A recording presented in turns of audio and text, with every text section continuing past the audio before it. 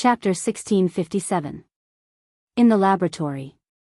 Li Tai looked at Li Zishuan quietly as if he was looking at a god.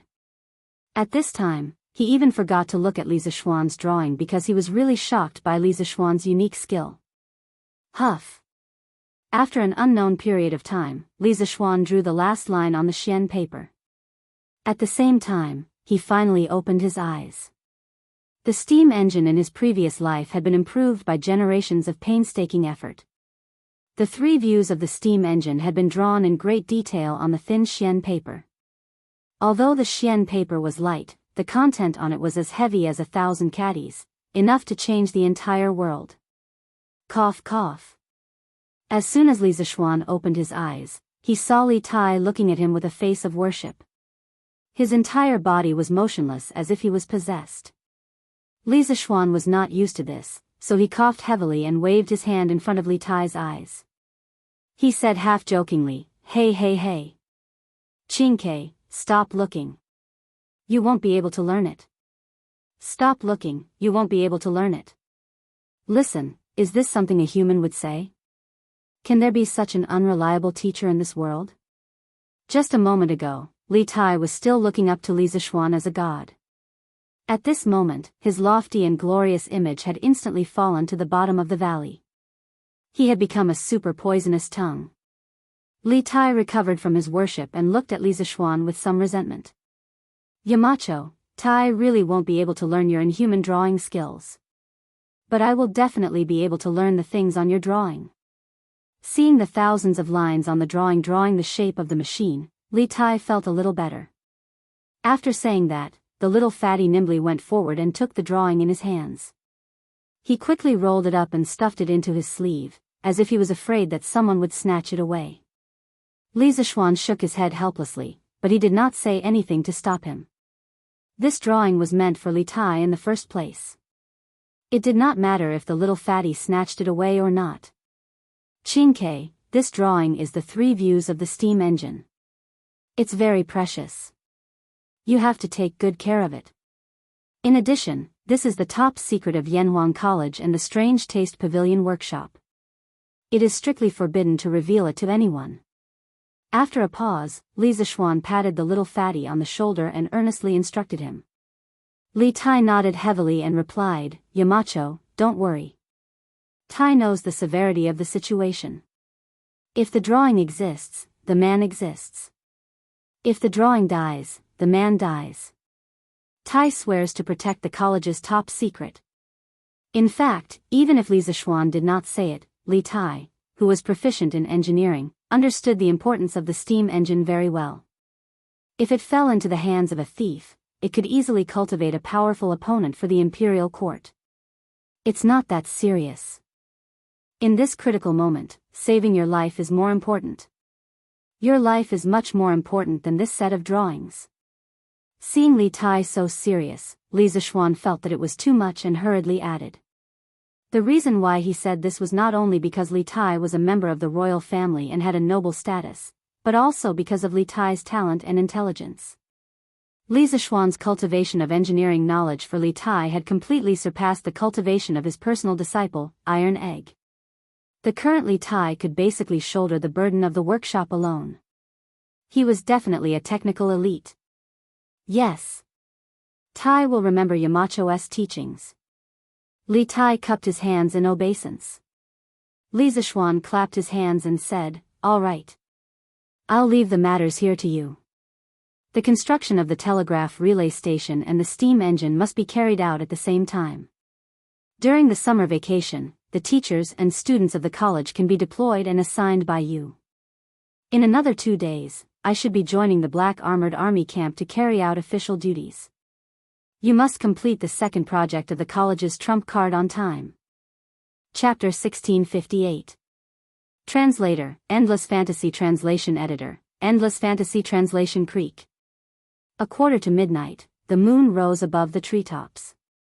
The door of the main room in the west courtyard of Lantian Marquis Mansion was open from the outside, and a tall figure took the opportunity to walk in. "Husband. Why are you only back now?" Inside the house, a woman in a cloak walked over quickly. When she saw the man who just walked in, she was surprised and grumbled. Wife, you're not asleep yet." The black figure turned around and laughed dryly at the woman. "I can't sleep alone, so I've been waiting for husband to come back."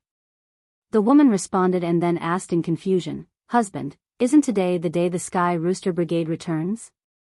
Where did you go?" Sigh. "Don't mention it. I was kidnapped by a lunatic for the entire afternoon." The man waved his hand, his tone full of helplessness. That's right, this man was Li Zishuan, and that woman was Han Yushi, who was still awake. Speaking of which, Li Zishuan had just returned from the workshop outside Lantian County. Lunatic? Where did this lunatic come from? What are you talking about, husband? Han Yushi's face was full of confusion when she heard that, and she blinked in confusion. Sigh. Who else could it be? Chin K. This little fatty is crazy. Translator, Endless Fantasy Translation Editor, Endless Fantasy Translation Creek. 1:45, the moon rose above the treetops. The door of the main room in the west courtyard of Lantian Marquis Mansion was open from the outside, and a tall figure took the opportunity to walk in. Husband. Why are you only back now? In the house, a woman in a cloak walked over quickly. When she saw the man who just walked in, she was surprised and grumbled. Wife, you're still awake." The black figure turned around and laughed dryly at the woman. "I can't sleep alone, so I've been waiting for husband to come back." The woman responded and then asked in confusion, "Husband, isn't today the day the Sky Rooster Brigade returns? Where did you go?" Sigh. "Don't mention it. I was kidnapped by a lunatic for the entire afternoon." The man waved his hand, his tone full of helplessness. That's right, this man was Li Zishuan, and that woman was Han Yushi, who had yet to fall asleep. Speaking of which, Li Zishuan had just returned from the workshop outside Lantian County. Lunatic? Where did this lunatic come from? Husband, what are you talking about? Han Yushi's face was full of doubt when she heard this. She blinked her eyes and asked in confusion. Sigh. Who else could it be? The Blue Sparrow. This little fatty is going crazy. Translator, Transin Editor, Transin Creek. At 11:15, the moon rose above the treetops. The door to the main room in the small courtyard west of the Marquis residence of Lantian County was open from the outside. A tall figure took advantage of this opportunity to walk in. Husband. Why are you only back now? Inside the house, a woman wearing a cloak quickly walked over. When she saw the man who had just entered, she was surprised and grumbled. Wife, you haven't slept yet. The black figure squatted out and turned to look at the woman with a dry laugh. I can't sleep alone, so I've been waiting for husband to come back. The woman responded and then asked in confusion, Husband, isn't today the day the Sky Rooster Brigade returns? Where did you go? Sigh. Don't mention it.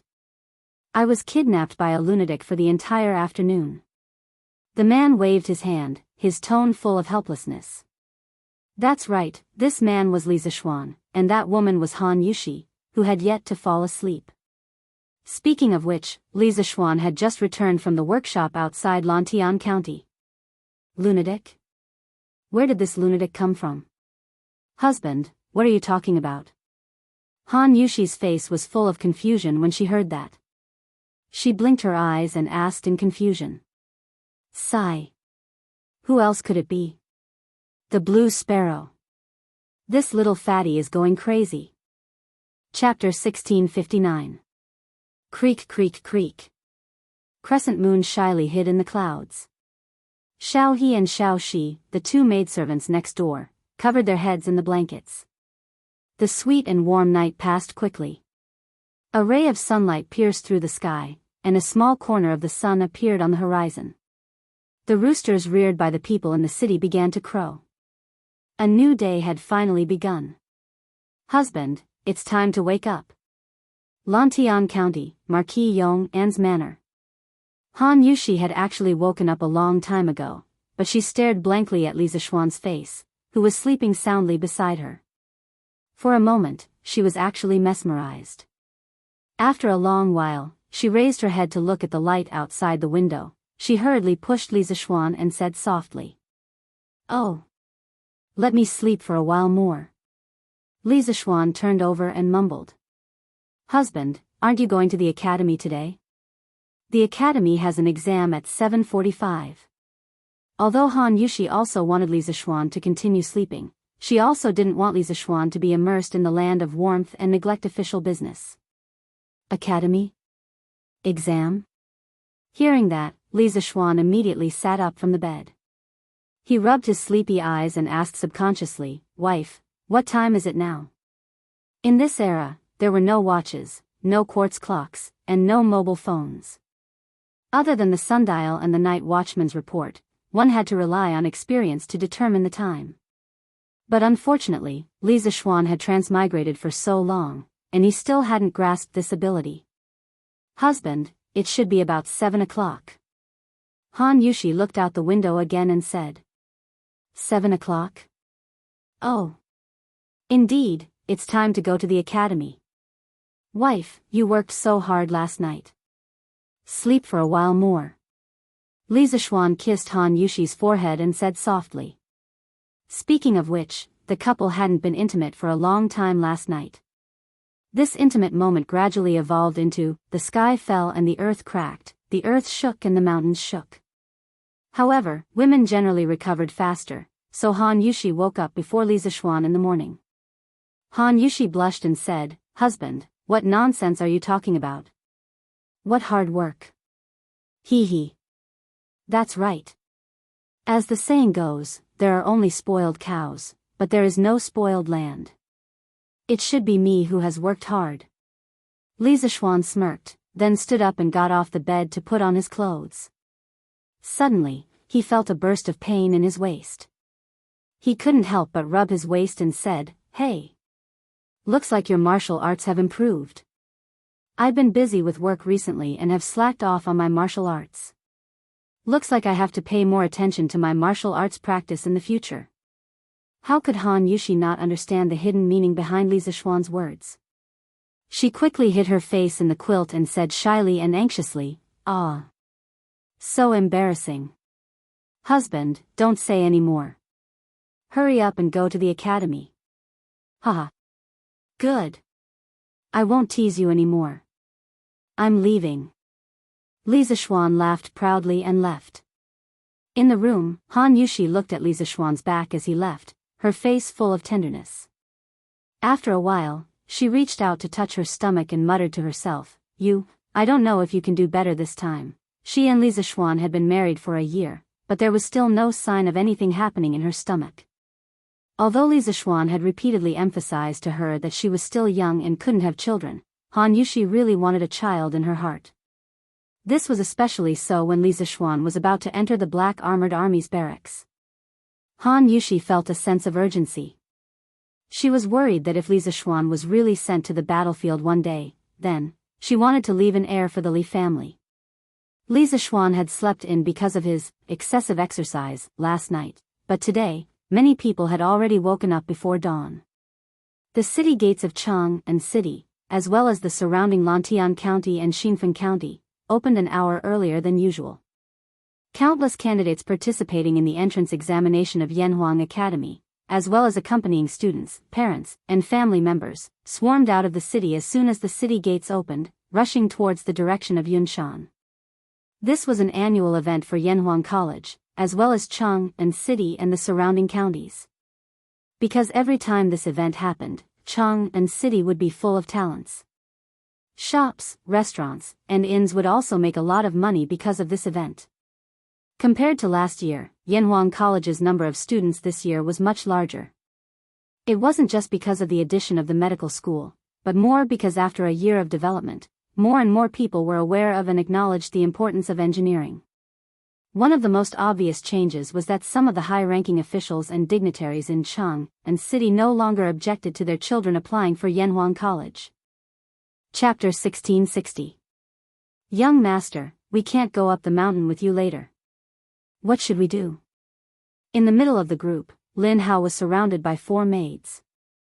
Although the sun hadn't risen to the top of their heads, the maids still held up an umbrella for Lin Hao. This lineup looked very flashy. After listening to his maid's words, Lin Hao curled his lips and said, "If I can't go up, then I can't go up.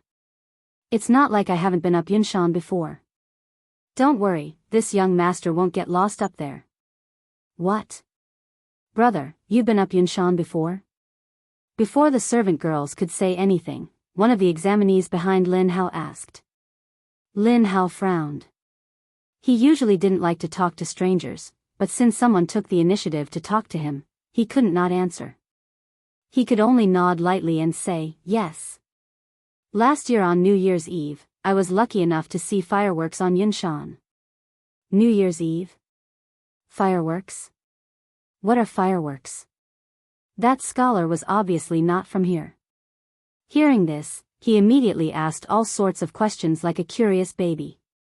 Lin Hao immediately said smugly, "Hey. Fireworks? Fireworks are things that can shoot up into the sky and bloom into colorful sparks. The entire sky can be dyed in rainbow light. It's very beautiful." "What? Yanhuang College has such a divine object? Yanhuang College is indeed a magical place. I must get into Yanhuang College." Lin Hao's words were a disguised advertisement for Yanhuang College. The eyes of the examinees standing beside him lit up when they heard this. One after another, they shouted that they must get into Yanhuang College.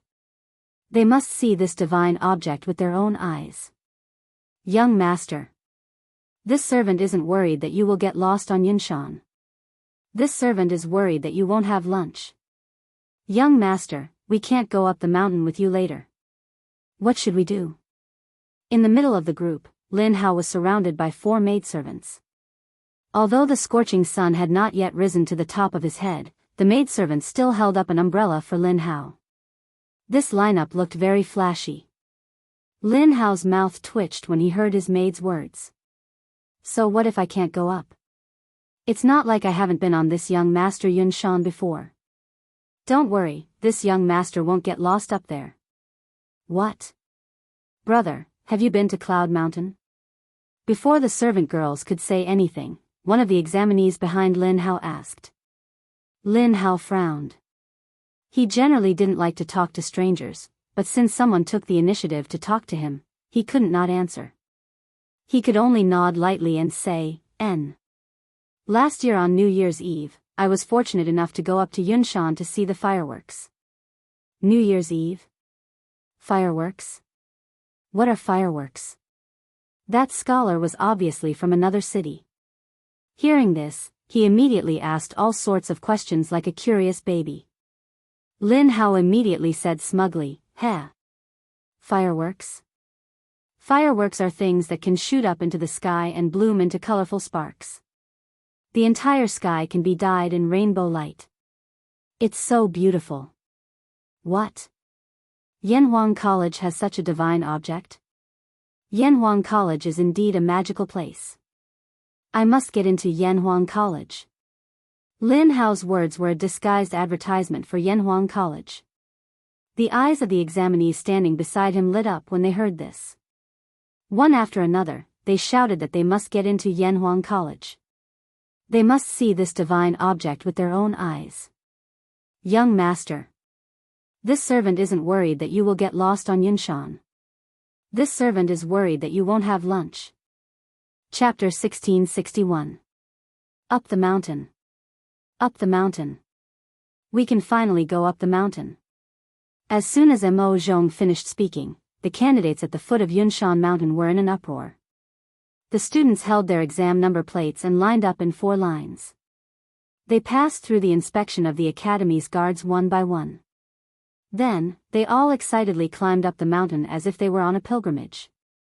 On both sides of the mountain road, there were 2 academy guards every 10 feet. In addition, Li Er had personally come to Yunnan Mountain today.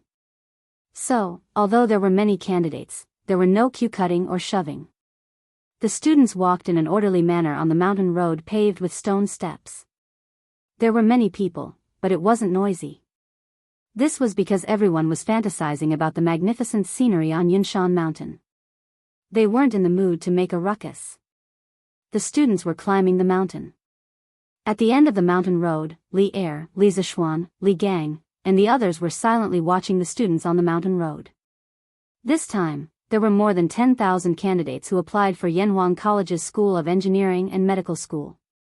The scale was far greater than last year, and it was even more grand than the imperial examination. Looking at the bustling candidates on the mountain road, Li Er, Li Gang, and the others couldn't help but sigh. Yanhuang College's development in the past year was really too fast.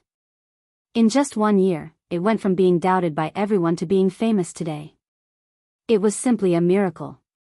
10 steps, 9 steps, 8 steps, 3 steps, 2 steps. After about half a cup of tea's time, the candidates at the front finally reached the top of the mountain. As far as the eye could see, there were many tall buildings in the open space in the north. These tall buildings were completely different from all the buildings in this era. Although they didn't look as beautiful as the carved beams and painted rafters, they had a simple style. Especially the glass-supported windows and curtain walls. From afar, it made people feel as if they were in a fairyland. Above the academy's gate, there were 4 words written, Yanhuang College. The words were written in bold and powerful strokes. It was very easy for people to fall into it just by looking at it. In comparison, the cement road in front of the academy was nothing special. This was because the candidates had already seen the magic of the cement road on their way to Yunshan Mountain. Immortal Palace. No wonder people say that Yanhuang College is like an immortal palace at the peak of Yunshan Mountain.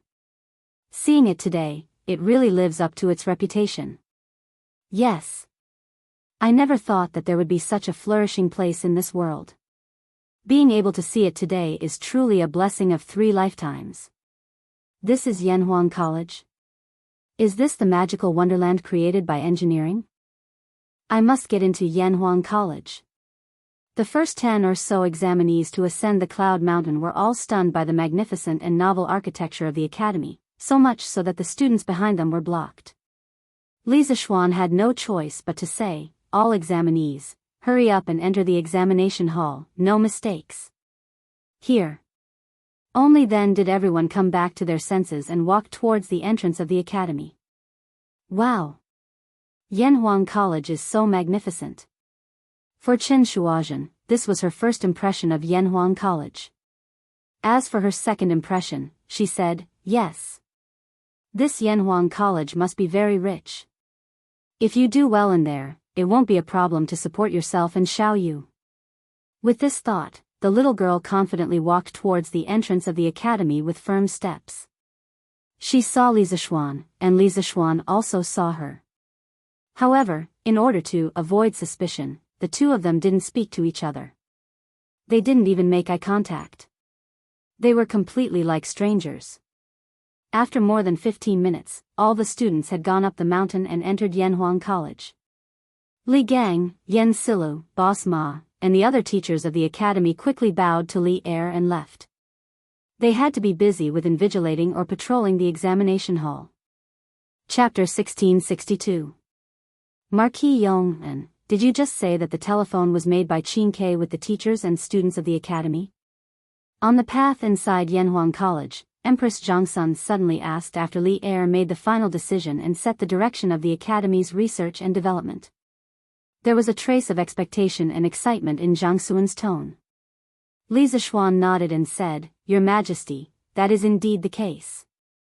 Empress Zhang Suan's face suddenly bloomed with a smile, but she still couldn't believe it and said, Qin Ke entered the academy and came into contact with engineering for only a year. Could her achievements in engineering be better than the teachers of the academy? Marquis Yong, are you deliberately saying this to make me and His Majesty happy? The current Zhangsun was no longer the dignified and elegant empress of the Tang Empire, but a student's parent facing the teachers and students of the academy. Li Zishuan smiled and said, Your Majesty, in fact, it only took a year for engineering to be introduced to the world. The teachers and students of Yanhuang College have been in contact with engineering for about the same time. However, Qingxue's hands-on ability and talent in engineering are indeed better than others. Many knowledge that is difficult for ordinary people to understand is often understood by her. Therefore, I will let Qin do some engineering projects. However, the improvement of the telegraph and the invention of the telephone are not the work of Qin alone. It involves the joint efforts of all the teachers and students of the academy. Marquis Yong'an, did you just say that the telephone was made by Qin with the teachers and students of the academy? On the path inside Yanhuang College, Empress Zhongsun suddenly asked after Li Er made the final decision and set the direction of the academy's research and development. There was a trace of expectation and excitement in Zhang Xuan's tone. Li Zishuan nodded and said, "Your Majesty, that is indeed the case." Empress Zhang Xuan's face suddenly bloomed with a smile, but she still couldn't believe it and said, "Qin entered the academy and came into contact with engineering for only a year. Could her achievements in engineering be better than the teachers of the academy?" Marquis Yong'an, are you deliberately saying this to make me and His Majesty happy? Right now, the eldest grandchild was no longer the dignified and elegant Empress of Great Tang, but a parent of a student who was slightly uneasy facing the teachers of the school. Li Zishuan smiled and said, "Nyang, in fact, the study of engineering is only open to the public for a total of 1 year. The teachers and students of Yanhuang College have been exposed to engineering for about the same amount of time. However, Qingshue's hands-on ability and talent in engineering are indeed a cut above others. Many knowledge that is difficult for ordinary people to understand is often understood by him. Therefore, I will hand over some projects to Qin. However, the improvement of the telegraph and the invention of the telephone were not the work of Qin alone. It involved the joint efforts of all the teachers and students of the academy. Marquis Yong'an, did you just say that the telephone was made by Qin with the help of the academy's teachers and students? On the path inside Yanhuang College, Empress Zhongsun suddenly asked after Li Er made the final decision on the next research and development direction of the academy. There was a hint of expectation and excitement in Zhang Xuan's tone. Li Zishuan nodded and said, "Nyang, that is indeed the case." Empress Zhang Xuan's face suddenly bloomed with a smile, but she still couldn't believe it and said, "Qin entered the academy and came into contact with engineering for only a year. Could her achievements in engineering be better than the teachers of the academy?" Marquis Yong'an, are you deliberately saying this to make me and His Majesty happy? Right now, the eldest grandchild was no longer the dignified and elegant Empress of Great Tang, but a parent of a student who was slightly uneasy facing the teachers of the school. Li Zishuan smiled and said, "Nyang, in fact, the study of engineering is only open to the public for a total of 1 year." The teachers and students of Yanhuang College took over. Chapter 1663. Furong's fruit? Isn't that a poisonous substance? Li Er and Li Qingxian were shocked when they heard this. Li Er wasn't the only one who knew about Aphrodite. Li Qingxian had also heard about it. After all, there was a drug rehabilitation center in Chang'an City. All the dragon sect disciples who were addicted to Aphrodite had been locked inside. Li Qingxian also heard that those people would go crazy whenever their drug addiction flared up. This was enough to show how terrifying Furong was. Now, Li Zishuan actually said that the anesthetic pills Zhang Wenzhong took were made from Furong. How could this not shock Li Qingxian and Li Er? Seeing the shock on Li Er and Li Qingxian's faces, Li Zishuan hurriedly explained, "Your Majesty, everything in the world has two sides. Some drugs are poisonous under certain circumstances, but in other circumstances, they can be life-saving medicine. Furong can numb people's sense of pain and make them feel good for a moment. Long-term consumption is indeed harmful to the human body, but it can make people forget pain for a short time. It can be used to relieve pain for patients. It's almost equivalent to the effect of Huatuo's anesthetic powder." Hearing this, Li Er frowned.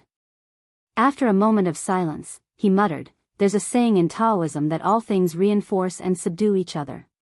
It seems that it's true." Li Zishuan smiled and said, "That's right. Your Majesty, through this incident, the Tang Empire's Joint Medical Center intends to develop this method of treating patients. Although Huatuo's medical skills have been lost, Furong's fruit? Isn't that a poisonous substance?" Li Er and Li Qingxian were shocked.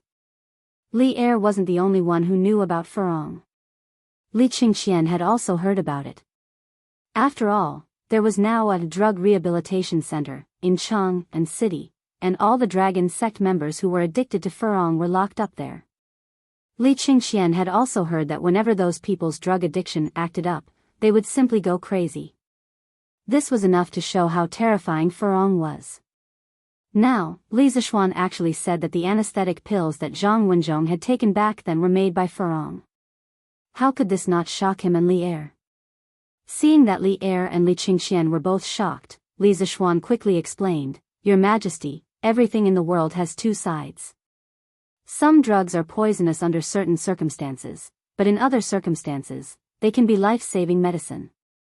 Furong can numb people's sense of pain and make them feel good for a moment.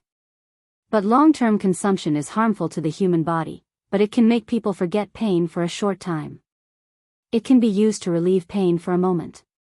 Almost equivalent to the effect of Huatuo's anesthetic powder." Hearing this, Li Er frowned.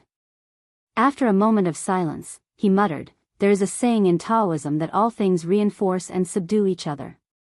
It seems that it is true."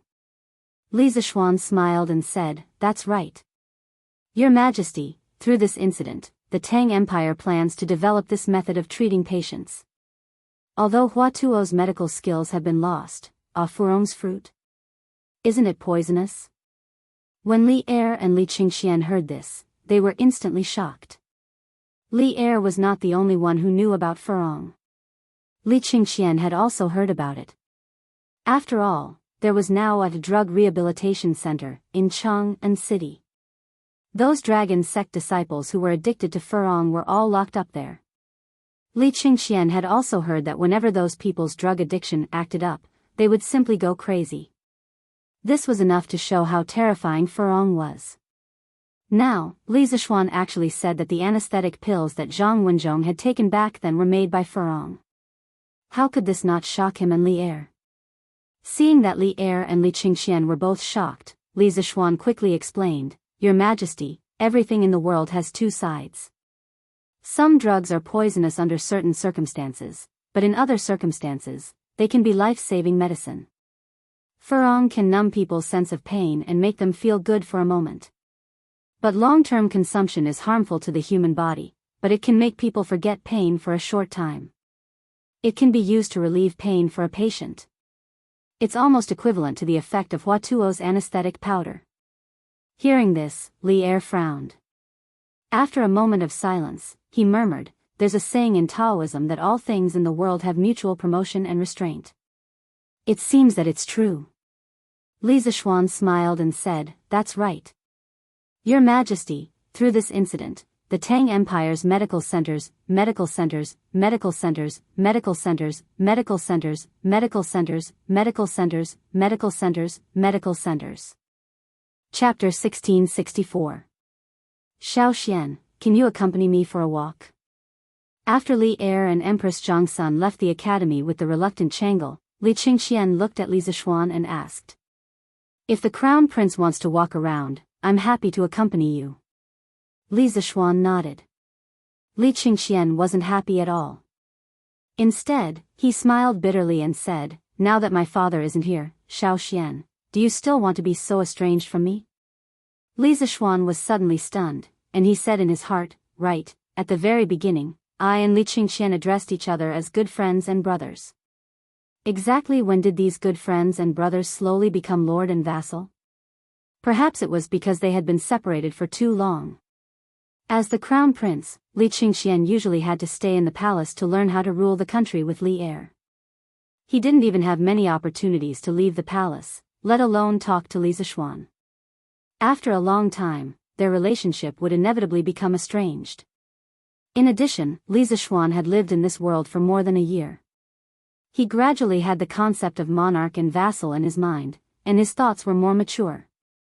Haha. Since you don't want me to call you the crown prince, then I'll call you brilliant." Li Zishuan chuckled when he saw the bitter expression on Li Qingxian's face and how pitiful he was. He spoke loudly and straightforwardly. Hearing this, Li Qingxian's bitter face instantly cleared up. He let out a sigh of relief and said with a smile, "Ah. That's right. We've known each other for more than a year. Xiao Xian, do you remember when we met on the way to Shi City? You told Chang'e about Journey to the West?" At that time, everyone was unrestrained and honest with each other. That was carefree. Because of A Journey to the West, he had met Li Zixuan, who he had never met before. At the same time, it was also because of Journey to the West that Li Tai became interested in Li Zixuan. Thus, there was enmity between them. In the end, Li Tai actually became Li Zixuan's student. "Xiao Xian, can you walk with me?" After Li Er and Empress Zhangsun left the academy with the reluctant Chang'e, Li Qingxian looked at Li Zixuan and spoke. "If the crown prince wants to walk around, I'm more than happy to accompany you." Li Zixuan nodded. Li Qingxian wasn't happy at all when he heard this. Instead, he smiled bitterly and said, "Now that my father isn't here, Xiao Xian, do you still want to be so estranged from me?" Li Zixuan was suddenly stunned, and he said in his heart, "Right, at the very beginning, he and Li Qingxian called each other good friends and brothers. Exactly when did these good friends and brothers slowly become monarch and vassal? Perhaps it was because they had been separated for too long. As the crown prince, Li Qingxian usually had to stay in the palace to learn how to rule the country with Li Er. He didn't even have many opportunities to leave the palace, let alone talk to Li Zixuan. After a long time, their relationship would inevitably become somewhat estranged. In addition, Li Zixuan had lived in this world for more than a year, and his mind gradually had some concept of monarch and vassal. His thinking was more mature. Haha. Since you don't want me to call you the crown prince, then I'll call you brilliant." Seeing Li Qingxian's bitter face and strange, pitiful, Li Zixuan chuckled and spoke loudly and straightforwardly. Hearing this, Li Qingxian's bitter face instantly cleared up. He let out a big sigh of relief and laughed, "Haha. That's right. We've known each other for more than a year now. Xiao Xian, do you still remember when we met on the road to Shi City, and you told Chang'e about Journey to the West?" At that time, everyone was unrestrained and honest with each other. That was carefree. Chapter 1665. While Li Zixuan and Li Qingxian were having a heart-to-heart talk, Yanhuang College's entrance exam was in full swing. After experiencing the initial shock of the academy's bustling architecture, the students all calmed down and began to seriously answer the questions. Although this exam wasn't like the imperial examinations, which could directly determine whether a person would become an official or a commoner for the rest of their life, it could determine the circle they would be in contact with in the next few years. After all, even the current emperor attached great importance to Yanhuang College. To be able to study in such an academy, how could one's future be bad? Therefore, although this exam wasn't like the imperial examinations, which could directly make one an official in one fell swoop, its importance wasn't inferior to the imperial examinations. But then again, the number of people admitted into Yanhuang College's entrance exam was much higher than the number of people admitted into the imperial examinations. This filled the examinees with hope. In the treatise on febrile diseases, it said that the disease originated from the Taiyang disease, but the treatment reversed it. Therefore, when the stomach is full and painful, it belongs to the Taiying disease. Cassia twig and peony soup are the main ingredients. When the stomach is full and painful, cassia twig and yellow soup are the main ingredients. Hee. This question is exactly the same. The Marquis of Yong and didn't lie to me. The scale of Yanhuang College's entrance exam this time was enormous. It was divided into nearly 100 examination rooms. The academy's invigilators weren't enough, so the academy's guards had to join the ranks of the invigilators. In a classroom west of Guanghua Building, this was the medical school's examination room. When Chen Shuozhen saw the first question on the exam paper, she couldn't help but smile. Hee. The Marquis of Yong and is really too good. He's handsome, and he's also capable. If he were 7 or 8 years younger, this lady would definitely marry him. Ha. Although Li Zixuan had lived 2 lives and his age added together was already over 30 years old, he never thought that there would be someone who would complain that his current body was too old. There really were all kinds of strange things in this world. The smile on Chen Shuozhen's face grew wider and wider as she smoothly answered the familiar questions on the test paper. Some of the questions were purely theoretical, which she had seen in medical books before. Some of the questions were a combination of theory and practice. She had asked Lin Jichang of the Hanging Pot Hall about this yesterday. She and Chen Shuoyu had written down the answers that Lin Jichang had given them on a piece of paper after they had returned home. Chen Shuozhen had really studied hard last night and had finally memorized most of the answers. When she woke up in the morning, she was still worried and had to memorize them a few more times before coming to take the test. Therefore, her answers to today's exam were as smooth as flowing water. Basically, she just glanced at the question and immediately wrote down the answer. There was no pause or hesitation in between. If one didn't know the inside story, they would definitely think that this girl was a medical genius that was hard to come by in 100 years. Coincidentally, there was really such a person in the exam room. This person was the little fairy doctor, Hu Jingwen. Today, many of the academy's guards were able-bodied men, and were brought here to be the invigilators. As the direct disciple of the head of Yanhuang College's medical school, Sun Simiao, how could Hu Jingwen not come? Coincidentally, one of the invigilators in Chen Shuozhen's exam room was Hu Jingwen. The other person was Hu Jingwen's follower, the one who had followed Dr. Qin out of the Imperial Medical Department to seek refuge in Yanhuang College. Hu Jingwen was originally bright and beautiful. After her eyes recovered, she became even more beautiful and moving.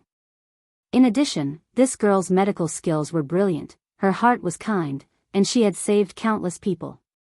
Moreover, she was Sun Simiao's direct disciple. It could be said that she was truly beautiful and kind. Therefore, at the age of 12, Hu Jingwen already had countless followers. Among them, there was no lack of nobles. Of course, there were also some students from Yanhuang College. Dr. Qin's student was one of them. At this time, Chen Shuozhen was writing the answers on the test paper smoothly. Hu Jingwen happened to pass by and saw that Chen Shuozhen was actually answering the questions smoothly. She didn't even have to think about the answers and couldn't help but be greatly surprised. One had to know that the medical school's admission exam questions were thought out by her master, Sun Simiao, together with Dr. Qin, Dr. Wang, and Gu Qingyue. Although these questions weren't particularly difficult, it was impossible for a person who had been practicing medicine for less than 10 years to answer the questions as easily as Chen Shuozhen. Therefore, Hu Jingwen completely stopped behind Chen Shuozhen. She didn't say a word and silently watched Chen Shuozhen answer the questions. However, the more she watched, the more shocked she became. Which medical family did this examinee come from? Which expert did she learn from? Why is her answer to every question so close to perfect? Moreover, her understanding of some questions is even more sophisticated than mine. This doesn't seem like the understanding of a doctor of her age. Even though Hu Jingwen had been learning medical skills from Sun Simiao for the past year and could be considered to be experienced and knowledgeable, the scene in front of her eyes still made her very puzzled. This was because some of the questions weren't fixed knowledge from medical books. They could directly reflect a person's understanding of medicine and pathology. Some of the answers that Chen Shuozhen wrote were completely unlike what a person of her age could write. Instead, they were like the unique understanding of medicine and pathology of an old doctor who had been practicing medicine for more than 10 years. How could this not shock Hu Jingwen? Chen Shuozhen obviously felt that Hu Jingwen was standing beside her. Although she wasn't used to it, she couldn't say anything. After all, Hu Jingwen was now the invigilator. Moreover, when Hu Jingwen first entered the examination hall, Chen Shuozhen already knew Hu Jingwen's identity from the exclamations of the examinees in the teaching hall.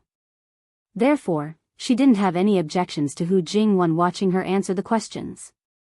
Of course, the most important thing was that Chen Shuozhen didn't peek at the small slip of paper.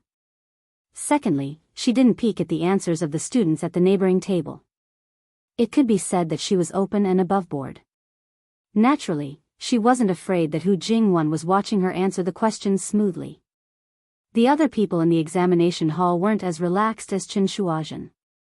Most of the examinees' steps were to first read the questions a few times, then recall which medical book the question related to, which question appeared in which paragraph of text.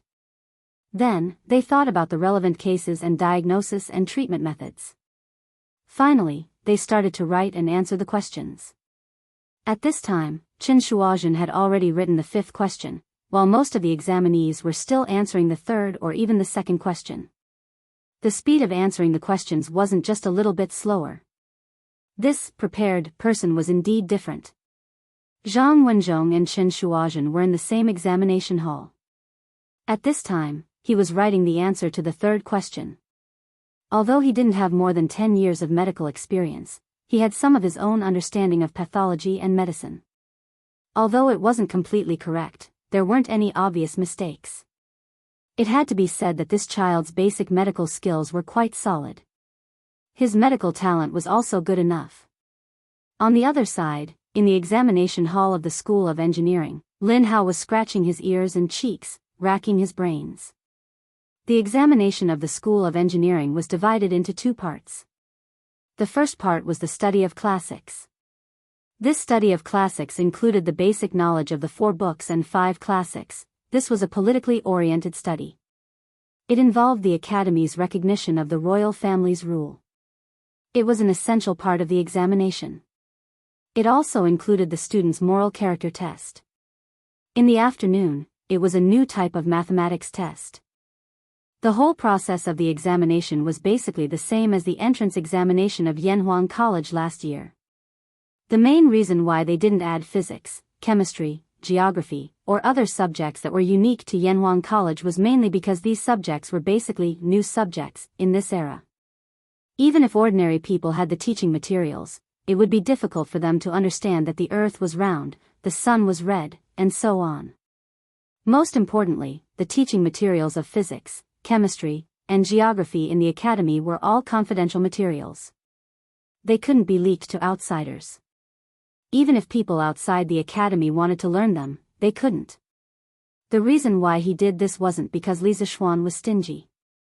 It was because the Tang Empire's industrial base had just been established. It wasn't that far ahead of other countries. If new subjects like physics and chemistry that could lead a country to establish a certain industrial base were to be spread abroad, who could guarantee that there wouldn't be geniuses like Newton and Einstein in other countries? At that time, the Great Tang's slight advantage in terms of advantage would be completely wiped out. Therefore, Li Zishuan thought that he would try his best to keep these subjects only in Yanhuang College. When the Tang Empire swept the other countries and its industrial base was absolutely in the lead, he would consider opening these subjects to the public. Because by then, these basic subjects would be really basic to the Tang Empire. At that time, the knowledge that the Tang Empire pursued would be even more profound. In any case, thousands of words could be summed up into one sentence. Everything was to let the Tang Empire be in the lead. This was very similar to the hegemonic thinking of the United States in his previous life. However, Li Zishuan didn't care. He was a Tang Empire citizen. He had the ability to let the Tang Empire lead the world. Why should he share his academic and scientific research results with other countries? He couldn't be so selfless. He was such a selfish person. Lin Hao used to be the son of a businessman. His education level was basically at the level of literacy. When it came to the 4 classics and 5 classics, he was similar to Iron Egg. Although in the past 6 months, in order to prepare for the Yanhuang College's entrance exam, Iron Egg had given him a lot of questions about the Academy's classics. However, he could only memorize them. He couldn't understand the deep meaning of every sentence. Therefore, in this exam, Lin Hao could only find the questions that he had seen before and write down the answers in his memory.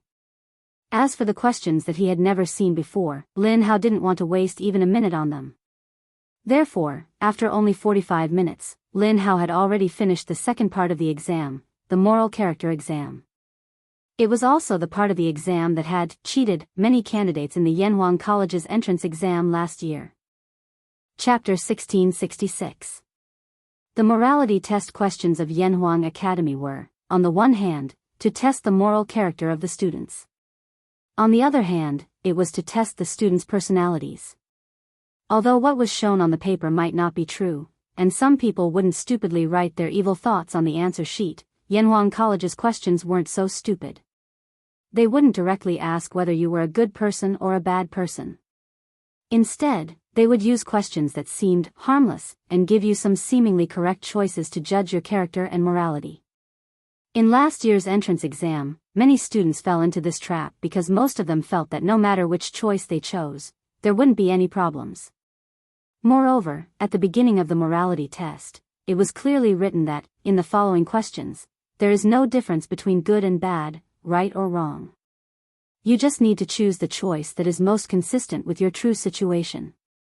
Your answers are only for testing and research purposes. Please feel free to answer. It was because of this that some inexperienced, young people easily believed it.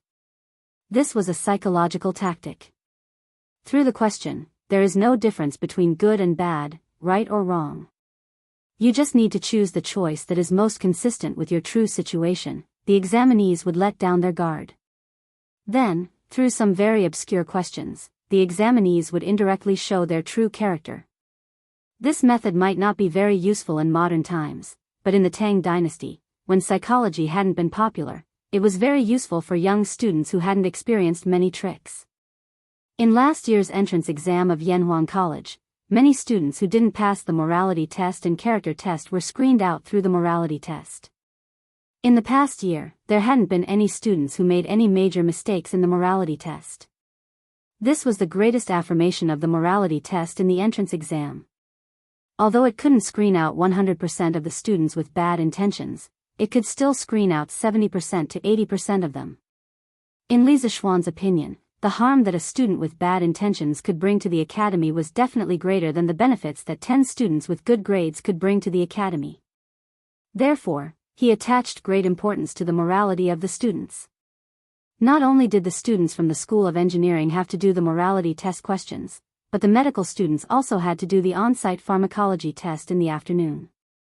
The teachers of the medical school would also ask the examinees some questions to test their morality and medical ethics. Examinees who didn't pass the morality test and medical ethics test, no matter how good they were in other aspects, would not be admitted by the academy. This was because the knowledge imparted by Yenhuang College was too valuable in this era. Those with bad intentions could easily betray the academy, or even the Tang Empire. Although the morality test was full of tricks, Iron Egg had imparted a lot of experience to Lin Hao.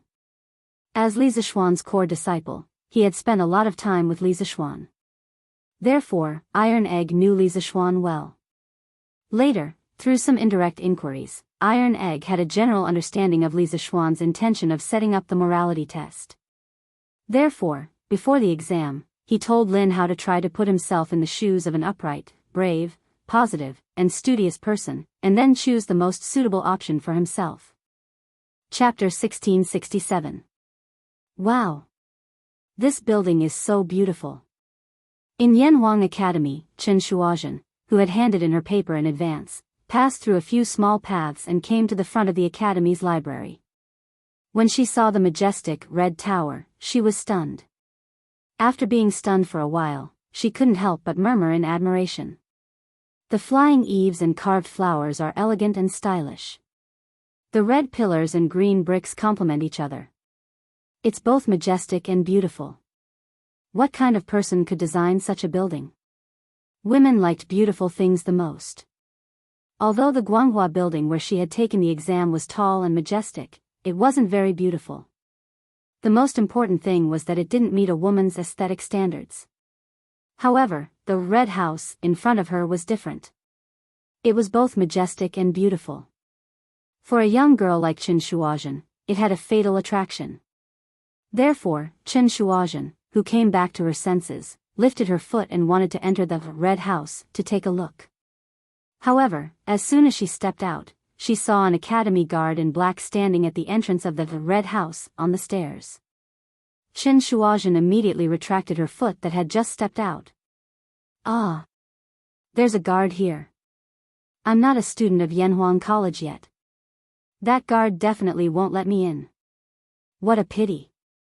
Chen Shuozhen said resentfully. When she had handed in her paper in advance and walked out of the Guanghua building, there was a teacher who specifically told her not to wander around the college. She could either go to the cafeteria to eat or go down the mountain and wait for the second exam in the afternoon to return to the college. Chen Shuozhen, who had never been a good girl, certainly wouldn't listen to her teacher obediently. In addition, most of the people in the college were invigilating the exam in the examination hall. It could be said that there was no defense. Chen Shuozhen sneaked under the eyes of several guards to the Red House of Yanhuang College. But that was it. If she went any further, she would definitely be caught by the guards at the entrance of the Red House. Therefore, Chen Shuozhen could only look at the Red House with regret and turn around to leave. Let's go to the cafeteria. We can't even find a restaurant in this wilderness, so we can only eat lunch in the academy. Well, I heard that the food in Yanhuang College is comparable to the food in Chang'an. I don't know if it's true, but I'll bring some food for my little sister later. After leaving the Red House, Chen Shuozhen thought for a while and walked directly to the canteen of the academy. Ouch! Who is it? Don't you look where you're going? Coincidentally, the lass had just passed through the garden behind Guanghua Building when she bumped into a nimble and speedy little fatty. The fatty's weight, coupled with his originally fast speed, created a huge momentum that directly knocked Chen Shuozhen's small body back several steps. In the end, she couldn't stabilize her body and fell to the ground. The little lass couldn't help but cry out in pain. Oh, I'm sorry. Are you all right? Why is it you, little lass? The little fatty who was in a hurry was naturally the current prince of Wei, Li Tai, who was hungry and anxious to find food. When Li Tai walked here, he suddenly saw a petite figure walking out from the side of the road. However, when he saw it, he was less than a foot away from the figure. The visual information was transmitted to the nerve center, and the nerve center sent the command to the limbs to stop moving forward. This process also took a long time, so Li Tai directly bumped into the figure. The current Li Tai was no longer the arrogant and despotic second generation of the royal family. After more than a year of training in the academy, Li Tai's three views had become very upright. Therefore, when he heard the cry of pain, he hurriedly went forward to help the person up. However, after seeing the person's appearance, he quickly withdrew his hand and snorted in an unfriendly tone. Enemies were bound to meet on a narrow road. This was really a narrow road for enemies. Previously, when the dragon sect was wreaking havoc in Chang'an City, Li Tai happened to meet Chen Shuozhen on the street. At that time, Chen Shuozhen thought that she could crack Immortal Du Yi's levitation skill, but she needed 100 strings of coins from Li Tai. At that time, Li Tai, Di Zhishuan, and Sun Zifan were investigating the strange death of a key prisoner in the Supreme Court. Perhaps intuitively, Li Tai also felt that there was something wrong with Du Yi, so he agreed to Chen Shuozhen's condition and gave her 100 strings of coins. Although Chen Shuozhen did crack Du Yi's levitation skill later on, Li Tai, who knew the real principle of the levitation skill, suddenly felt that the 100 strings of coins was not worth it. He felt that he had been tricked by Chen Shuozhen. To put it bluntly, it was like going into a shop to buy something for 100 strings of coins, only to find that it was not worth 100 strings of coins. He felt that he had been cheated by the boss, but the boss did not return the goods. Li Tai felt that he was, after all, one of the top 3 students in Yanhuang College. In the end, he was tricked by Chen Shuozhen, an unknown little girl. This made him feel that his IQ had been insulted. Therefore, he had been thinking about Chen Shuozhen in his heart. He was thinking about how to get back at her the next time they met. Now that the enemy had met, it could be said that his eyes were exceptionally red. At first, Li Tai was prepared to pull up the person who had been knocked down. Now that he saw that it was Chen Shuozhen, he only wanted to say, "Pull my ass, what a good knock." Well, the little fatty was so vengeful. Chapter 1668. Hee hee. This Prince of Wei is really a fool with a lot of money. Now my sister and I don't have to worry about food and clothing in Chang'an City anymore. In any case, Chen Shuozhen had practiced martial arts before. Although she was only a dabbler in martial arts, no matter what, she was still better than Li Tai, this little fatty who lacked training. Thus, after a short while, she had completely shaken off Li Tai. Using her hand to touch the brand new 100 Tang Yuan in her purse, Chen Shuozhen was in a great mood and could not help but sigh.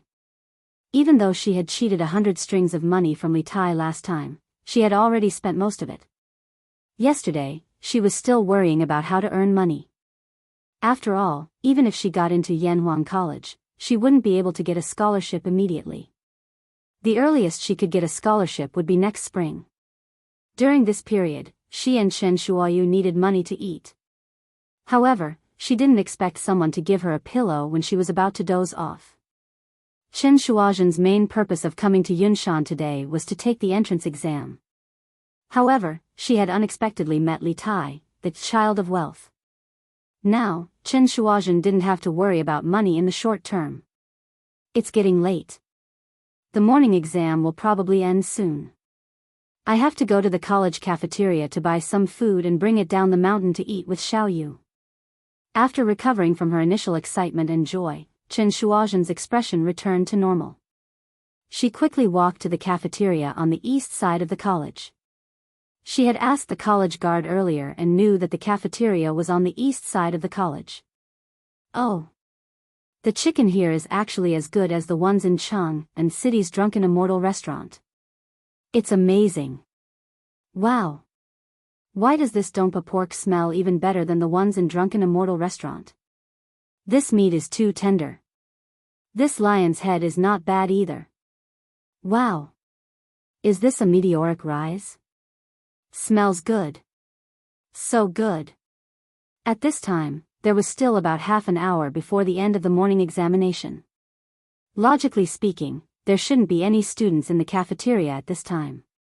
But just as Chen Shuozhen pushed open the door and entered, before she could even sigh at the spacious and bright cafeteria hall, she saw a young man in embroidered clothes sitting at a seat gorging on food, wolfing it down as if he hadn't eaten food for 8 lifetimes. And in front of him, there were actually 7 or 8 empty plates, and 4 or 5 dishes that he hadn't finished. On one hand, Chen Shuozhen was surprised that this young man would come to the cafeteria to eat at this time. On the other hand, she was also surprised by this young man's appetite. After all, there were 4 or 5 unfinished dishes on the table. Even if the 2 sisters added up, they still wouldn't be able to finish them. However, this young man in front of her was not only eating alone, but also had 7 or 8 empty plates piled up in front of him. From this, one could see how terrifying his appetite was. Slowly approaching the young man, Chen Shuozhen didn't stop to avoid causing trouble. She also didn't specifically greet the young man. She just glanced at the dishes in front of the young man. After all, she had never eaten at Yanhuang College. Taking a look now, she would have a reference when she went to buy food later. As far as her eyes could see, there were either golden yellow chicken drumsticks, marinated meatballs the size of fists, or steamed meat that was steaming and fragrant. Although Chen Shuozhen couldn't name the dishes, they looked delicious, and she couldn't help but secretly swallow her saliva. Passing by the young man, Chen Shuozhen came to the ordering window. When she saw the menu hanging above the window, she couldn't help but be surprised. Gnawed chicken, Dongpa pork, lion's head, twice-cooked pork, meteoric rise, and stir-fried bean sprouts? Aren't these the famous dishes of Drunken Immortal restaurant? It's one serving for $5. Although Chen Shuozhen had previously cheated 100 strings of money from Li Tai, she had never been to Drunken Immortal restaurant. Money had to be used where it was needed. This was the law that Chen Shuozhen had always pursued. She was used to living a hard life. Even if she became rich overnight, she still wouldn't go to a high-end restaurant like Drunken Immortal restaurant. Although she had never been to Drunken Immortal restaurant and had never seen those dishes before, she had still heard of them. After all, these dishes were too famous, and of course, the price was expensive enough. It was because the price was too expensive that Chen Shuozhen had always wanted to eat them, but couldn't bear to eat them. But now, after seeing the price closely followed by the stone plate at the cafeteria window, Chen Shuozhen couldn't help but be stunned. After being stunned for a moment, she covered her small mouth and said, "Heavens! Why are these dishes sold for $5 a serving at Drunken Immortal restaurant, but here it's only 200 coins a serving?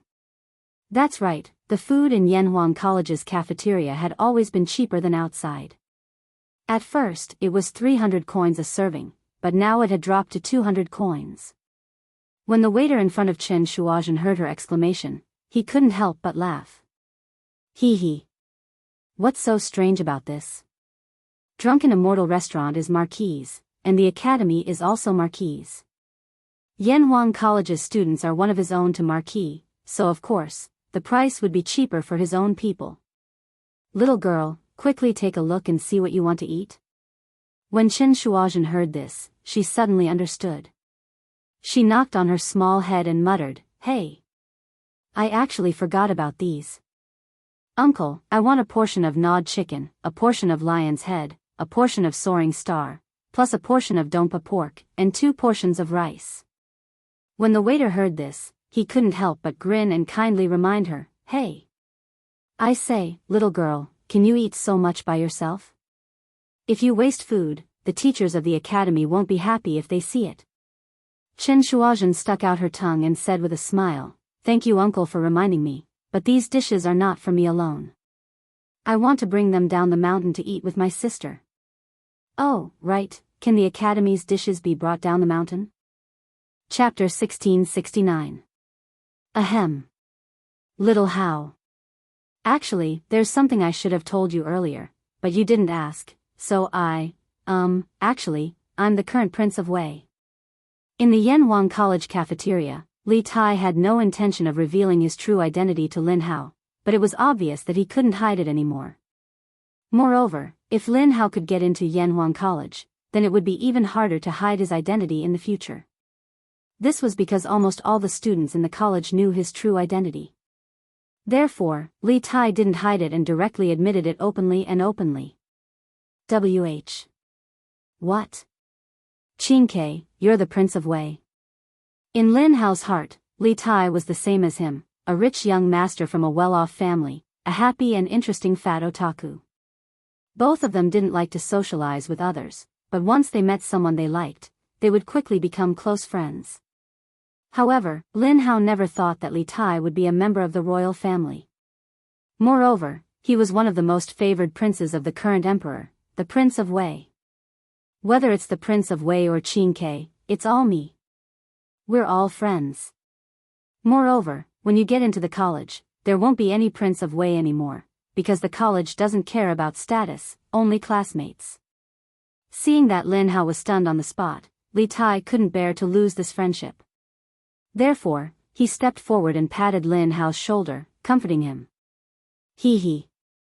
Then I'll call you Qingke from now on, I'm more used to it. Oh, right, also, I'll definitely get into Yanhuang College this time, and we'll be classmates in the future.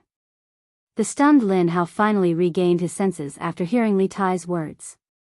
He scratched his head and laughed. When this guy first met Li Tai, it was mainly because they were like-minded and didn't care about Li Tai's identity at all. Although Li Tai's announcement of his identity surprised him, it was only a surprise. Firstly, he didn't feel inferior, secondly, he didn't feel that he was cheated, and thirdly, he didn't deliberately flatter Li Tai just because he was the current Prince of Wei. He only wanted to be friends with Li Tai like before. Li Tai instantly understood Lin Hao's thoughts. He couldn't help but let out a sigh of relief and laughed heartily. Xiao Hao, I'm waiting for the day we'll be classmates. Where's that brat?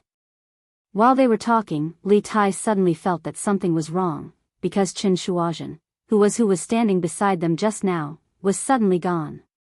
Oh, Qingke, are you talking about that girl just now? Lin Hao asked. Yes. Wasn't she standing here just now? Li Tai's heart was full of doubts. When we were talking just now, she took the food box and left. What's wrong? Qingke, are you looking for her? Lin Hao recalled for a moment and said. This brat is really cunning. Li Tai muttered, then pretended to not care and shook his head. Nothing, it's just that, this brat owes me 100 strings of coins. Xiao Hao, if you see her next time, remember to help me tie her up. Do you understand? Being cheated of 100 strings of coins by a brat, this kind of embarrassing thing, Li Tai would never say it out loud. Lin Hao scratched his head doubtfully and said, tie her up. Just for 100 strings of coins? Qin Ke, you don't need that 100 strings of coins, why bother with her? Besides, I think she seems to be an examinee from the medical school. Maybe she will be your classmate in the future. Just treat it as giving her the 100 strings of coins. We don't lack money, so just treat it as spending money to buy happiness. How great! Spending money to buy happiness, probably only the foolish son of a landlord like Lin Hao could say such things. Li Tai was speechless for a moment. He couldn't say that he was cheated of money by Qin Shuozhen, right? How embarrassing would that be? Clang, clang, clang. At 4 in the afternoon, a dull sound of bells and drums sounded in Yanhuang College, indicating the official end of the morning's admission examination. All examinees, stop writing immediately, sit in your seats, and wait for the papers to be collected. The invigilators in each examination hall stood up one after another and directed the collection of papers. At this time, Qin Shuozhen had already arrived at the foot of the Cloud Mountain with the cafeteria's food box. Soon, she found Chen Shuoyu at the prearranged location. Xiaoyu. Xiaoyu. Qin Shuozhen walked quickly to her younger sister and said with a face full of smiles, how is it? You must be hungry, right?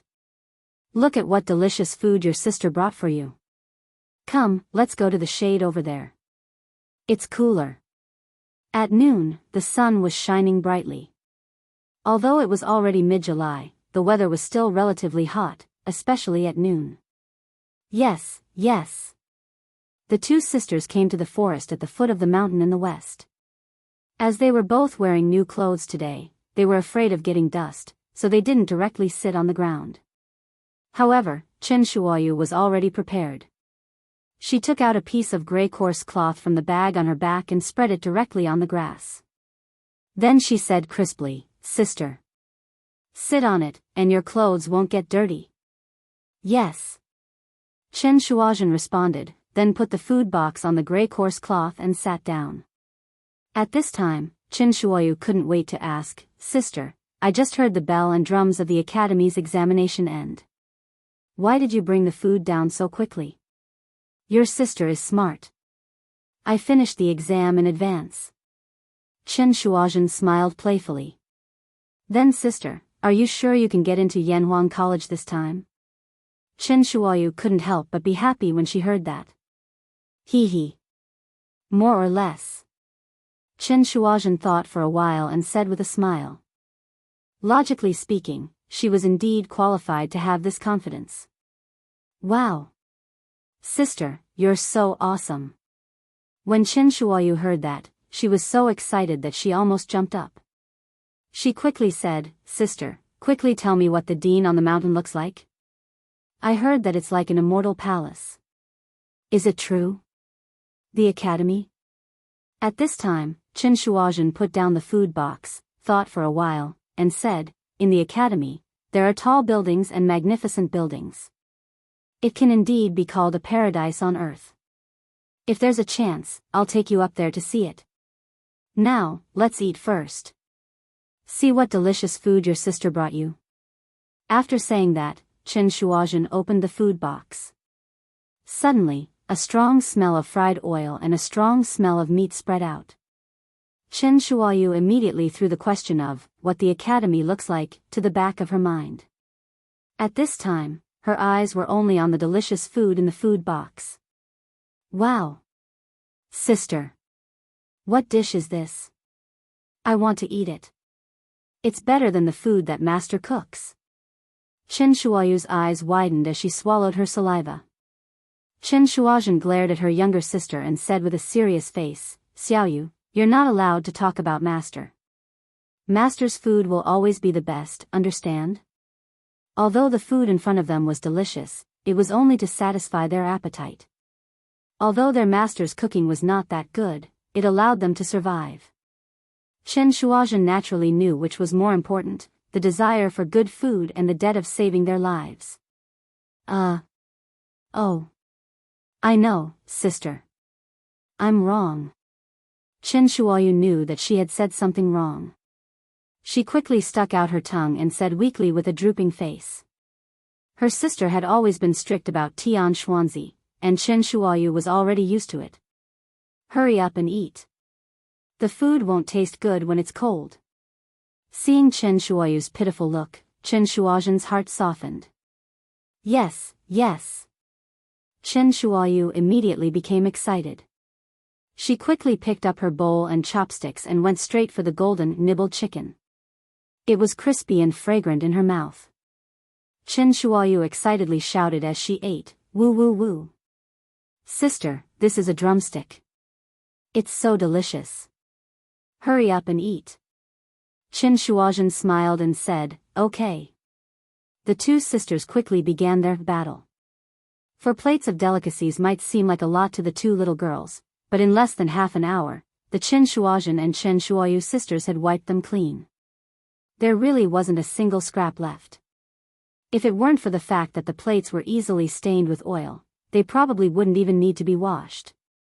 It was simply too clean. Burp. Sister, when will you finish your exam in the afternoon? Chen Shuoyu had never eaten so much in her life.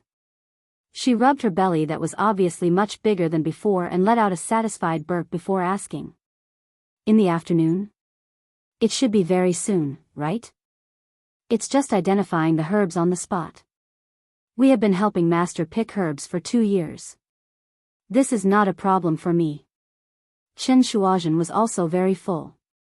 She thought for a while and could not help but feel proud. She was not bragging. If you asked her to describe the effects of each herb, it might be difficult for her.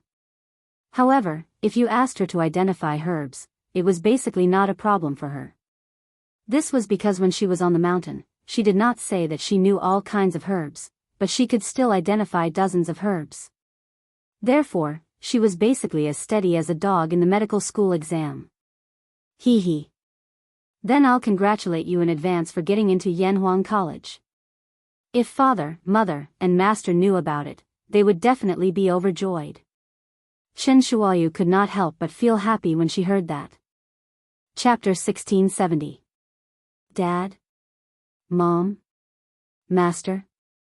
At the foot of Yunshan Mountain, Chen Shuozhen, who was imagining her beautiful life after being admitted to Yanhuang College, heard Chen Shuoyu's words. Her bright face couldn't help but show some sadness because she thought of her deceased parents and master. For 2 7- or 8-year-old girls, losing their parents was already a very painful thing. However, they lost their master this year. As the saying goes, a teacher for a day is a father for life. This was equivalent to experiencing the pain of losing a loved one again. This could be said to be cruel to the two sisters. Fortunately, after they came to Chang'an City, they met a series of benefactors, and their situation gradually improved. Dad, Mom, Master, don't worry. I will definitely lead Xiaoyu to live a good life in Beijing. Chen Shuoyu raised her head and looked at the clouds in the sky as she said with determination. On the 15th of July in the second year of Jingguan era, the first empress in China's history gave out a grand wish to live a good life in Beijing, at the foot of Yunshan Mountain. Okay. It's getting late. I should go up the mountain. Xiaoyu, wait under the shade of the tree. I will bring you back after the exam. Don't run around. Okay. Sis, you will definitely pass. Chen Shuoyu raised her head and replied crisply. Then, she watched as Chen Shuozhen left. Clang, clang, clang. At 5:30 p.m., the bell and drum on Yunshan Mountain rang again, indicating that the second entrance exam for Yanhuang College had officially begun. In the engineering exam hall, the subject in the afternoon was mathematics, which accounted for 50% of the total score. Therefore, all the examinees attached great importance to it.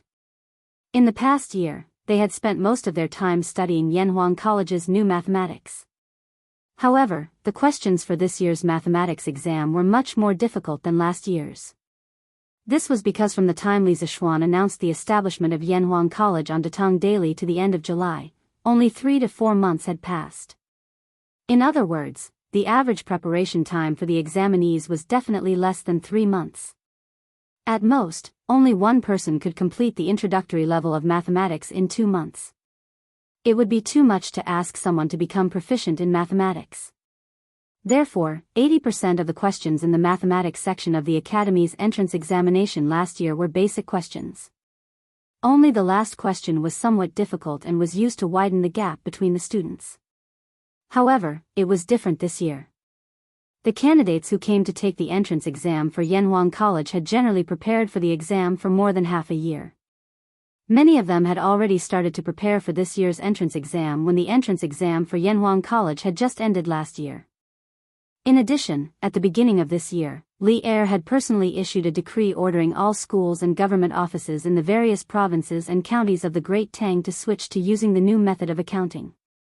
For a period of time, the entire Great Tang was in a frenzy to learn the new method of accounting, and the standard of the Great Tang citizens was raised. Last year, if you were to ask 10 people on the street for the mnemonic formula of addition, subtraction, multiplication, and division, no one would be able to answer it. But now, 7 out of 10 people would be able to answer it. Therefore, due to this situation, the difficulty of the mathematics questions this time was much higher than last year's. There were no free marks in the papers, and every question required some effort to solve correctly. Not only could this widen the gap between the candidates, but it could also test the overall standard of the Great Tang citizens. Once the overall difficulty of the papers was raised, Lin Hao was overjoyed. This was because he was hoping to use his mathematics results to widen the gap between him and the other students. One had to know that Lin Hao was the most confident in his mathematics. Moreover, he had learned all his mathematics from Iron Egg. Iron Egg's mathematics results were among the best in the entire academy. How could his students be bad? With the flood of questions provided by Iron Egg, Lin Hao's current level of mathematics was considered to be above average even among the second-year students in the academy. Now, among the other candidates, Lin Hao was basically invincible in mathematics. As for the medical school, the afternoon examination was mainly about identifying medicinal herbs on the spot. Every half an hour, 5 types of medicinal herbs would be presented on the podium in each examination hall. Each medicinal herb would have a label on it. The candidates in the examination hall would line up to identify the 5 medicinal herbs on the podium in order. Every student had a very limited time on the podium.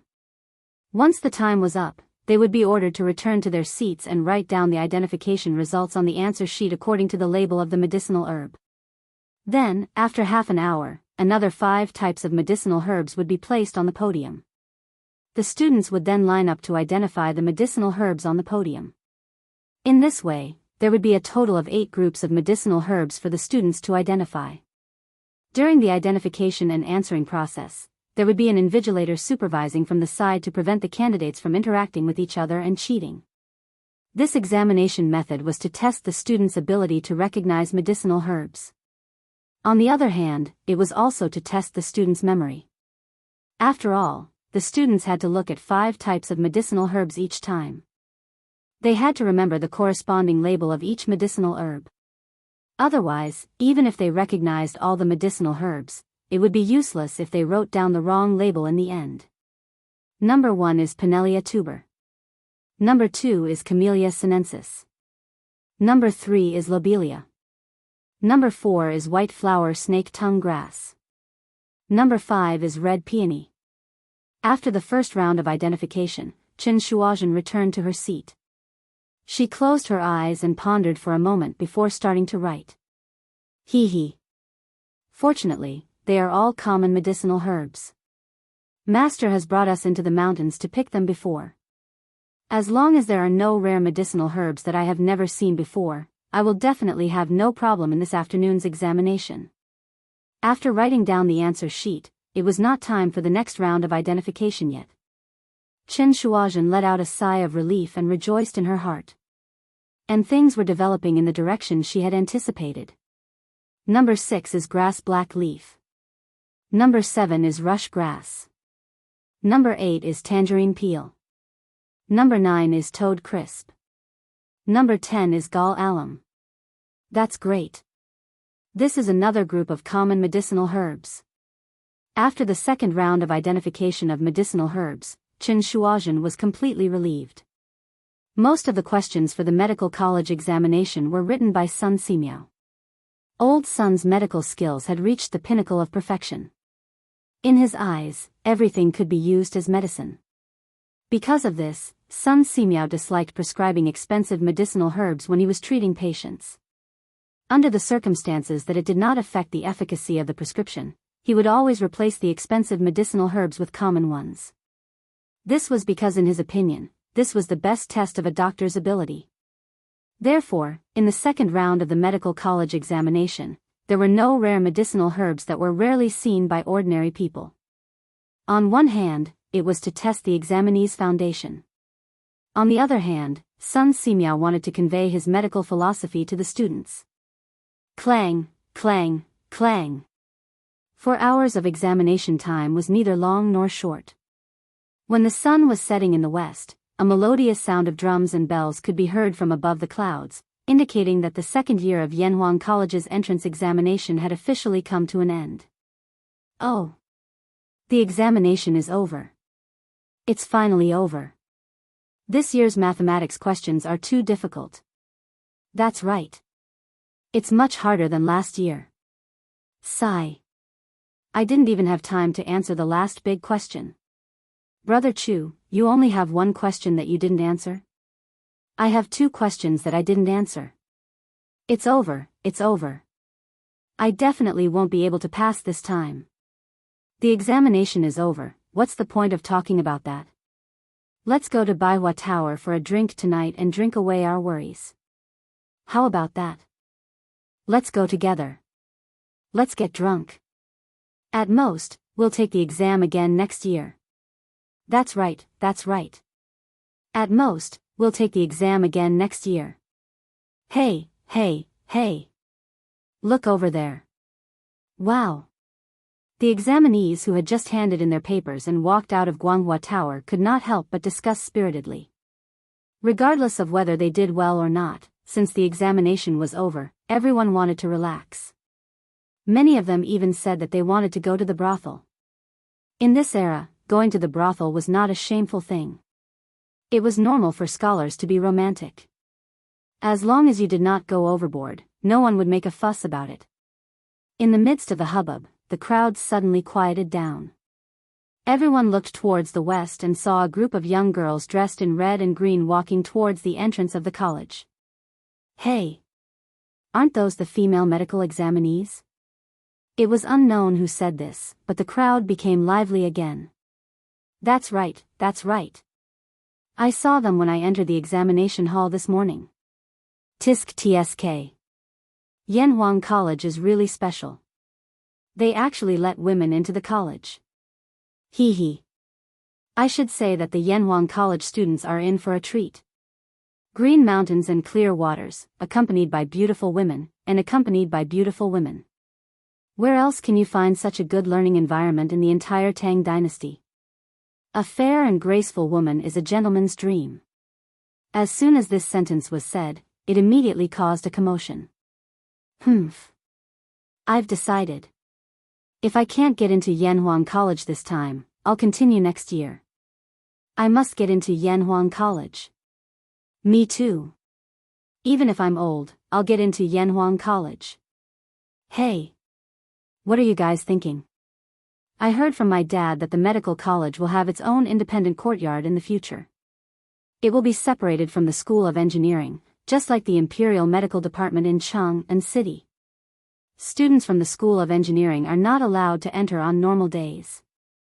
At this moment, someone could not help but pour cold water on them. It was obvious that this person came from an official's family and knew some insider information. As the reputation of the college had spread over the past year, there were many children of high-ranking officials and nobles among the students who took the entrance examination. It was not surprising that someone knew some insider information.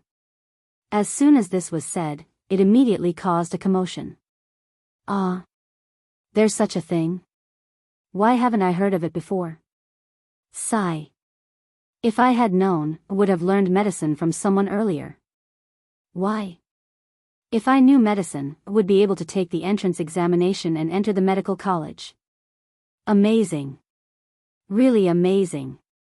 If I don't get in this time, I'll go home and study medicine. Chapter 1671. Sis. You're done. At the foot of Yunshan Mountain, Chen Shuoyu saw Chen Shuozhen walking over from the mountain path. She quickly went up and held Chen Shuozhen's hand excitedly. Yeah. I'm done. The afternoon exam is one round after another, so I can't hand in my paper early. Xiaoyu, you must be hungry, right? Chen Shuozhen rubbed her little sister's head affectionately and smiled. Sis. I'm not hungry yet. Chen Shuoyu shook her head. The lunch was so sumptuous that she didn't feel hungry at all. Compared to eating, she was more concerned about the exam in the afternoon. She looked up at Chen Shuozhen and asked, Sis, is the exam in the afternoon difficult? I heard from the other students that the afternoon exam was very difficult. Haha. Xiaoyu, you must have heard it from the other students from the School of Mathematics, right? Chen Shuozhen couldn't help but laugh. I heard that the School of Engineering's mathematics exam this time was a few times harder than last year's. I heard a lot of students talking about it when I went down the mountain. But the medical school's afternoon exam isn't that difficult. Xiaoyu, you can do all of them. I can do all of them? Really? Sis. Chen Shuoyu's eyes widened. She couldn't believe it and was pleasantly surprised. Of course. Why would I lie to you?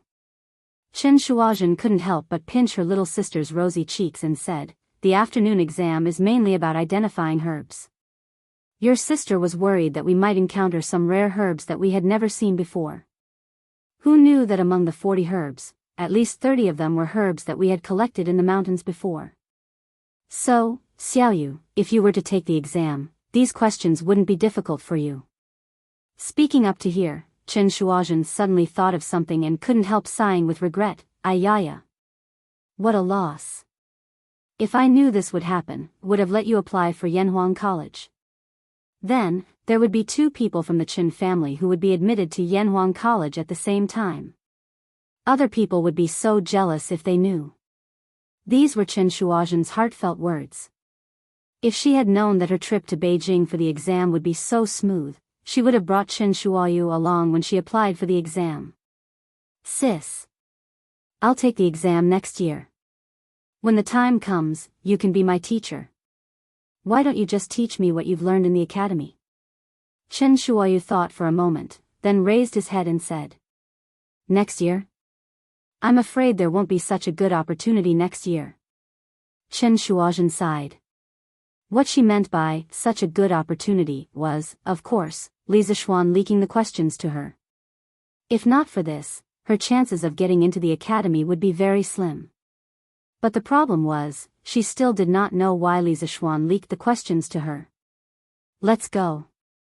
Go back. Now, all we have to do is wait for the academy to release the results.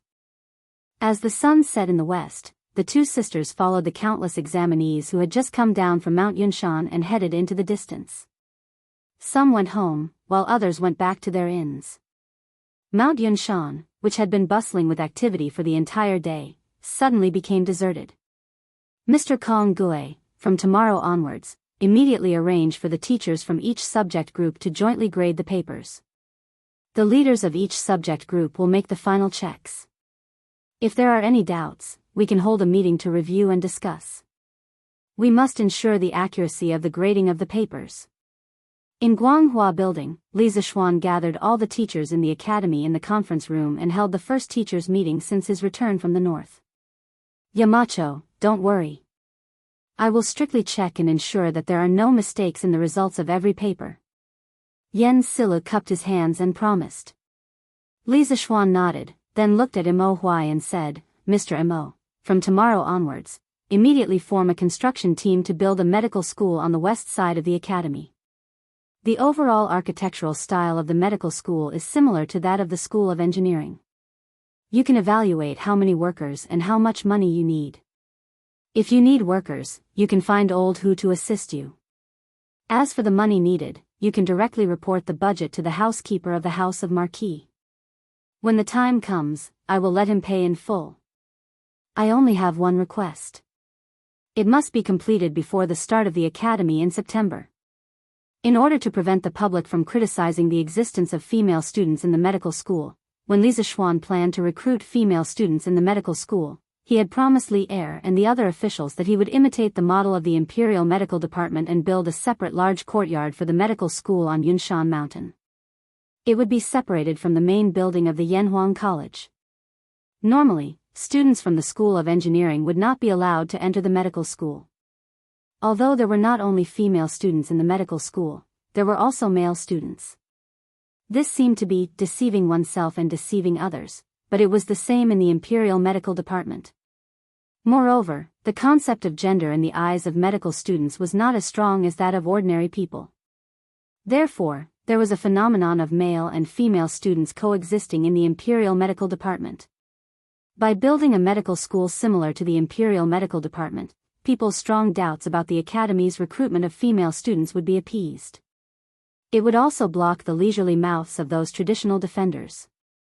After all, with the Imperial Medical Department as a big tree in front of them, it was reasonable for the medical school to recruit female students. There was a precedent to be followed. After everyone slowly accepted this reality, Li Zishuan would gradually break the barrier between the School of Engineering and the medical department. Perhaps in the future, the entire Yanhuang College would be able to recruit both male and female students like a modern school. This was not completely impossible. In fact, it was very possible. This was because the degree of openness of the Tang dynasty's customs was one of the best in China's thousands of years of feudal history. Of course, the reason why Li Zishuan did this was not to promote feminism. After all, he was not a woman. His main purpose was to select talents and stimulate the students' learning and creative abilities. After all, there was a saying that when men and women worked together, the work would not be tiring. Moreover, some female students' intelligence was not inferior to that of male students. After all, many modern cities' top scorers in science were female. Therefore, building an independent medical school on Yunshan was only the first step in Li Zishuan's plan to make the academy fully open to male and female students. I will obey Yamacho's order. I will do my best to build the medical school before school starts. Hearing this, Mo Huai solemnly cupped his hands and said, "If you asked him to build a courtyard similar to Yanhuang College's style a year ago, he might not be able to do it. But now, with Yanhuang College as a reference, Mo Huai was confident that he would be able to do it."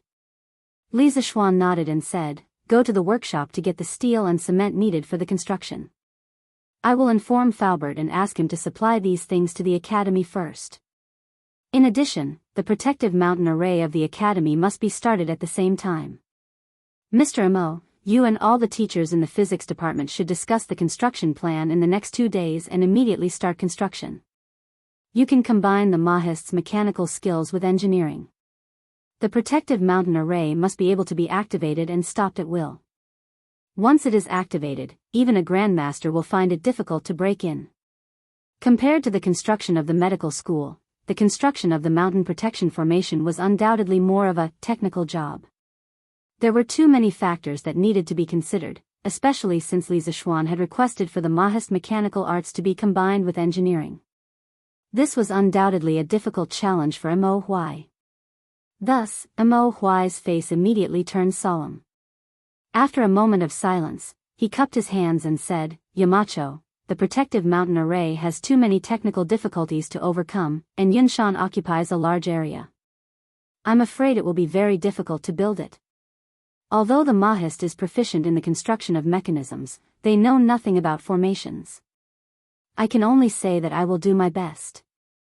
Hearing this, Li Zishuan frowned. After pondering for a moment, he said, "It's fine. Mr. Mo, you can build it first. The protective mountain array is not something that can be completed in a day. There's no need to force it to be completed before school starts. As for formations, my youngest uncle is quite knowledgeable about formations. Counting the days, he should be bringing my seniors or brothers to Yunshan in 3 to 5 days. When the time comes, they will also lend Mr. Mo a hand. Hearing this, Mo Huai could not help but heave a sigh of relief. He nodded with a smile and said, "That's great. Then I can rest assured. In addition, I have already arranged for Mo Zhong to expand the scale of the guards for the academy. Mr. Mo, you will have to help check on this matter when the time comes. Although the martial arts of these people are important, it is more important that they remain loyal to the academy." After pondering for a moment, Li Zishuan said again. Mo Huai nodded and replied, "Yes. Yamacho." At this moment, Li Zishuan looked at the other teachers in the conference room. Now that the academy included the School of Engineering and the School of Medical Sciences, the number of teachers had increased once again. This originally spacious conference room actually seemed a little crowded now.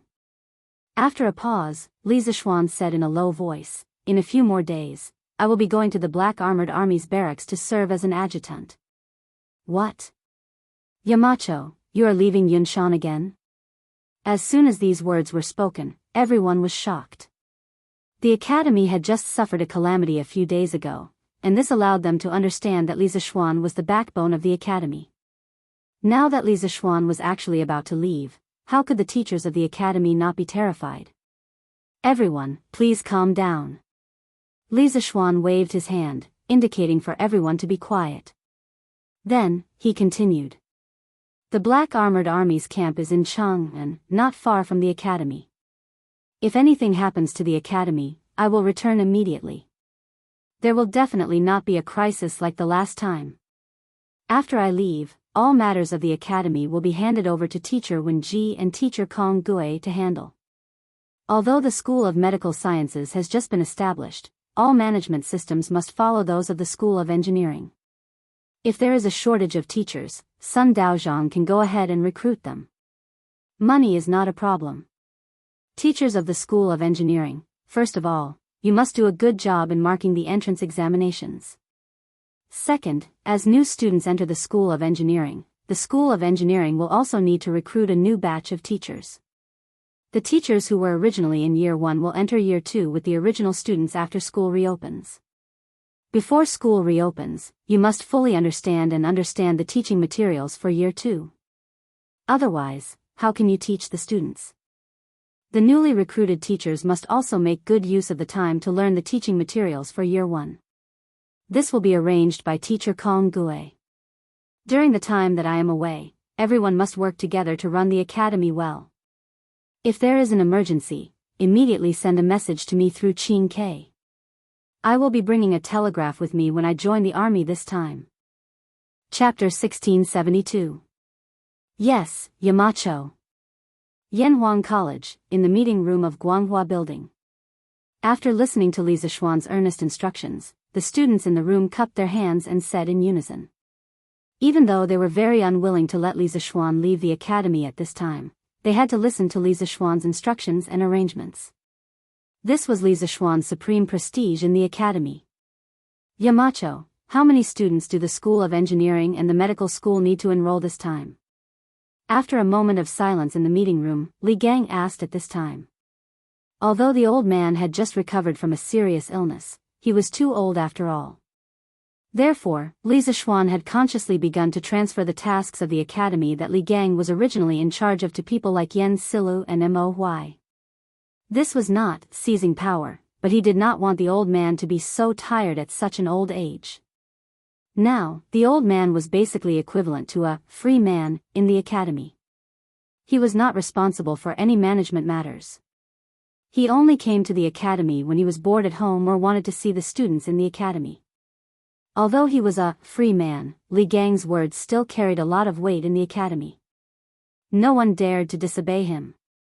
At this time, when they heard Li Gang's question, all the gentlemen in the meeting room immediately looked over. Obviously, everyone present was very concerned about this issue. In fact, Li Zishuan had thought about the number of students the academy would enroll this year. Hearing this, he pondered for a moment and replied, "The medical school will enroll 300 people this year. There are no restrictions on men and women. The top 600 will be based on results. As for the School of Engineering, it will be based on results. The final weighted average score will be above 70 points. There is no limit to the number of people. However, if the weighted average score of the moral character test is below 16 points, no matter how excellent the results of the other two exams are, they will not be admitted. There were 300 students in the medical school. This was already the result of Li Zishuan's restraint. Even so, this number had already caught up with the current number of students in the Imperial Medical Department. This was only the number of students in the first batch of medical school. When the new students enrolled next year, there would be even more students in Yanhuang College's medical school. Li Zishuan had no intention of fighting with the Imperial Physician Bureau for more students. He only wanted to train more doctors with excellent medical skills to promote medical progress in this era. After all, if there were more doctors, there wouldn't be a problem of difficult treatment. As for the Faculty of Technology, Li Zishuan had already seen the questions last night. He also felt that the mathematics questions were a little difficult. As long as the student's overall score was above 70, Li Zishuan felt that such a person was worth nurturing. As for the quota, he did not want to restrict it too much. As long as the student was outstanding enough, he would accept as many as he wanted. It was impossible for him to build the foundation of Tang Dynasty's industry alone. He needed to train a lot of engineering talents to help him. After all, he was not a god. Last year, Iron Egg did not score a single point in the classics section. However, he scored full marks in the moral character test and mathematics section. His weighted average score was 70 points. Li Zishuan had set the cutoff score of 70 points. It just so happened that extreme cases like iron eggs were taken into consideration when Li Zishuan set the cutoff score. Although he encouraged the students to be well-rounded, he still welcomed students who were extremely biased. In his previous life, he had met students like this. Their language scores were extremely poor, but their mathematics, physics, and chemistry scores were superb. These people who were able to utilize their strengths to the fullest were still very useful to society. All right. I understand. Sun Simiao heard this and could not help but nod his head. 300 students were still within his acceptable range. Su Hongji, on the other hand, had his doubts. He frowned and asked, Yamacho, what if there are too few students who score above 70 points in the end? This time, the School of Engineering's mathematics exam questions are too difficult. This might happen. Hearing this, Li Zishuan said in a deep voice, it's better to have nothing than to have something substandard. 70 points is my bottom line. No matter how many students score above 70 points there are, we will only accept those who score above 70 points. I have seen the exam papers this time. Although the mathematics exam questions are a bit difficult, don't forget that the number of students this time is 3 times more than last year. Furthermore, the time they have to prepare for the exam is also several times more than last year's students. I believe that as long as they prepare for the exam seriously, 70 points will definitely not be a problem. Seeing Li Zishuan's unusually firm attitude, Su Hongji and the other teachers looked at each other and clasped their hands together. Yes. Yamacho. Li Gang did not say anything from the beginning to the end. This was because he agreed with Li Zishuan's point of view that it was better to have nothing than to have something substandard. Oh. Oh right. Li Zishuan suddenly remembered something. He quickly said to Sun Simiao, Priest's son, this time, the medical school's enrollment quota will be increased by 1 person. It will be 301 people now. Why is that so? After hearing this, not only was Sun Simiao puzzled, but the rest of the people also looked at Li Zishuan suspiciously. They did not know what Li Zishuan was up to. Li Zishuan smiled mysteriously and said, Hee hee. This is a heavenly secret. Do not reveal it. Just do as I say. Everyone was speechless, but they could only agree. When Li Zishuan saw that he had said everything that needed to be said, he announced the end of the meeting. After everyone had left, he slowly walked out of Guanghua building alone and headed towards the field. As for why the medical school's enrollment quota had to be increased by 1, Li Zishuan naturally had his reasons. This was because in this medical school's enrollment exam, there was one person who cheated. That person was Chen Shuozhen. According to Chen Shuozhen's original standards, there was a high probability that she would not be able to pass the exam. However, because of Li Zishuan's interference, Chen Shuozhen was likely to be one of the top candidates in this medical school's enrollment exam. This was equivalent to pushing out one of the top 300 candidates. For that unlucky person, this was naturally unfair. Although Li Zishuan had helped Chen Shuozhen cheat, it didn't mean that he approved of this method of cheating. On the contrary, in his previous life, he hated people who cheated the most, because this kind of person would cause all the hard work of the students to go down the drain. In the current medical school's enrollment exam, the student who was originally ranked 300 had become the victim of Chen Shuozhen's cheating. Therefore, Li Zishuan added another student to the medical school's enrollment quota. This could be considered to be the greatest degree of fairness for this enrollment exam, right? Li Zishuan strolled to the west field of the academy. Looking at the endless sunset in the sky, his heart suddenly calmed down. At this moment, the trivial matters of the academy, the country, and the world did not matter. In his eyes, there was only the blue sky above his head and the endless sunset. Li Zishuan sat down on the ground. Then, as if he was still not satisfied, he simply lay down on the grass and used his arms as a pillow. Just like that, he quietly looked at the sky. His mind was not thinking of anything. He was content and carefree. In fact, in many cases, it was a kind of happiness to have the opportunity to relax and stare blankly into space. This was especially so for Li Zishuan in this life. Since he stepped into Chang'an City last year, he was like a taut clockwork. If it was not for the honor of his family, it was for the livelihood of the people. He did not stop for a moment. Sometimes, he really wanted to let go of everything, but he was not willing to. It was funny to say that he was not willing to do nothing when he clearly had the ability to make the country he was in stronger. What is Yamacho thinking about? Unknowingly, an old man sat next to Li Zishuan. Hearing the voice, Li Zishuan turned his head and saw Li Gang sitting next to him, looking at him with a smile. Li Zishuan was shocked. With his martial arts realm, it was impossible for someone to walk next to him without him noticing. Moreover, Li Gang was not a martial arts master. He was just an old man in his 80s. It was even more impossible to reason with him without his ears. Maybe it's because my mind was wandering and I was too relaxed just now. After thinking about it, Li Zishuan could only attribute it to this reason. Teacher Wenji.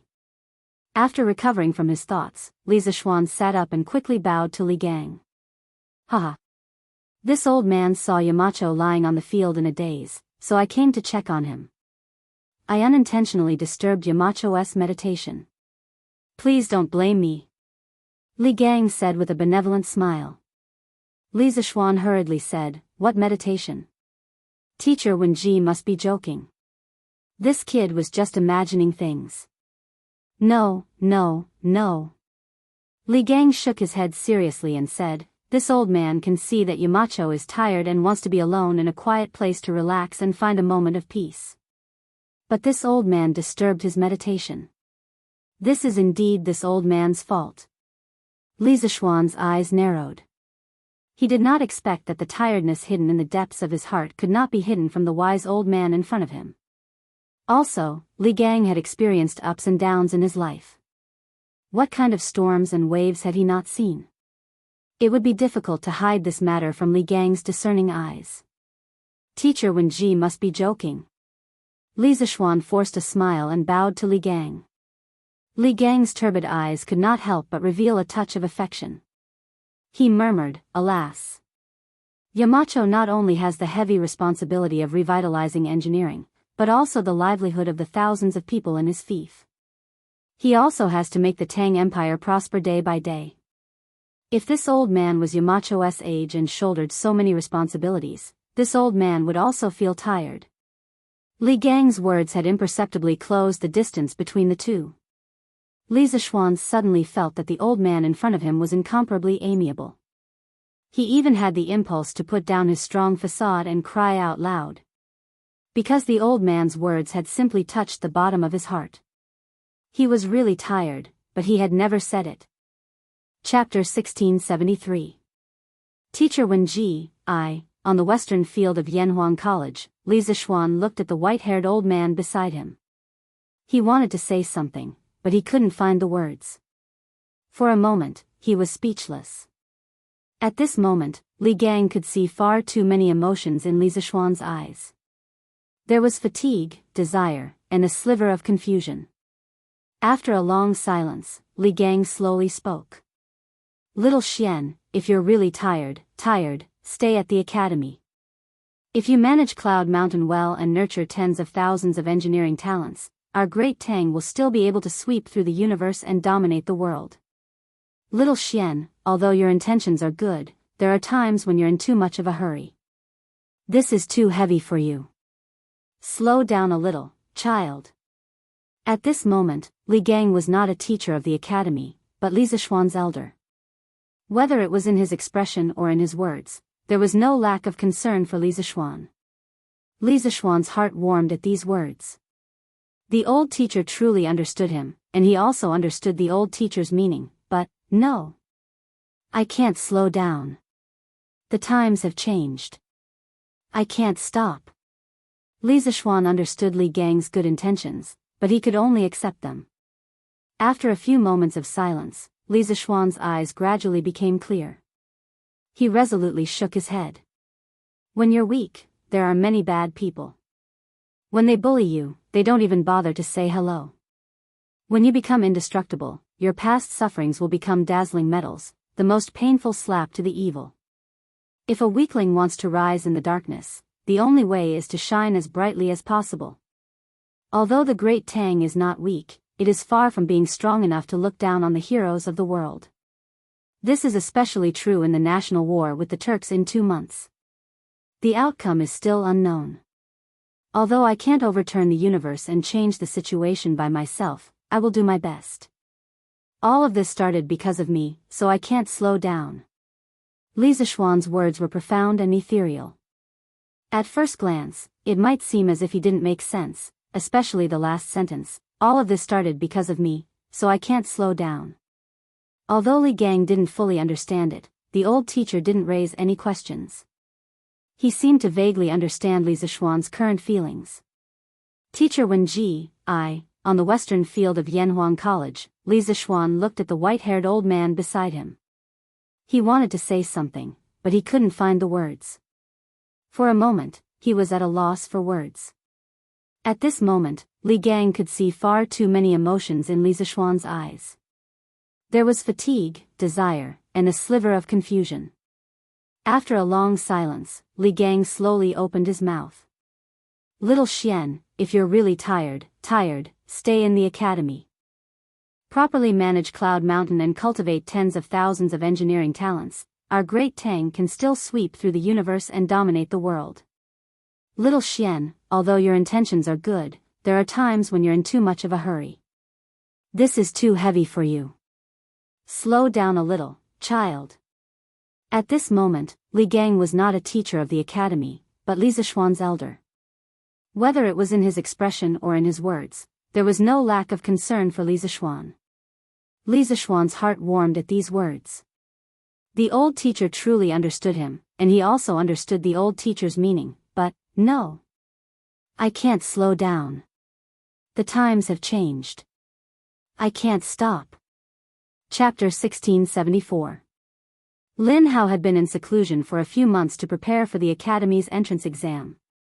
During this period, not only did he cut off all contact with the outside world, although he did not have many friends outside, he even stopped reading his favorite novel, Talking World. In these few months, he had devoted all his attention to preparing for the exam. Now that the exam was over, how could Lin Hao, who had been holding it in for so long, hold it in? Tonight was destined to be a sleepless night for him. He wanted to finish reading all the novels that he had accumulated during this period, especially his favorite, Celestial Bane. He had heard from the maid that the novel was finished, but in order to focus on preparing for the exam, he had held it in for the past few months and did not read it. The Lin family had a celebratory feast. In the courtyard where Chen Shuozhen and Chen Shuoyu were temporarily staying, there was also a celebratory feast. However, the difference was that the dishes on the table were all prepared by Chen Shuozhen herself. After all, at this time, other than the brothels, all the restaurants on the street were closed. If she did not cook, she could only starve. Looking at the dishes on the table, although they did not look, smell, and taste good, they were at least presentable. Moreover, if one was close enough, it was easy to smell the appetizing aroma of the dishes. It was said that the children of the poor matured early. Now, it seemed that this sentence was true. Wow! It smells so good. Chen Shuoyu put her little face in front of the plate and greedily took a deep breath. She praised happily, "Sister.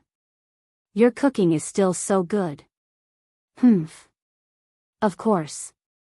Chen Shuozhen proudly raised her chin, then looked at her little sister and said with a doting face, "Okay. Sit down and eat. I came back late today, and the market is closed. Wait for me to buy some chicken, duck, and meat tomorrow, and I'll let you eat to your heart's content." "Okay, okay."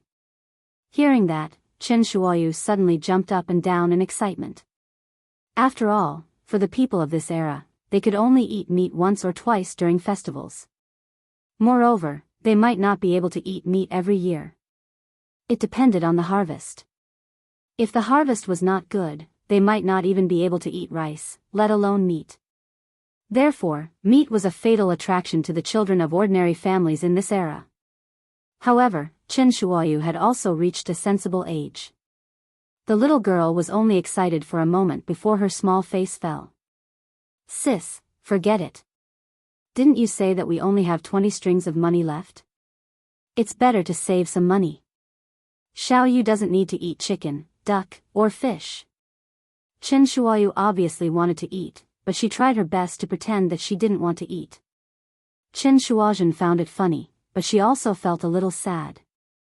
She couldn't help rubbing Chen Shuoyu's head and said with a smile, "Silly girl, who said we don't have money? Sister earned another 100 strings of coins today." "What? Sister, we have an extra 100 strings of coins? Are you serious?" Hearing this, Chen Shuoyu couldn't help but widen his eyes in shock. Chen Shuozhen pinched her little sister's cheeks and said, "Of course it's true. Why would I lie to you? Sit down and eat. It won't taste good when it's cold." "Oh." Chen Shuoyu sat down and asked curiously, "Sister, where did you earn 100 strings of coins? Aren't you taking the exam at Yanhuang College today?" Why do you have so many questions? Eat. Can't such delicious food shut your mouth?"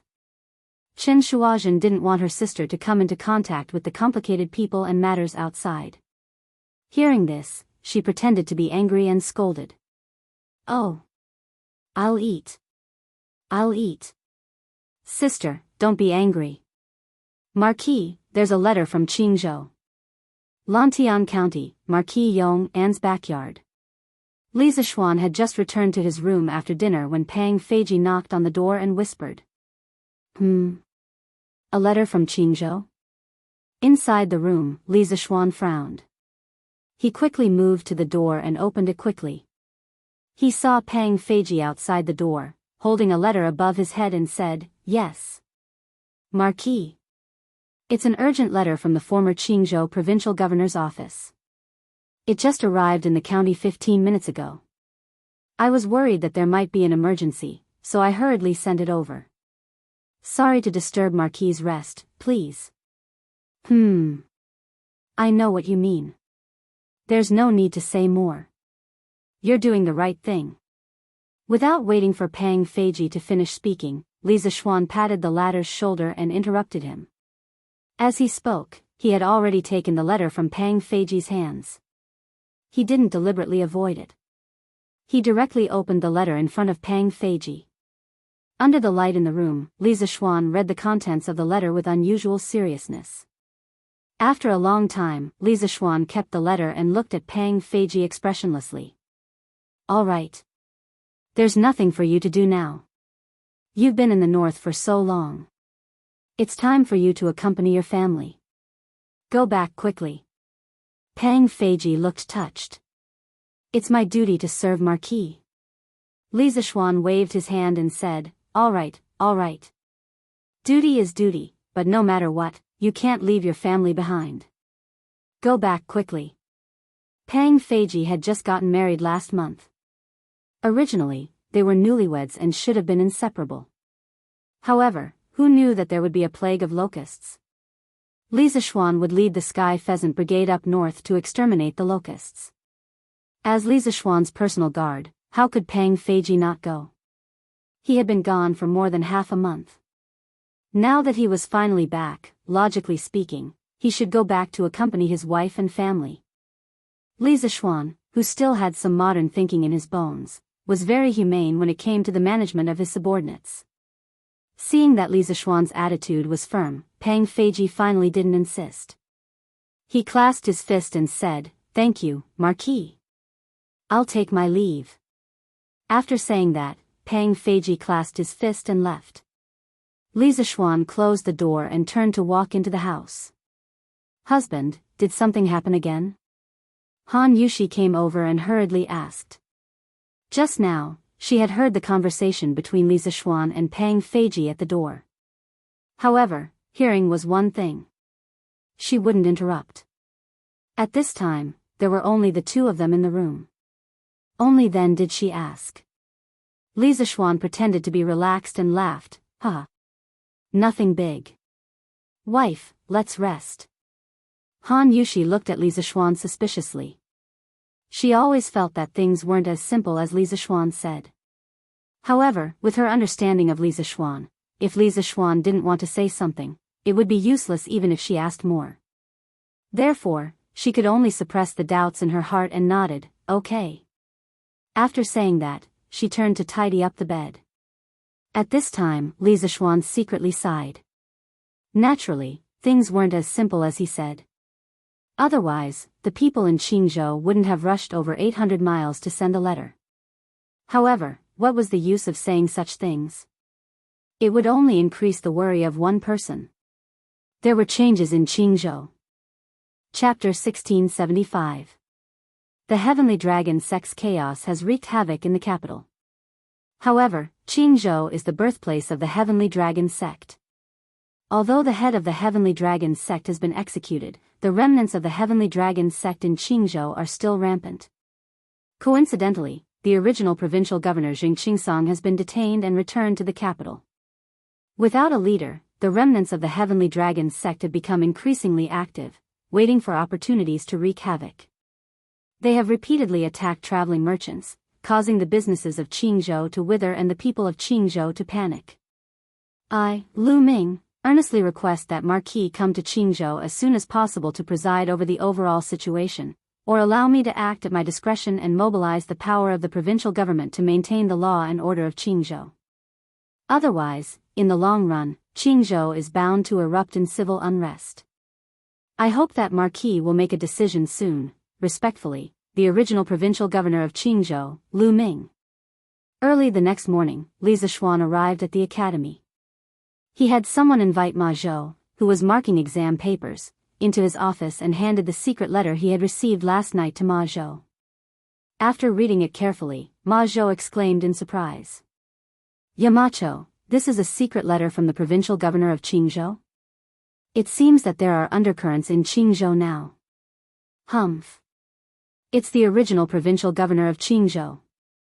It's not like that anymore. Li Zishuan snorted with an expressionless face. A few days ago, the Heavenly Dragon Sect had rebelled and the Heavenly Dragon Army had besieged Chang'an City, causing no small amount of trouble for the imperial court.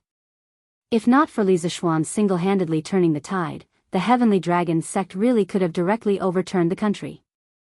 After the incident, not only did Li Er heavily reward Li Zishuan, granting him a piece of land in Green Province, he also dismissed the provincial governor of Green Province, Xingqingsong. Because the Heavenly Dragon Sect had risen in Green Province, no matter what, Xingqingsong, as the provincial governor of Green Province, had an undeniable responsibility.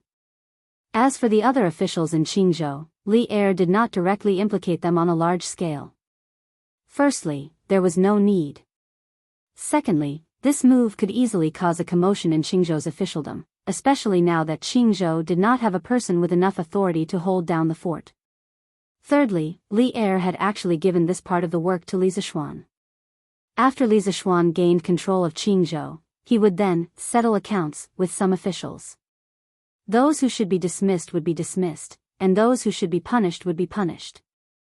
Therefore, all the officials in Qingzhou, regardless of rank, were temporarily in a state of acting as their position.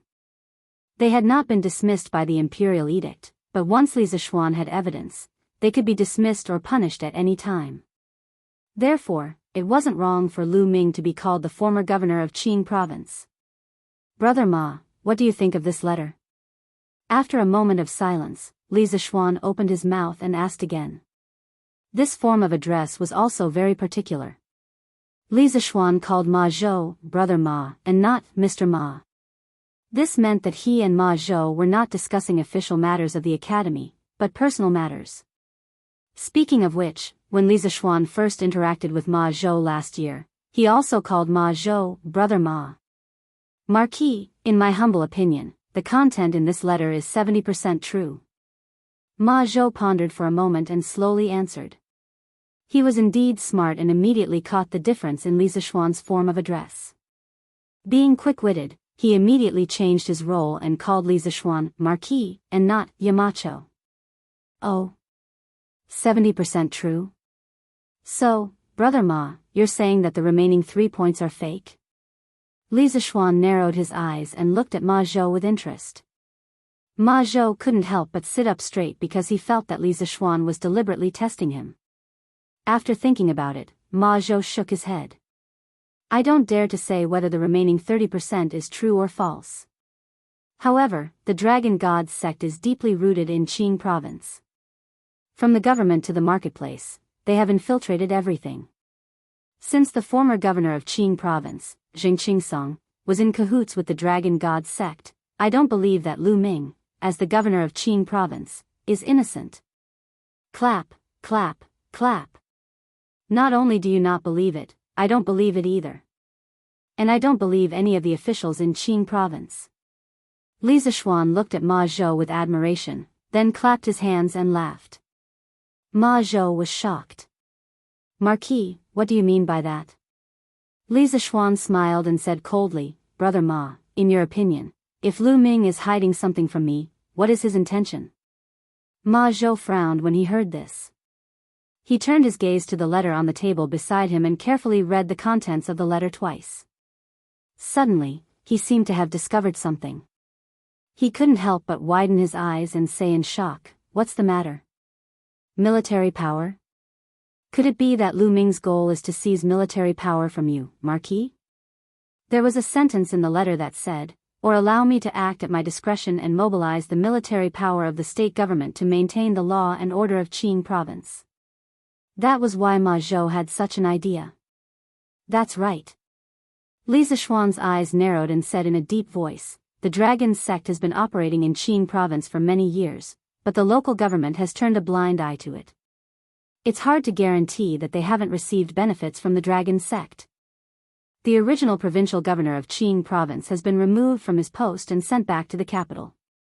The Qing province officialdom is indeed without a leader and everyone is in a state of panic.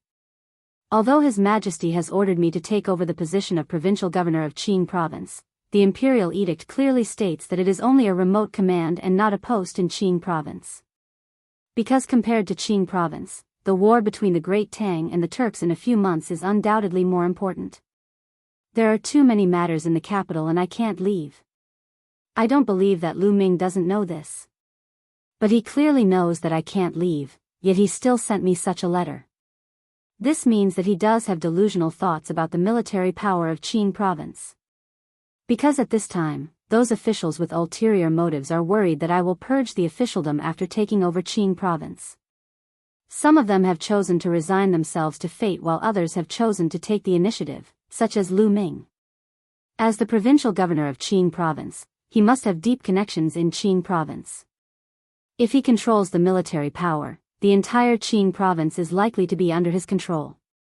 At that time, even if I personally go to Qing province and have evidence of him colluding with the Dragon sect, I'm afraid that I won't be able to do anything to him. From the moment he received the secret letter last night, Li Zishuan had been calculating the situation in Qing province. As the saying goes, the officialdom is like a battlefield. He couldn't be careless. If he thought that he could look down on the heroes of the world just because he was a transmigrator, then he definitely wouldn't have lived until now. Li Zishuan had never dared to underestimate the wisdom of the ancients. Hearing Li Zishuan's words, Ma Zhou's face gradually became serious. He pondered for a moment and said seriously, Marquis's speculation is reasonable and not impossible. Moreover, according to what the Marquis had said, the matter of the remnants of the Heavenly Dragon sect repeatedly attacking the merchants mentioned in Lu Ming's letter was either false, or he could have arranged it to create chaos in order to steal military power. From this, it seems that Qing province is indeed extremely dangerous. However, His Majesty has entrusted Marquis with an important task. At such a critical time, Marquis simply doesn't have time to go to Qing province. What should we do? At this point, Ma Zhou's expression became awkward. This matter made him feel that it was a thorny problem. Li Zishuan looked at Ma Zhou and asked seriously, Brother Ma, do you still remember your dream? Chapter 1676. Ma Zhou used to be a teaching assistant in Buzhou, but he was reprimanded by the provincial governor of Buzhou because of his drunkenness. The prideful Ma Zhou immediately lost his face and quit in a fit of anger. He simply packed his luggage and embarked on his journey to the capital to find a way to make a living. When Ma Zhou first arrived in Chang'an, it could be said that he was in the dark. Seeing that he was about to run out of money and unable to find a way to make a living, a cultured person like him would have to beg for food. Who knew that coincidentally, Datong Daily's editorial department was recruiting scholars to write news articles? Ma Zhou, a fine steed, met his first talent scout in his life. The articles he wrote in Datong Daily often caused a sensation in the literary circle. Soon, he became the chief manager of Datong Daily's editorial department and attracted the attention of Li Er. Li Er was very appreciative of Ma Zhou's strategies for governing the country in the Datong Daily. He believed that Ma Zhou had the talent to stabilize the country. Li Er had once wanted to poach Ma Zhou from Li Zishuan, and Ma Zhou was about to fly up the branch and become a phoenix, becoming a courtier in one step. However, Ma Zhou did not accept Li Er's olive branch in the end, because he felt that if he stayed in the editorial department of the Datong Daily, he would be able to realize one of his dreams, a great dream to let all the scholars in the world be able to read books and let all the people in the world be able to read. Later, with Li Zishuan's improvement of papermaking, the introduction of movable type printing, and the compilation of a Datong dictionary, the price of books that were originally incomparably expensive in Datong's market finally dropped. Those scholars who came from poor families could finally afford to buy books. Moreover, with the Datong dictionary, even if ordinary people did not have the money to pay for their tuition or find a teacher, they could still rely on the Hanyu Pinyin logo in the Datong dictionary to recognize most of the words. It could be said that when the Datong dictionary was published in June or July last year, Ma Zhou's dream was actually almost fulfilled. At that time, he could actually leave Datong Daily's editorial department and pursue the official career that all scholars dreamed of. However, after the release of the Datong dictionary, what followed was the official establishment of Yanhuang College. Under Li Zishuan's sincere invitation, Ma Zhou unexpectedly became a teacher of Yanhuang College.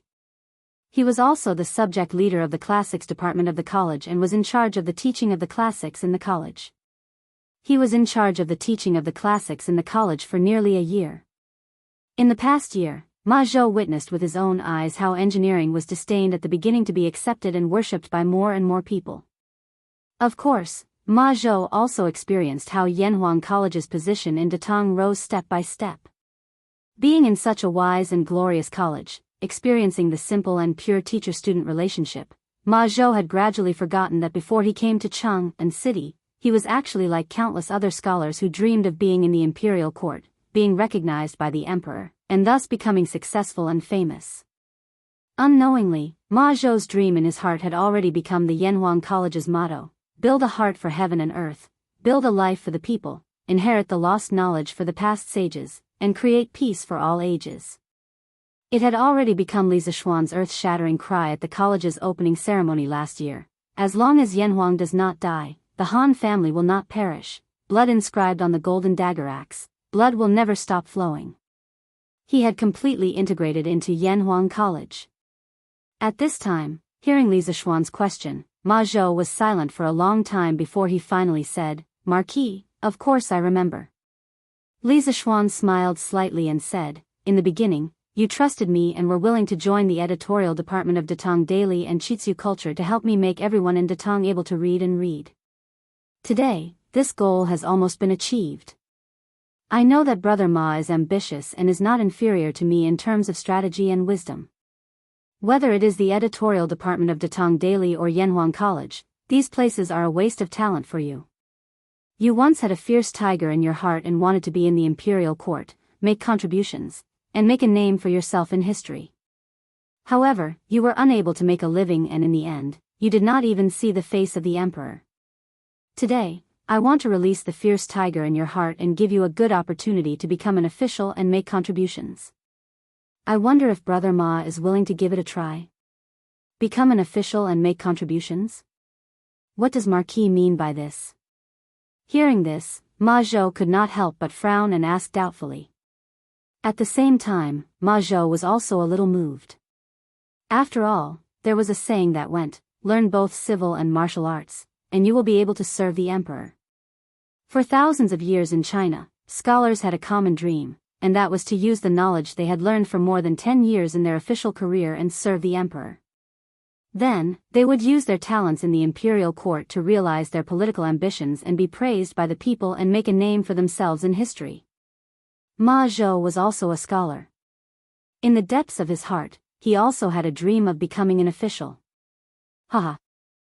This Marquis wants you to be the chief clerk of the Qingzhou provincial governor's office. What do you think? After staring at Ma Zhou for a moment, Li Zishuan suddenly laughed and said these earth-shattering words casually. "What?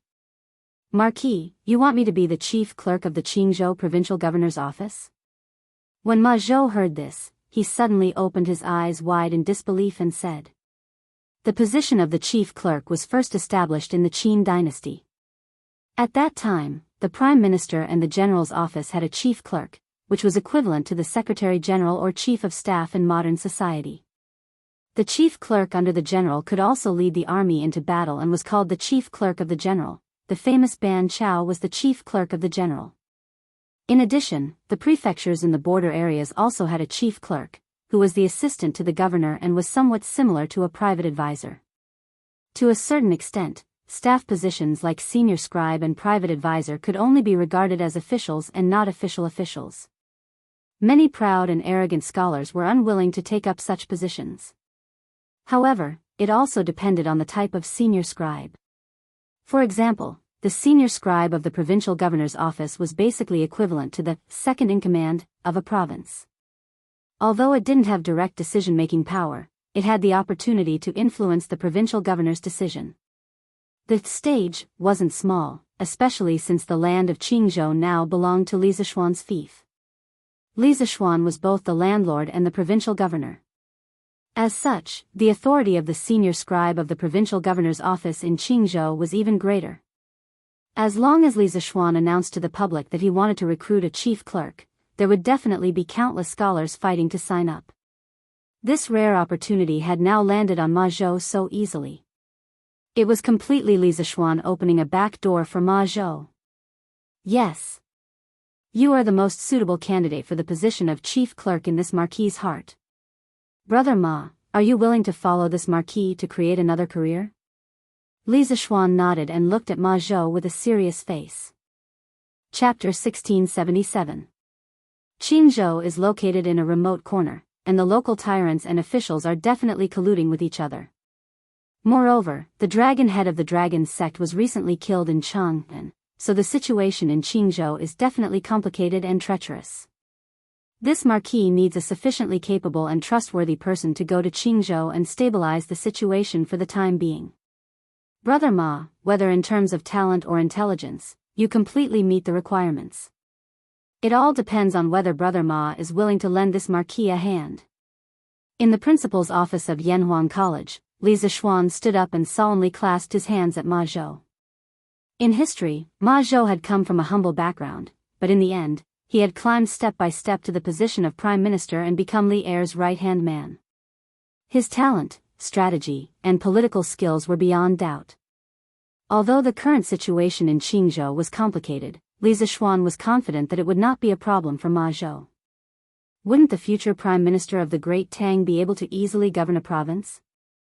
Of course, Li Zishuan had never thought of tying Ma Zhou to his side forever. This would be too much of a waste of talent. Ma Zhou had the talent to become Prime Minister, so he shouldn't just be a minor official.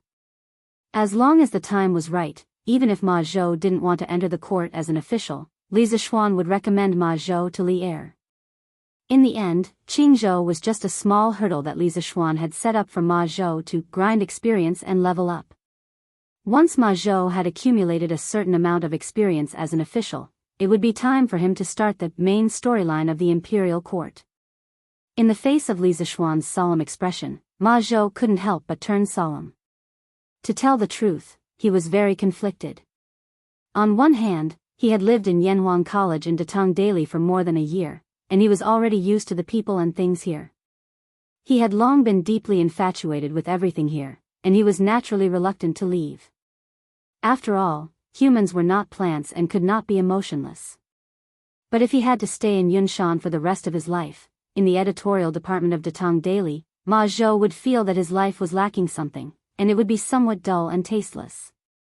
After a long silence, Ma Zhou's originally unfocused gaze gradually became resolute. He solemnly bowed to Li Zishuan and said, "Many thanks for Marquis' appreciation. This Ma is willing to serve Marquis faithfully." Ha ha ha ha. Good. Good. Good. Brother Ma, I was right about you. Li Zishuan looked deeply at Ma Zhou, then stepped forward and helped Ma Zhou up with both hands. He then laughed loudly and said, "With Brother Ma's help, the people of Qingzhou will live a good life in the near future. Marquis is too kind. In terms of governing the people, this Ma's insignificant ability can't compare to Marquis'." Ma Zhou shook his head and cupped his hands. This was not a deliberate compliment to Li Zishuan, but a fact. Back then, the Han family manor and Plum Village were the same as the other villages. The people didn't know what to eat, and it was estimated that they wouldn't be able to eat meat for a whole year. But in just over a year, the Han family manor and Plum Village had become one of the wealthiest villages around Chang'an. Not only did the villagers live better, but their food and clothing were also several times better than before. Almost every family had saved up a lot of money. Anyone with a discerning eye would know who the credit was. So Li Zishuan's ability to revitalize the people's lives was something that even Ma Zhou couldn't help but admire. Haha. Let's stop flattering each other and get back to the main topic. The situation in Qingzhou is urgent. This Marquis will personally write a letter of appointment after returning home in the afternoon, officially appointing Brother Ma as the Chief Steward of the Qingzhou Provincial Governor's Office. Chief Steward Ma, after you pack up and prepare, immediately set off for Qingzhou. Li Zishuan first smiled, then looked at Ma Zhou seriously. The Chief Steward Ma was only a subordinate of the provincial governor, so the appointment of the Chief Steward Ma didn't need to be reported to the imperial court, nor did it need Li Zishuan's approval. Li Zishuan alone could make the decision. Hearing the words, Chief Steward Ma, from Li Zishuan's mouth, Ma Zhou couldn't help but feel a little emotional. The poor kid who came to Chang'an alone from Bo province and had nothing, was now the Chief Steward of the provincial governor's office. This made Ma Zhou feel a little dreamy and unreal. Of course there's no problem on my side. But after I leave, what about the Academy's economics department and the Datong Daily's editorial department? Ma Zhou recovered from his absent-mindedness and frowned as he asked hesitantly. Li Zishuan thought for a while and said, "This is easy. For the Academy, let Mr. Kong Gui be the head of the economics department. With old Mr's knowledge, there shouldn't be a problem. As for the Datong Daily's editorial department, let Little Fishy be there first. If I have time, I'll go and take a look. Then I'm relieved. I'll be able to leave in the next 2 days." Ma Zhou heard and nodded. Then he suddenly thought of something. After a moment of hesitation, he said, "Since I came back from the north, little fishy seems to have become a little quiet.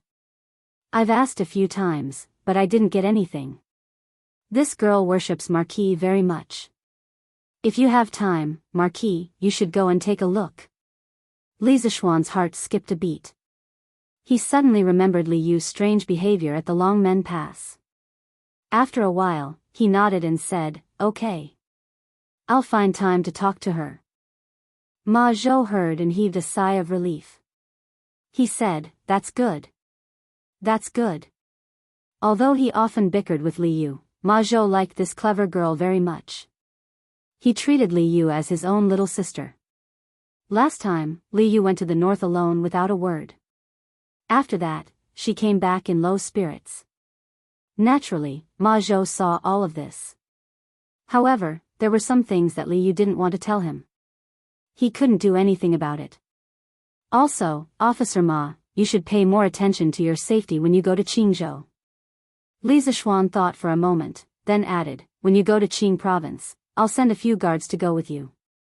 When you get there, you'll be able to mobilize all the provincial troops within Qing province with my warrant and the tiger tally. Since Lu Ming wrote to me to ask for military authority, it means that the provincial troops in Qingzhou are not completely under his control. This is our chance. Of course, just in case, Officer Ma, you should bring a telegraph machine to Qingzhou. If there are any changes in the situation, send a telegraph to me at any time. Ma Zhou's trip to Qingzhou was, of course, dangerous. After all, he was going there to replace the position of Lu Ming, the provincial governor of Qingzhou. Li Zishuan and Lu Ming were direct enemies. Lu Ming had been an official in Qingzhou for many years and definitely had a lot of connections. If he was driven to desperation, he might really do something to Ma Zhou.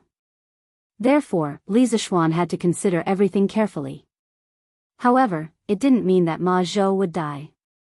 At the very least, the provincial troops in Qingzhou were still very likely to be used by Li Zishuan and Ma Zhou. After all, with the consolidation of the Tang dynasty's political power, and Li Er's series of ruthless methods since he ascended the throne, everyone knew that the current imperial court was invincible. Only death awaited those who wanted to rebel.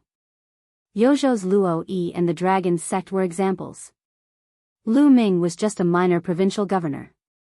It was impossible for him to completely control all the provincial troops in Qingzhou during the period when the provincial governor Jing Qingsong was captured. As long as he could control the military power as soon as possible, Ma Zhou's safety in Qingzhou would be guaranteed. The rest was to slowly stabilize the political situation and eliminate the dregs and scum in Qingzhou's officialdom. Ma Zhou was greatly touched by these words. He couldn't help but cup his hands and say, "Thank you for your trust, Marquis. I will do my best and not disappoint Marquis's high expectations."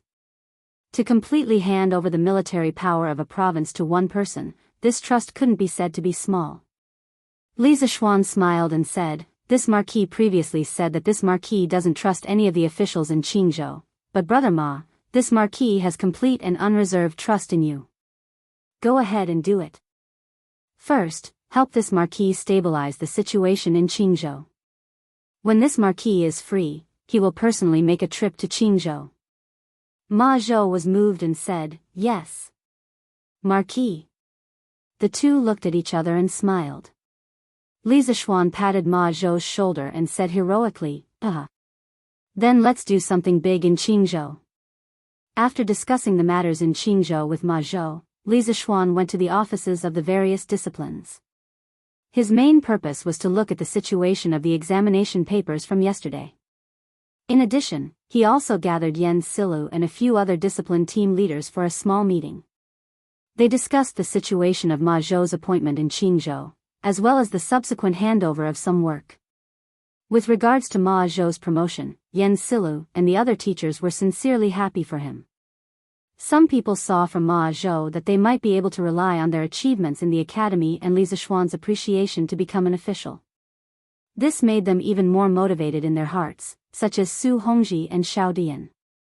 Some people didn't care about being an official because they were already content with the status quo, such as Wang Ji and Mo Huai. Li Zishuan naturally didn't know what these teachers were thinking. However, even if he knew, he wouldn't say anything.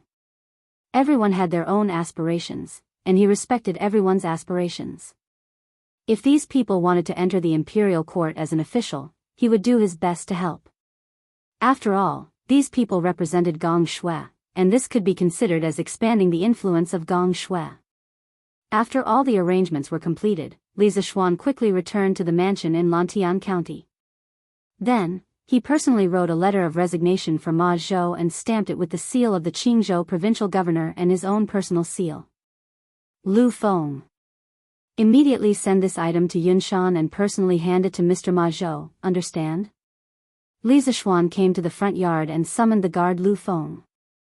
The situation in Qingzhou absolutely couldn't be allowed to deteriorate any further. When Li Er handed Qingzhou over to Li Zishuan, it was mainly to let Li Zishuan pacify the influence of the Heavenly Dragon sect on Qingzhou as soon as possible and lead the local people to live a better life. If it wasn't for the upcoming Kingdom War, Li Zishuan would have personally made a trip to Qingzhou. Yes. Marquis.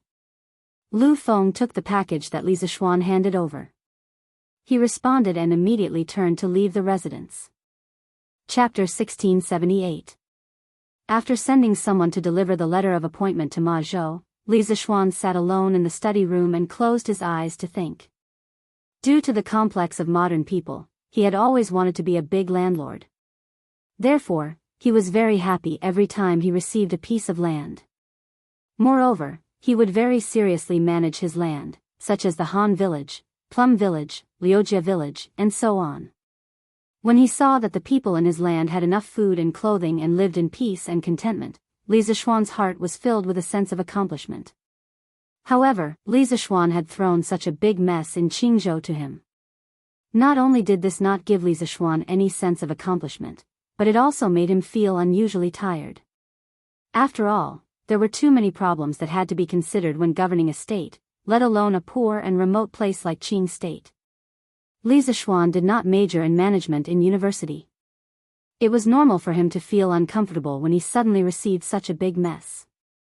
However, it was fortunate that he had Ma Zhou, the future Prime Minister of Tang Empire, to help him. Otherwise, he was afraid that he would not have any countermeasures to deal with the emergency situation in Qingzhou. Marquis, there is a letter from Qizhou. Please take a look. While he was deep in thought, Pang Feiji's voice suddenly came from outside the door. Li Zishuan immediately came back to his senses. His heart moved, and he said in a deep voice, "Come in." Yes. With a creak, Pang Feiji pushed open the door from the outside and entered. Then, he carefully closed the door. After everything was done, Pang Feiji held a lacquered envelope with both hands.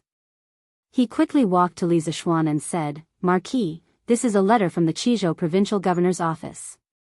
Qizhou Provincial Governor's Office? Wang Renbiao. Let me take a look. Li Zishuan stared blankly for a moment before hastily replying. Although Wang Renbiao was born in an aristocratic family, he did not have the bad habit of being unruly. He got along very well with Li Zishuan. Moreover, in the battle at Longmen Pass not long ago, if Wang Renbiao had not taken the risk of being impeached and recruited elite soldiers without authorization to come to the rescue, Longmen Pass might have fallen, and Li Zishuan, who was heavily injured at that time, might have died under the hooves of the Turkic wolf cavalry. This was a life-saving grace. Not to mention, before this incident, Li Zishuan and Wang Renbiao's relationship was already very good. Therefore, when he heard that it was a letter from the Qizhou Provincial Governor's Office, Li Zishuan was very happy. After receiving the letter from Pang Feiji, Li Zishuan quickly opened it and read it carefully. There were lines of elegant handwriting on the letter. As the saying goes, a person's handwriting is like their handwriting. However, looking at the elegant handwriting, he knew that this letter was definitely not written by a man. Looking at the contents of the letter, it was indeed not written by a man. I, Jingchu, pay my respects to Marquis. I have not seen him for more than a month, but I have heard of Marquis's actions of going up north to exterminate the locusts and ambushing the Turkic state preceptor. Marquis is valiant and brave, just like Li Guang during the Han dynasty. He is admirable. The beginning of the letter was a greeting, but at the same time, it also revealed the identity of the person who wrote the letter. It was Li Jingchu, and not Wang Renbiao as Li Zishuan had expected. Li Zishuan could not help but feel puzzled. He secretly wondered why Li Jingchu would write a letter to him. This was because he and Li Jingchu had never interacted directly. They had always interacted indirectly through Wang Renbiao. Could it be that something had happened to Wang Renbiao? After all, according to official history, Wang Renbiao had died in office due to illness. Thinking of this, Li Zishuan's heart suddenly sank. He hurriedly skipped the beginning of the letter and continued reading. On the 6th day of the 7th month, the eldest princess brought provincial governor Wang to Qizhou. Renbiao mentioned to the eldest princess about his marriage with me. When the eldest princess heard this, she was furious. She said that as a legitimate son of the Wang family, how could he fall in love with a commoner's daughter? She ordered Renbiao to break off his relationship with me. Renbiao did not agree. The eldest princess ordered the generals in the manor to expel me from the provincial governor's manor. Renbiao wanted to object, but filial piety was greater than the heavens. He could not openly contradict the eldest princess. He could only plead in every possible way and barely managed to protect me. In order to not make things difficult for Renbiao, I quietly left Yongzhou City that night. After my father was harmed by evil people, I no longer cared about matters of love. However, Renbiao took pity on me. He had done so much for me and even avenged my father's death for me. I am not made of gold and stone. How could I not be moved? I had thought that I was not worthy of the eldest son of the Wang family. I also expected that Renbiao and I would face many difficulties in the future. However, when things came to a head, the eldest princess and provincial governor Wang's determination exceeded my and Renbiao's expectations. I knew that it was impossible for me to step into the Wang family. I thought that as long as Renbiao could be happy, I would be satisfied. I originally thought that after I left Yongzhou City, I would be able to resolve this crisis. However, who knew that a few days ago, I heard rumors that Renbiao had fallen seriously ill and was bedridden again. I was extremely worried and returned to Yongzhou City. I wanted to visit the provincial governor's manor, but I was refused entry by the eldest princess's people. Helpless, I found Renbiao's old housekeeper and borrowed the provincial governor's manor's name to write a letter to Marquis. Marquis is Renbiao's best friend, and Renbiao is usually very respectful of Marquis. This humble girl does not have extravagant hopes that Marquis will allow this humble girl and Renbiao to be together forever. I only hope that Marquis can counsel Renbiao and help him resolve the knot in his heart so that he can recover quickly. This humble girl, Li Jingchu, respectfully greets you. After reading the letter, Li Zishuan's expression turned grave. He thought to himself, what's bound to come has indeed come. When Li Zishuan found out that Wang Renbiao was infatuated with Li Jingchu, he had predicted that the upper echelons of the Wang family would strongly oppose this marriage. At that time, Wang Renbiao had expressed that even if he was expelled from the Wang family because of Li Jingchu, he was willing to accept it. At most, he would just find another way to make a living. But who knew that Wang Renbiao would be so angered by Princess Tong, and that he would be bedridden? Furthermore, from the looks of it, he was currently under house arrest. Otherwise, he would definitely have chased after Li Jingchu when she left Yong City. In addition, at Longmen Pass, Leng Yuyao, who had accompanied Wang Renbiao, had secretly mentioned to Li Zishuan that the elders of the Wang family already knew about the matter between Wang Renbiao and Li Jingchu. At that time, Li Zishuan did not take it to heart. In his opinion, Wang Yu was the head of the Wang family. No matter how vicious a tiger was, it would not harm its own child. At most, it would take away some of the political resources that the Wang family had invested in Wang Renbiao, so that Wang Renbiao would not be able to continue his smooth-sailing career in the government. But who would have thought that these two elders would want to torture their own son to death? In the end, he had overestimated the importance of kinship in the aristocratic families and underestimated the coldness of those people. You leave first. I'll write a reply. Call Xiao Xian to grind the ink. After a long silence, Li Zishuan raised his head and ordered. Yes. Marquis. Pang Feiji bowed and accepted the order. Just as he walked out, the door to the study was pushed open with a creak. It was Han Yushi, who had walked in with a cup of tea. "Husband, this concubine just heard that you wanted to write a letter. How about I grind the ink for you?" Chapter 1679. Wife, you're here. In the study of the Marquis's mansion. Li Zishuan forced a smile and greeted Han Yushi when he saw her push open the door and enter. "I heard that you went into the study after returning and didn't come out for a long time, so I made a pot of tea and brought it over to quench your thirst." Han Yushi placed the tray with the teacup on the table beside Li Zishuan. Then, she saw that Li Zishuan seemed to have something on his mind, so she asked tentatively, "Husband, did something happen?" Li Zishuan shook his head and sighed. "Ai. Yes. A pair of ill-fated mandarin ducks. Since you're here, please help your husband grind the ink." Ill-fated mandarin ducks. Yes. Husband. Han Yushi didn't understand, but she saw that Li Zishuan didn't seem to think much about it, so she didn't ask further. Instead, she came to the table and began to grind the ink for Li Zishuan. In fact, although Li Zishuan knew how to write with a brush, he didn't use a brush to write. After all, he wasn't used to it. Of course, the most important thing was that the workshop at Chitsu Pavilion had already made pencils and promoted their use in the academy. With such a convenient writing tool like a pencil, why would he use a brush? Wouldn't he be suffering? But this time, Li Zishuan had a reason to use a brush.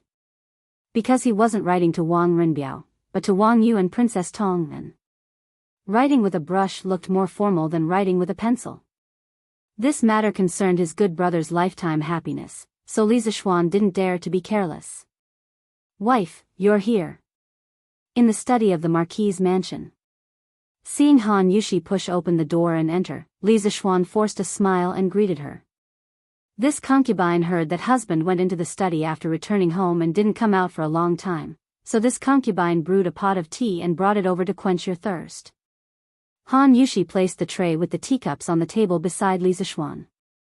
Then, she saw that Li Zishuan seemed to have something on his mind, so she asked tentatively, "Husband, did something happen?" Li Zishuan shook his head and sighed. "That's right. A pair of ill-fated mandarin ducks. Since my wife is here, help your husband grind the ink." Unfortunate couple.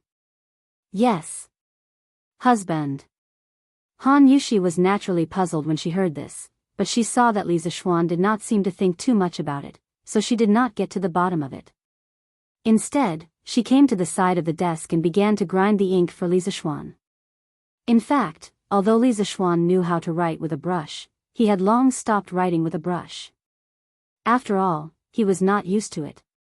Of course, the most important thing was that the workshop of Chitsu Pavilion had long made pencils and promoted their use in the academy. With such a convenient writing tool like a pencil, why would he use a brush?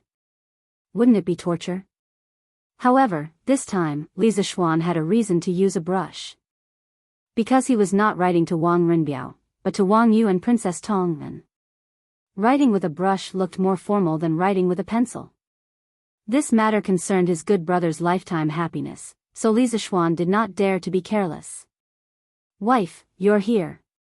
In the study of the Marquis's mansion. Seeing Han Yushi push open the door and enter, Li Zishuan forced a smile and greeted her. "I heard that you went into your study after returning home and did not come out for a long time. So, I made a pot of tea and brought it over to quench your thirst." Han Yushi placed the tray with the teacup on the table beside Li Zishuan.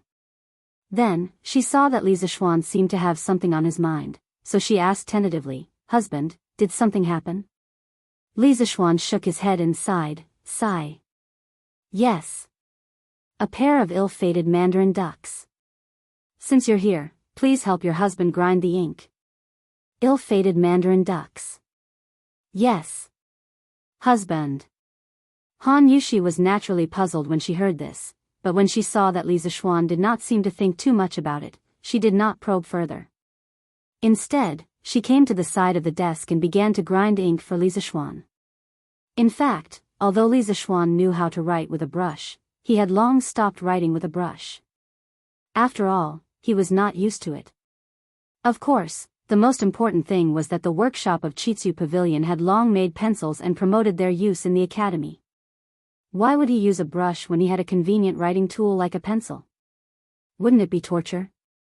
However, this time, Li Zixuan had a reason to use a brush.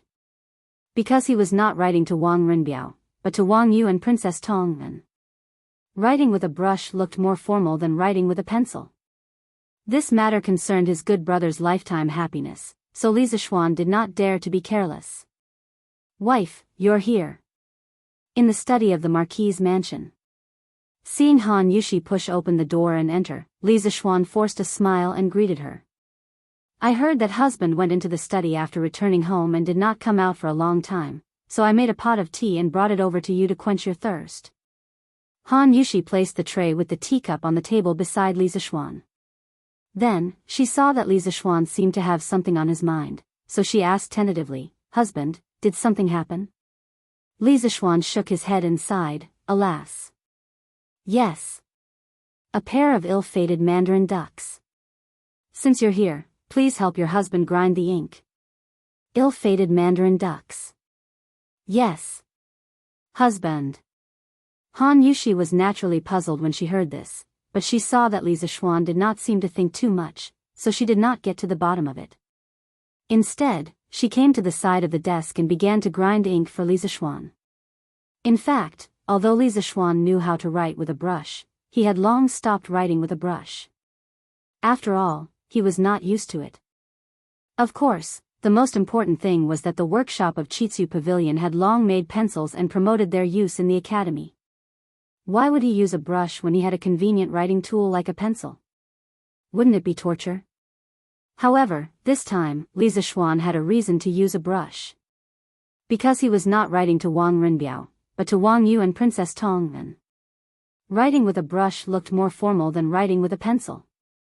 This matter concerned his good brother's lifetime happiness, so Li Zixuan did not dare to be careless. "Wife, you're here." In the study of the Marquis's mansion. Seeing Han Yushi push open the door and enter, Li Zixuan forced a smile and greeted her. "I heard that husband went into the study after returning home and did not come out for a long time, so I made a pot of tea and brought it over to you to quench your thirst." Han Yushi placed the tray with the teacup on the table beside Li Zixuan. Then, she saw that Li Zixuan seemed to have something on his mind, so she asked tentatively, "Husband, did something happen?" Li Zixuan shook his head and sighed, "Alas. Yes. A pair of ill-fated mandarin ducks. Since you're here, please help your husband grind the ink." Ill-fated mandarin ducks. Yes. Husband. Han Yushi was naturally puzzled when she heard this, but she saw that Li Zixuan did not seem to think too much, so she did not get to the bottom of it. Instead, she came to the side of the desk and began to grind ink for Li Zixuan. In fact, although Li Zixuan knew how to write with a brush, he had long stopped writing with a brush. After all, he was not used to it. Of course, the most important thing was that the workshop of Chitsu Pavilion had long made pencils and promoted their use in the academy. Why would he use a brush when he had a convenient writing tool like a pencil?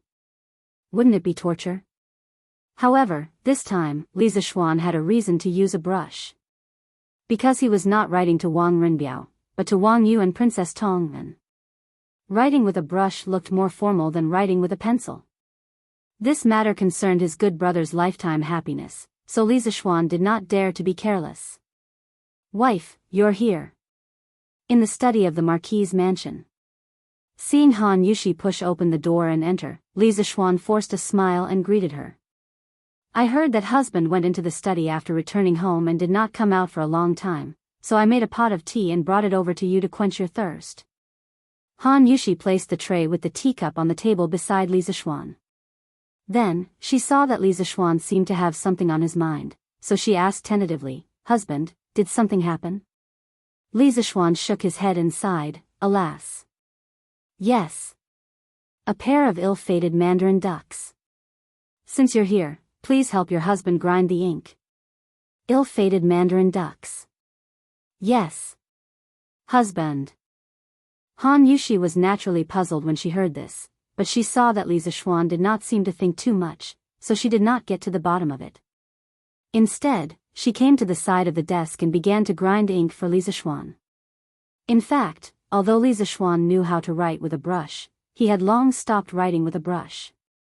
After all, he was not used to it.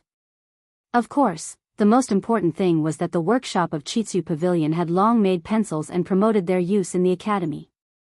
Why would he use a brush when he had a convenient writing tool like a pencil? Wouldn't it be torture?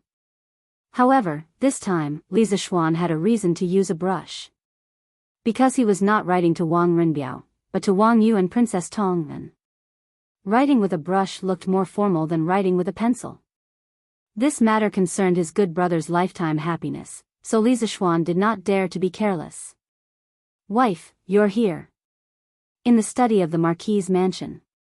Seeing Han Yushi push open the door and enter, Li Zishuan forced a smile and greeted her. "I heard that husband went into the study after returning home and did not come out for a long time, so I made a pot of tea and brought it over to you to quench your thirst." Han Yushi placed the tray with the teacup on the table beside Li Zishuan. Then, she saw that Li Zishuan seemed to have something on his mind, so she asked tentatively, "Husband, did something happen?" Li Zishuan shook his head and sighed, "Alas. Yes. A pair of ill-fated mandarin ducks. Since you're here, please help your husband grind the ink." Ill-fated mandarin ducks. Yes. Husband.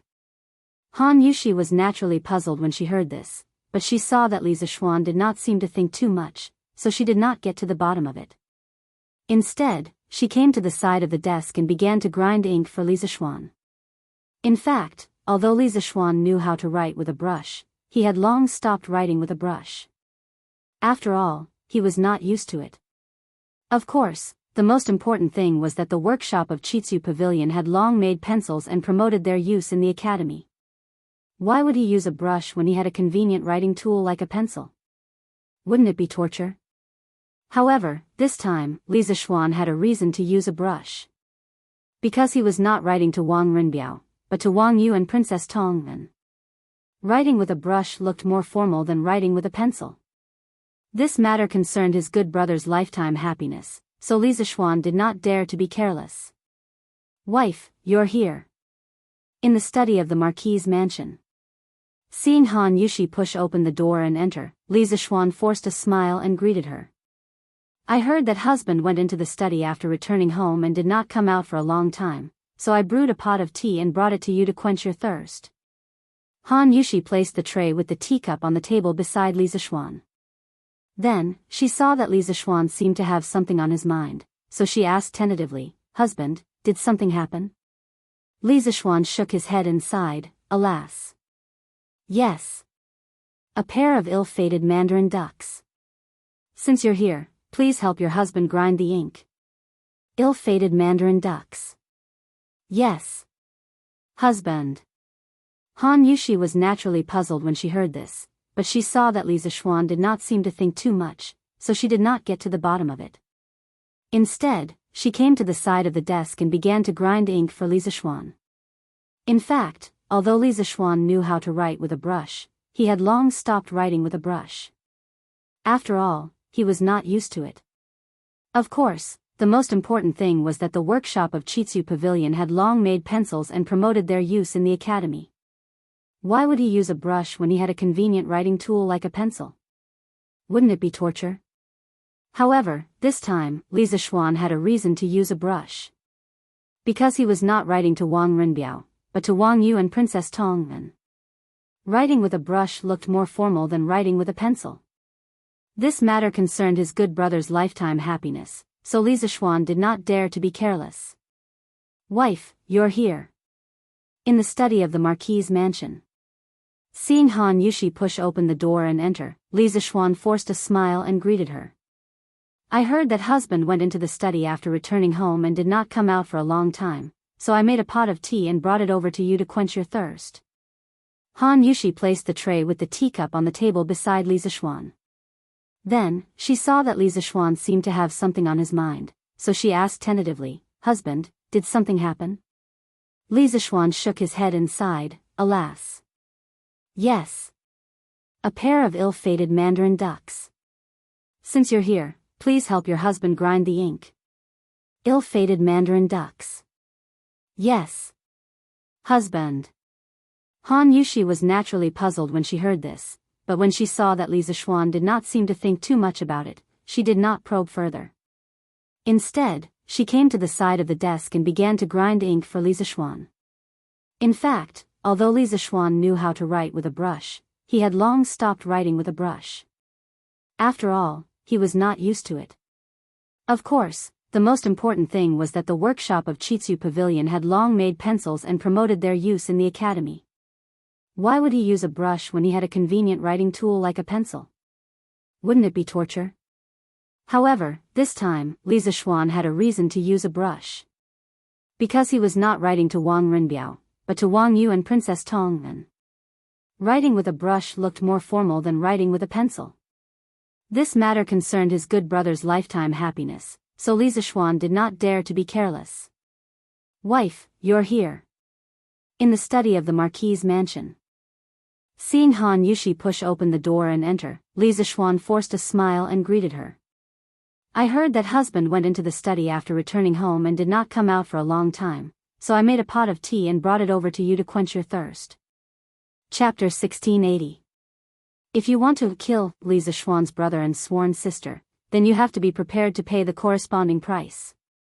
The Wang family is no exception.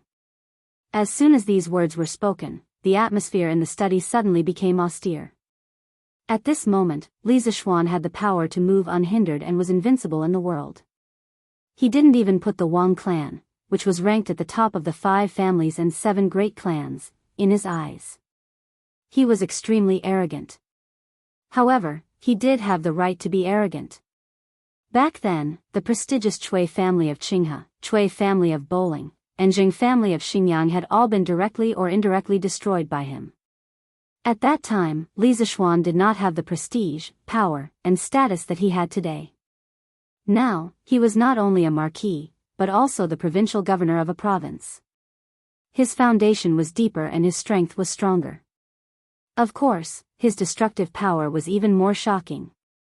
The Wang family valued the family's interests and could ignore Wang Renbiao's life. However, they had to consider whether they could withstand Li Zixuan's revenge after Wang Renbiao's death. This was the attitude that Li Zixuan wanted to convey to Wang Yu and Princess Tongmen. This concubine naturally understands husband's feelings, but won't this displease Provincial Governor Wang and Princess Tongmen? After all, there are many words in this letter that seem a little. After a moment of shock, Han Yushi recovered from her shock. She smoothed the hair in front of her chest and looked at Li Zixuan with a worried expression. Seems a little arrogant, right? Li Zixuan smiled and completed Han Yushi's unfinished words. Then, he snorted and said, "Humph. This will depend on how Provincial Governor Wang and Princess Tong and weigh the pros and cons. Will they continue to break up the affectionate couple and fall out with me, or will they let them go and do me a favor? Renbiao and I are as close as brothers, but I still have important matters to attend to. This is all I can do. If not, I will personally make a trip to Qizhou." After that, Li Zixuan folded the 2 pieces of paper and put them in an envelope. After he finished painting it, he shouted at the door, "Feiji, come in." With a creak, Pang Feiji, who had been waiting outside the door for a long time, hurriedly pushed the door open and entered. Li Zixuan handed over the letter and instructed, "Arrange for someone to deliver this letter to the Qizhou Provincial Governor's manor as soon as possible and personally hand it over to Provincial Governor Wang Yu." "Yes, Marquis." Pang Feiji bowed and accepted the order. Then, he took the letter and left. Only Li Zixuan and Han Yushi were left in the study. Li Zixuan picked up the teacup that Han Yushi had just brought in. Although the tea was a little cold, it was still fragrant when he placed it at the tip of his nose and sniffed it. Li Zixuan took a sip. "Husband, you mentioned that you have an important matter to attend to. Is it the matter of going to the Black Armored Army's camp in 2 days?" "Yes. That's right." Li Zixuan put down the teacup and nodded. Although Renbiao's situation is critical, there might be other solutions. Now that the kingdom war is imminent, at such a crucial time, nothing can be compared to the preparation for the Turkic Khaganate. This concerns the lives of millions of people in the Tang Empire. We can't be careless. Hearing this, Han Yushi instantly fell silent. She understood the affairs of the country and the people of the world. But now, her loved ones were about to embark on an extremely difficult and dangerous path for the so-called people of the world. This was a little hard for her to accept. However, when she thought of Wang Renbiao and Li Jingchu, this pair of ill-fated lovers, Han Yushi felt that she was extremely lucky and happy. At least she could be together with the person she loved. Moreover, after marriage, her parents-in-law treated her very well. There had never been any discord between the mother-in-law and daughter-in-law that occurred in ordinary wealthy families. So, what else was she not satisfied with? Husband, don't worry and go. I will take care of the house. After a moment of silence, Han Yushi spoke. Since there were some things that she couldn't stop, she could only wholeheartedly support Li Zishuan and not let Li Zishuan have any worries. Yes. Haha. With my wife's words, your husband can rest assured. Li Zishuan hugged the beauty beside him and chuckled. Sigh. Why do we have to stay in the academy for the makeup exams when everyone else is on vacation? Moreover, we only have 1 or 2 days to prepare. How can our exam results be good? Yunshan, Yanhuang College. Ching Chumo, who had just come out of the cafeteria after lunch, kicked the pebbles on the road listlessly and grumbled softly. All right. Cho Nyo. Don't complain. Take the time to rest when we get back to the dormitory and continue with our revision. Li Ku, who was walking half a body's length in front of Ching Chumo, paused and looked at Ching Chumo. I should be able to finish the rest of my revision this afternoon. Then, I will help you with your revision. Hee hee. Little Ku, you're the best. No. Little Ku, you're done with your revision so quickly? Ching Chumo couldn't help but chuckle when he heard that. Then, he realized that something was wrong. He couldn't help but widen his eyes and exclaim in surprise. He had just started his revision yesterday and Li Ku was about to finish it today. This was really a case of comparing people to people and goods to goods. Haha. What's so strange about that? Li Ku chuckled and said casually, actually, before we went to the north, I had already started revising my homework and preparing for the exam. During the days we were in the north, we were on the road during the day and before we rested at night, I would usually read for 1 to 4 hours. F***CK. I was wondering why the lights in your room went out so late every night. Little Ku, why didn't you tell me earlier? Ching Chumo slapped his head and suddenly realized something. Then, he said with a hurt face. It was as if he was blaming a good friend for studying secretly without telling him. Those who didn't know the truth would probably praise him for being a good student who loved studying. Hearing that, Li Ku looked at Ching Chumo and said, Cho Nyo, even if I told you earlier, would you really be able to calm down and study in advance and prepare for your exams? Ching Chumo was stunned. What Li Ku said did make sense. Even if he was given a chance to choose again, he would not study and prepare for exams while he was on his way to the north to kill locusts.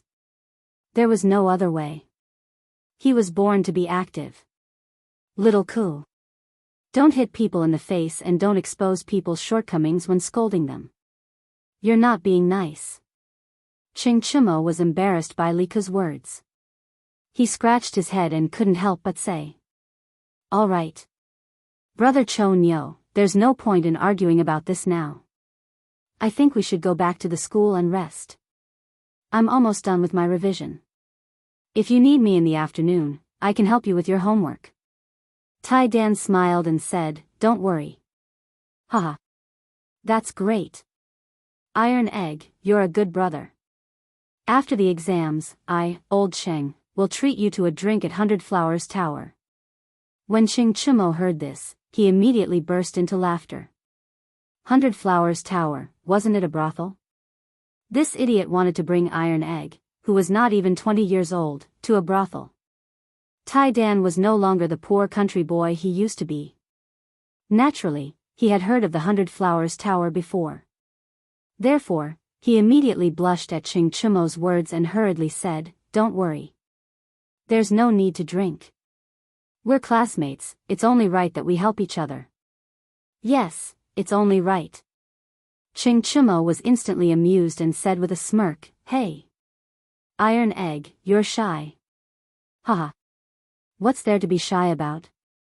Let me tell you, when I was 8 years old, As this idiot spoke, he couldn't help but start to brag about his heroic deeds. Meng Wenhao and Kusher Qing, who had just returned from Shuzhong, couldn't help but smile when they saw this. Isn't that Qing Ke? Where is he going? When they were approaching the academy's Guanghua building, Li Ku suddenly saw Li Tai hurrying along the main road of the academy towards the gate. He couldn't help but ask in confusion. Qing Ke? That's right. Qing Ke just finished his exams a few days ago. Can't you just ask him to help with your homework? Hearing the two words, Qing Ke, Ching Chumo's eyes suddenly lit up. He smiled and immediately ran in the direction of Li Tai. As he ran, he shouted, hey! Qing Ke, stop! Stop! Li Ku and the others instantly understood the reason why Ching Chumo was so enthusiastic. They couldn't help but cover their faces with their hands. It was really shameful to be associated with this guy. A moment later. Virgin, you want me to leak the exam questions to you and help you cheat? Absolutely impossible. Ching Chumo's intention was actually very simple. He just wanted Li Tai to recall the questions of the final exam from a few days ago. Then, he would be prepared for the makeup exam the day after tomorrow. But how could Li Tai help him do such a shameful thing? After understanding the situation, Li Tai rejected Ching Chumo's offer without hesitation and said, don't worry. Virgo, I advise you to give up on this idea. First, no one in the academy will help you recall the exam questions. Second, your exam papers this time may not be the same as ours. Instead of thinking about this, it's better to take the time to revise. Ching Chumo pursed his lips and whispered, it's fine if you don't want to help. If the makeup exam questions are not the same as yours, will Yamacho come up with another set of exam questions? Li Tai rolled his eyes and couldn't be bothered with this idiot. At this time, Li Ku asked, Qing Ke, I saw you in a hurry just now. Where are you going? Oh. To the workshop. Li Tai turned to look at Li Ku and replied, actually, I've been studying something new recently. I encountered some problems before, but after some guidance from Yamacho 2 days ago, I already know how to solve it. I want to take advantage of the time before Yamacho leaves Yunshan to make a sample for him to see. New thing? Qing Ke, what is this new thing that you're so interested in? Li Ku was naturally envious of Li Tai's personal guidance from Li Zishuan, but he was undoubtedly more curious about the new thing that Li Tai mentioned, so he couldn't help but ask. It's a tool that can transmit sound over a long distance. Simply put, it means that no matter how far apart two people are, they can talk and listen to each other through this tool. Li Tai looked around and after seeing that there was no one around, he replied. Long-distance transmission? You can make such a godly object, Qing Ke? That's amazing. When Li Ku heard this, he couldn't help but open his eyes wide and exclaim. Not only him, but Ching Chumo, Iron Egg, Meng Wenhao, Kusher Qing, and the others all looked at Li Tai in disbelief. This was because before this, they had never even thought of building such a long-distance sound transmission tool. Cough cough. Lower your voice. Lower your voice. Although the telephone was not part of the Academy's trump card project, its research had always been carried out in secret. Seeing Li Tai's surprised face, Li Tai hurriedly said with a nervous expression, that thing hasn't been completed yet. It's only in the experimental stage. In theory, it's feasible, but in reality, there are still many problems. Fortunately, Yamacho has provided me with some ideas to solve the problems. I've been busy modifying that thing for the past 2 days. Li Ku heard this and exclaimed, so, Qing Ke, the godly object that you mentioned just now, in theory, can really be made? Yes.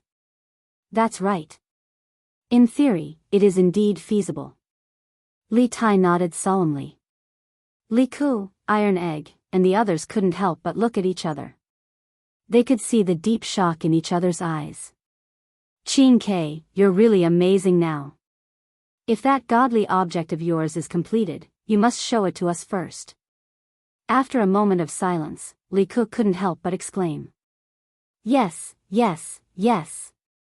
If this thing is completed, I'll be the first to try it. Ching Chumo also excitedly echoed. Haha. Of course, that's not a problem. Li Tai nodded with a smile. Oh, right. Qin Ke, you said that you want to make it before Yamacho leaves Yinshan. What does that mean? Could it be that Yamacho has plans to travel abroad recently? Kusher Qing asked at this time. Chapter 1681. Uncle Ma, I heard you were looking for me. The next morning, in the new workshop of the interesting pavilion, in a room in the editorial department of Datong Daily, Li Yu knocked on the door and entered. She asked Ma Zhou softly, who was standing in front of the window with his hands behind his back. In the academy, people called Ma Zhou Mr. Ma. In the workshop, people called Ma Zhou Caretaker Ma or Old Ma. In fact, Li Yu was probably the only person who called Ma Zhou Uncle Ma. Ma Zhou was against this form of address at first because he felt that he was not that old. However, after a long time, Ma Zhou was used to this form of address given by Li Yu. At this moment, he turned around and smiled kindly at Li Yu. Little Yu, you're here? Sit down and talk. As he spoke, he pointed at a chair opposite his desk.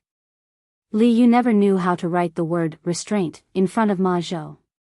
Hearing this, she did not stand on ceremony and directly sat on the chair.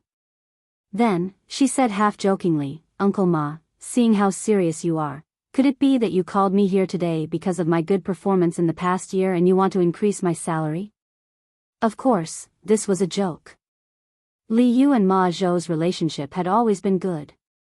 The two of them often joked about similar things. However, what Li Yu did not expect was that Ma Zhou, who had just sat opposite her, actually nodded. Yes. Little Yu, you guessed it right. I called you here today to increase your salary. Li Yu couldn't help but stare with her eyes wide open when she heard this.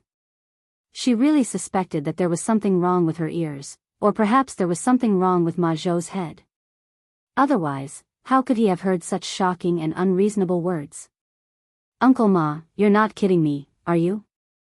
I don't have the time to play with you. I haven't finished my draft for today.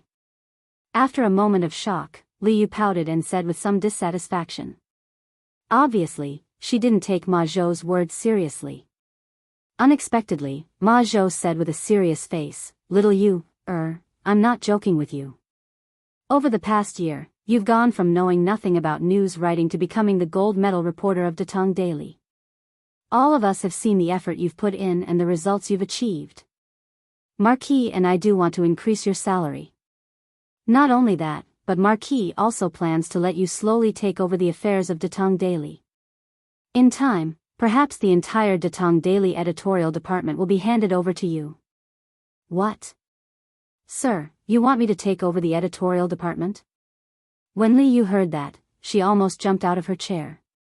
She said in disbelief, but I was only in charge of writing the news. Weren't you always in charge of the editorial department? Why would Sir make such an arrangement? Li Yu was actually very satisfied with her current life. Every day, she would go out to gather information and write a few news articles. Every month, she would have a decent income. Occasionally, she would even be able to expose some illegal activities among the people, punishing evil and promoting good. This life was really fulfilling and valuable. As for Ma Zhou's position in the editorial department of Datong Daily, Li Yu wasn't very interested. I was in charge of the editorial department before, but I'm leaving Lantian County soon. Seeing Li Yu's excited face, Ma Zhou said in a low voice. Leaving Lantian County? Why? Could it be that, sir? When Li Yu heard that, her heart skipped a beat. Her face suddenly showed a trace of worry. She subconsciously thought that Ma Zhou had done something wrong recently, so Li Zishuan wanted to remove Ma Zhou from his position in the editorial department. What kind of person was Ma Zhou? How could he not see through Li Yu's thoughts? He quickly waved his hand and said, "Little Yu, don't misunderstand. I'm leaving Lantian County because I have more important things to do. Marquis is now the provincial governor of Qingzhou, but there's still a lot of work in the capital. So, Marquis appointed me as the chief secretary of Qingzhou provincial governor's residence and asked me to go to Qingzhou to take over the affairs there. This afternoon, I'm leaving." "Oh. So that's the case." When Li Yu heard that, she couldn't help but let out a sigh of relief. Then, she smiled and said, "Then I should congratulate Uncle Ma for being promoted. When I have time to go to Qingzhou, Uncle Ma, as a local snake, you have to treat me well." When he heard that sentence, Ma Zhou couldn't help but twitch his mouth. This girl really didn't know how to use words. He was going to be the chief secretary of Qingzhou provincial governor's residence in the future. How could he be called a local snake?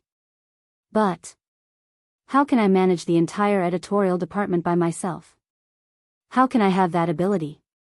At this moment, Li Yu remembered what Ma Zhou said at the beginning and couldn't help but speak out hesitantly. Ma Zhou smiled and said, "Of course, your current ability isn't enough to manage the entire editorial department. So, Marquis only asked you to slowly take over and familiarize yourself with it. Currently, the editorial department should be directly managed by Marquis. Also, don't you have Yu Shaojian and the others to help you on normal days?" Datong Daily had become the official mouthpiece of the imperial court. Naturally, there was no lack of supervision from the imperial court. Last year, Li Er sent a few scholars with both ability and integrity to enter Datong Daily's editorial department to review and supervise the contents of the daily newspaper. After more than a year of interaction, the editors in the editorial department and these scholars got along very well. There wasn't any hostility and instead, they often helped each other. "Oh. All right then. I'll give it a try." Li Yu thought for a while and finally nodded her head to accept this task. It wasn't that she was greedy for money. The salary she received every month was more than enough for her.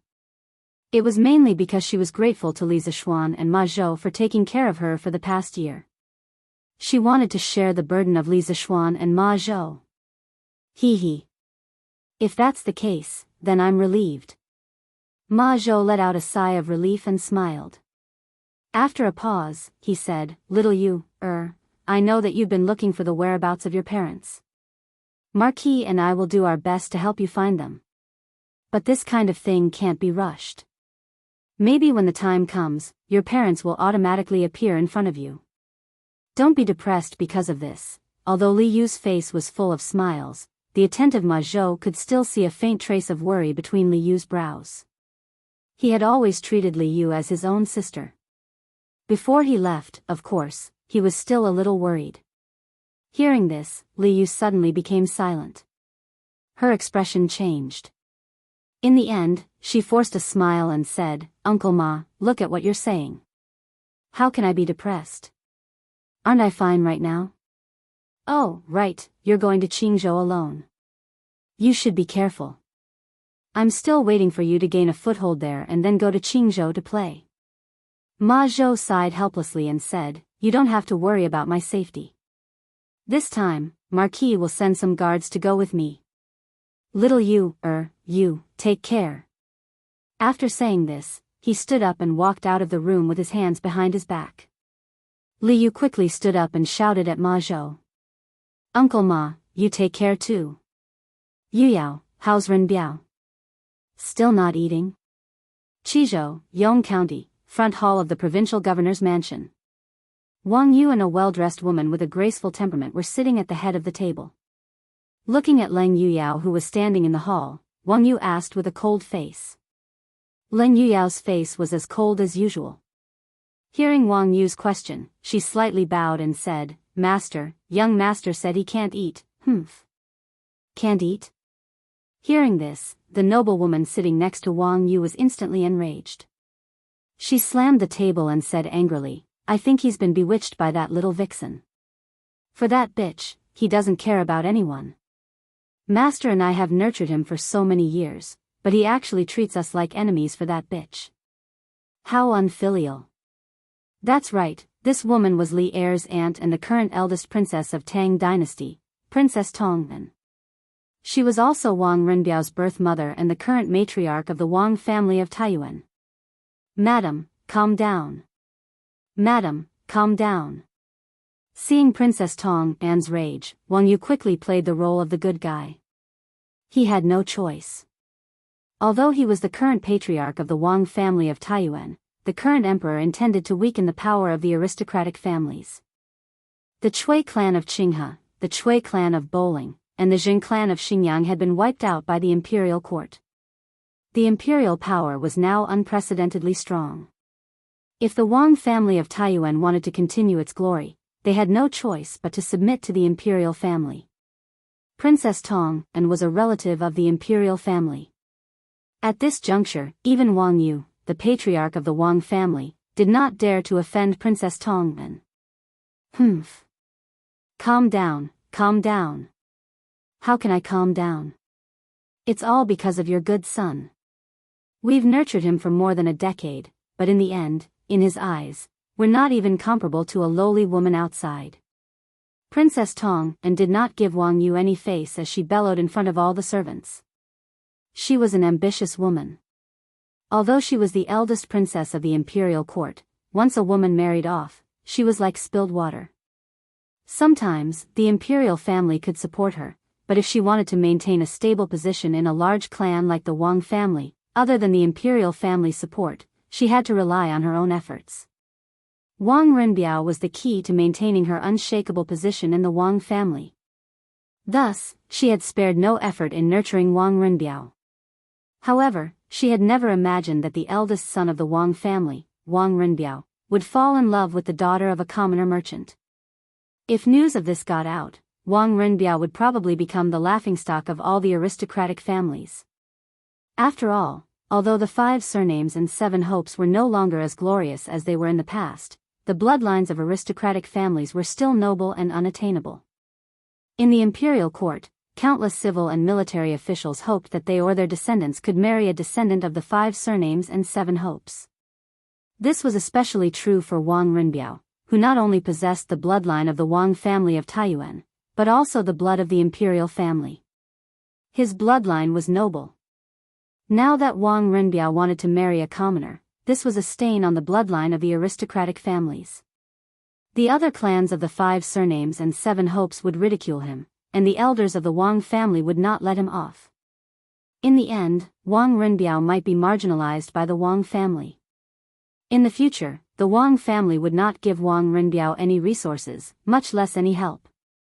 This caused Princess Tongmen's many years of planning and management to go up in smoke. It was said that a mother's status depended on her son. If Wang Renbiao could not provide her with a strong political foundation, as his mother, even if she had the status of a princess, she would soon be removed from the center of power in the Wang family. Therefore, after learning about Wang Renbiao and Li Jingqiu, Princess Tongmen flew into a rage and brought her husband to kill their way from Suizhou to Qizhou.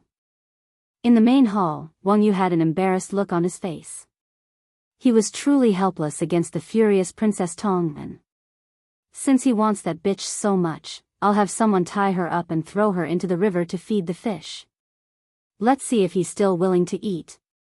After a pause, Princess Tongmen finally made up her mind. She stood up angrily and said to Leng Yuyao, take someone to that bitch's house and tie her up for me. This. Leng Yuyao was shocked. She was envious and jealous of Li Jingqiu, but she knew that Wang Renbiao truly liked Li Jingqiu. As long as Wang Renbiao liked someone, whether it was a friend or a love rival, she would do her best to protect them. However, Princess Tongmen had ordered her to kill Li Jingqiu. Leng Yuyao was against this order from the bottom of her heart. Moreover, she knew that if Li Jingqiu died like this, Wang Renbiao would not continue living and would not forgive her even in death. Madam, you mustn't. Before Leng Yuyao could say anything, Wang Yu could no longer sit still. He hurriedly stood up to dissuade her. Madam, Li Jingqiu is just a commoner. She didn't steal or rob, nor did she commit any crimes. As an official of the imperial court, how can I let anyone take her away as they please?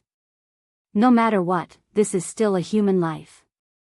In a feudal society, there was naturally darkness everywhere. This was especially true for aristocratic families. Every month, servants and maidservants would die an unnatural death. In the eyes of the upper echelons, some human lives were indeed worthless. However, Li Jingchu was not a slave. She was a commoner. No matter if it was an aristocratic family or an official of the imperial court, no one could casually put a commoner to death. At the very least, they could not brazenly put a commoner to death like this. Even if Li Jingchu had committed a serious crime, Wang Yu and Princess Tong and would not be able to kill her with just a few words. The imperial court was very strict when it came to the death penalty for criminals. It even required Li Er to personally review it. Therefore, once a human life was involved, Wang Yu could not sit by and do nothing. After hearing Wang Yu's words, Princess Tong knew that she had misspoken. Her phoenix eyes were filled with anger. Humph. If we can't kill her, then we'll break her legs and scratch her face. Let's see if my son will give up then. Leng Yuyao, bring some people over now. Seeing that Princess Tong was willing to listen, Wang Yu sat back down. It was fine as long as no lives were taken. This was his principle and bottom line. However, Leng Yuyao did not immediately accept the order. She remained silent for a moment before gritting her teeth and cupping her fists. Forgive me, princess, but Yuyao cannot accept the order. The moment she said that, everyone was shocked. Princess Tong's eyes were filled with anger. She walked step by step to Leng Yuyao and said coldly, Leng Yuyao, you dare to disobey the order? Chapter 1682. If the ruler wants the subject to die, the subject has no choice but to die. This saying was used to describe the relationship between ruler and subject in feudal dynasties, but it also applied to the relationship between master and servant in this era. If the master wanted a servant to die, it was too easy.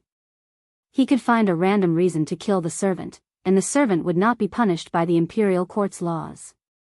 Thus, in this era, the master was the servant's heaven.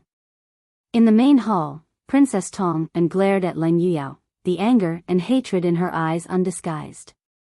If looks could kill, Leng Yuyao would have been riddled with holes by now.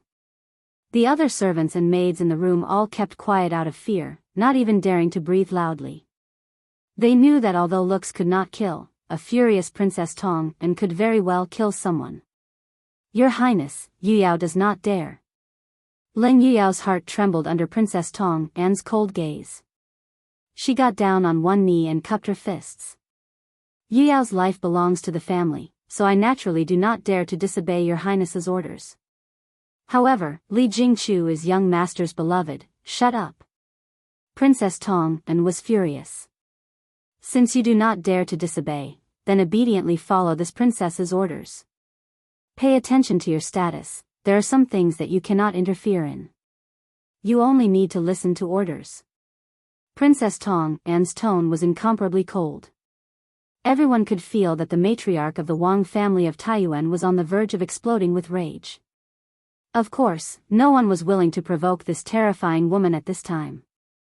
Leng Yuyao didn't dare either, but she really couldn't bring herself to hurt a powerless woman, especially one that Wang Renbiao loved deeply.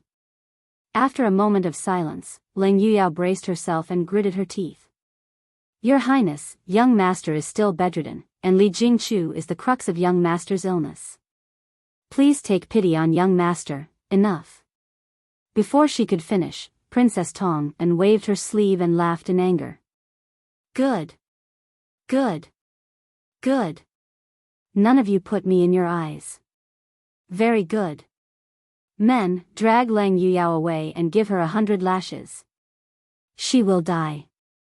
Wang Yu, who was sitting at the head of the table, was shocked when he heard this. 100 lashes was absolutely a death sentence for an ordinary person. Although Leng Yuyao was a martial artist, after being lashed 100 times, even if she didn't die, she would still lose a layer of skin. More importantly, Leng Yuyao was a secret guard that had been nurtured by the Wang family for many years. Her strength was close to that of an evolved Jing master, and she could be considered one of the top secret guards of the Wang family. If she was killed just like that, it would truly be a pity.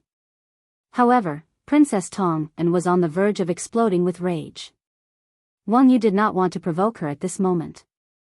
He opened his mouth and wanted to plead for mercy, but in the end, he did not say anything. At this time, two strong servants immediately walked in from outside the door. They bowed and replied, "Yes, Princess." As soon as they finished speaking, the two of them wanted to grab Leng Yuyao's shoulders. However, Leng Yuyao stood up on her own and glanced coldly at the two of them. Merely this glance caused the two of them to feel a bone-piercing chill rise from the soles of their feet. They heard Leng Yuyao say indifferently, "There's no need for you to escort me. I'll walk on my own." After saying that, she walked out of the door. How could someone as cold and arrogant as her allow another man to touch her body? Even if she was to be punished, she wanted to be punished in a dignified manner. Humph. Seeing this, Princess Tong snorted but did not say anything. She believed that after 100 lashes, Leng Yuyao would soon be dead. As a princess, why would she bother with a dead person? Princess Tong glared at Leng Yuyao's back and called out, "Enfu. This old servant is here." An old man in his 50s immediately walked out from the servant standing by the side. This was the old servant that Princess Tong had brought over from Sui province. "Enfu, take 2 men with you to the Li family and break that bitch's limbs and disfigure her face," Princess Tong ordered coldly. "Yes, Princess." The old servant did not have the same concerns as Leng Yuyao. He bowed and turned to leave. Cough, cough, cough.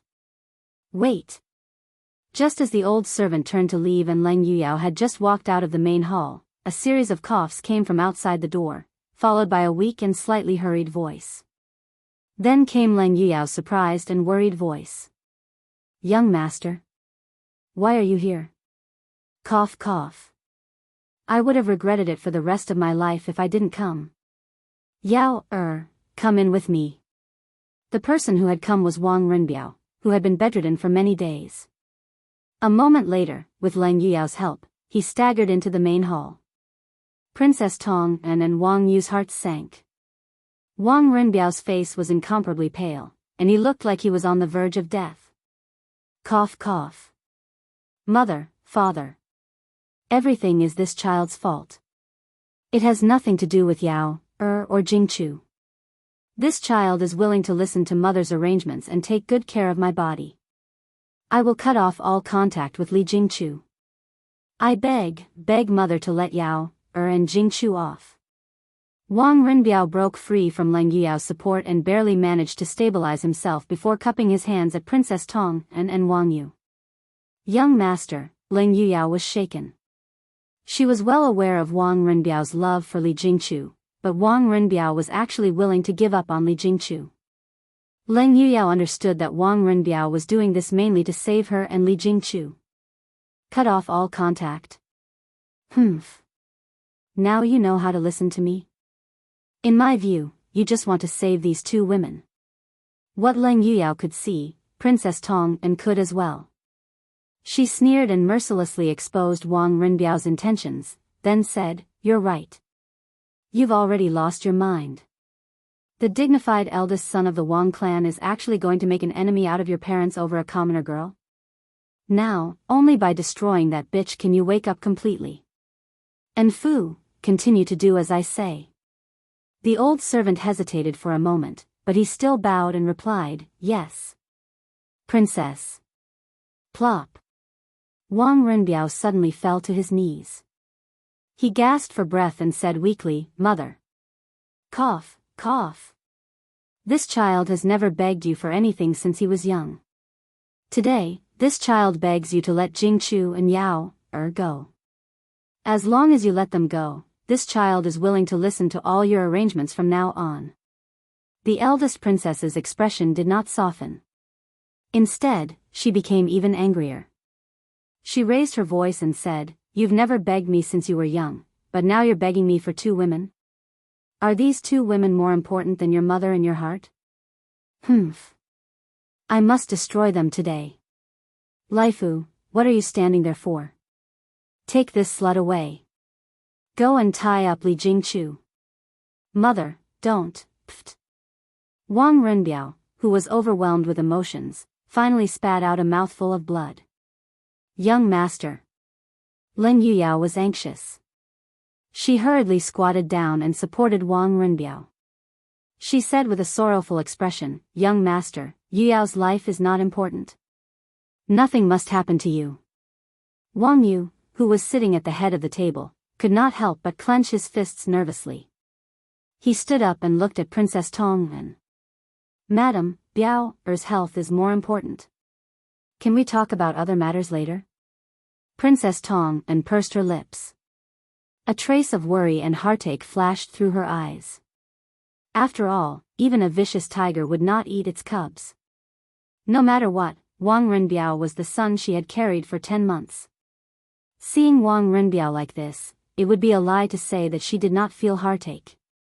However, when she thought of how the usually obedient Wang Renbiao had disobeyed her a few days ago because of a commoner girl, the anger in her heart surged again. No. Only by destroying that slut will he wake up. Men, help the eldest young master to the backyard to rest. Laifu, do as this princess said. Princess Tongren gritted her teeth and said fiercely. This, Wang Yu opened his mouth. Just as he was about to say something, Princess Tongren glared at him fiercely. Yes. Princess. And Fu bowed and received the order. He then whispered to the servants around him, What are you standing there for? Take Miss Leng away. Yes. The servants immediately swarmed toward Leng Yuyao. Humph. Leng Yuyao's eyes were cold and filled with killing intent. She whispered, Young master, Yuyao will protect you as you leave. Although she was an assassin trained by the Wang family for many years, at this moment, she only had Wang Renbiao in her eyes. Even if the surroundings were filled with danger, even if the road ahead was filled with killing intent, she had to protect Wang Renbiao. This was her belief. Cough cough. Yao, don't be rash. Wang Renbiao saw a trace of determination and the will to die in Leng Yuyao's eyes. He coughed twice and quickly pressed his hand on Leng Yuyao's shoulder to dissuade her. Leng Yuyao's eyes were filled with tears. She shook her head and said, Young master, Yuyao's life is worthless. Even if I die, Yuyao cannot watch young master suffer. As long as young master is safe and happy, Yuyao will have no regrets even if she dies. With that, she placed Wang Renbiao's arm on her shoulder and stood up from the ground. She looked coldly at the servants who were about to charge over. The temperature in the room instantly dropped to freezing point. No. Don't. Wang Renbiao panicked.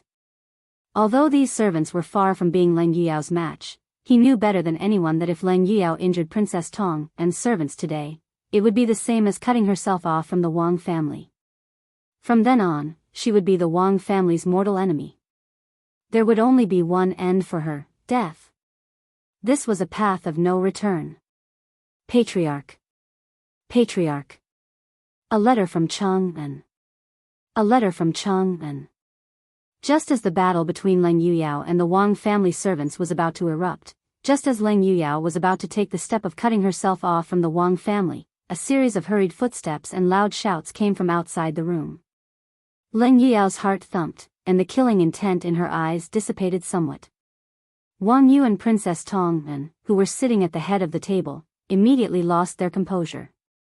Just the words "a letter from Chang'an" revealed a lot of information.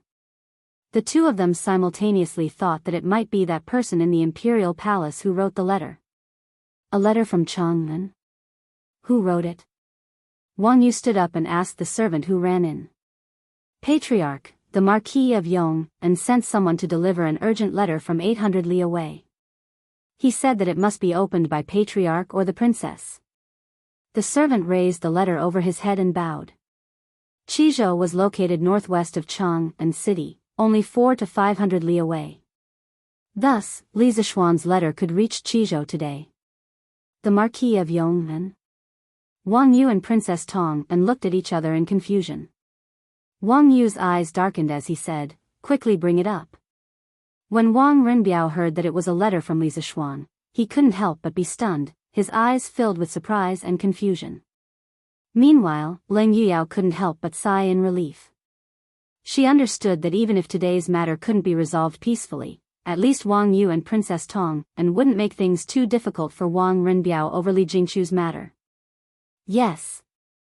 The servant replied and slowly walked forward to hand the letter to Wang Yu. Wang Yu reached out to take it. After seeing that the seal was still intact, he opened the letter and took out a stack of paper. Wang Yu unfolded the paper and saw the words written on it: "The peacock flies southeast, circling once every 5 li. At 13, she can weave silk. At 14, she can tailor. At 15, she can play the kongho. At 16, she can recite poetry. At 17, she is the wife of a monarch. Her heart is filled with sorrow." At this moment, Princess Tong and also turned to look at the letter in Wang Yu's hand. Isn't this Jiao Zhongqing's wife? What does the Marquis of Yong'an mean? After a moment, the two of them finished reading the contents of the first piece of paper. They couldn't help but look at each other and ask softly in confusion. Both of them were well-read people and naturally recognized where the contents of the letter came from. At this moment, Wang Yu had a hint of understanding in his heart, but he still wasn't sure what Li Zishuan was trying to express. However, he saw that there was another piece of paper under the letter. Wang Yu pulled it out and said, "Madam, there's another letter here." As he spoke, Wang Yu unfolded the other letter and saw the words written on it: "To Provincial Governor Wang and Eldest Princess. This junior suddenly heard that Rinbiao is seriously ill again and is worried and unable to calm down. However, this junior still has important matters to attend to in the capital and cannot personally visit Qizhou. Thus, I wrote this letter to ask about it. Rinbiao, gentle and pure, honest and magnanimous, my brother; Jingchu, pure and beautiful, gentle on the inside but firm on the outside, my adopted sister. I swear to go to the heavens and the underworld to avenge my brother. This junior Li Zishuan respectfully greets your highness." When he read the second letter, Wang Yu's expression became more and more solemn, while Princess Tong An's expression became more and more furious. Bastard!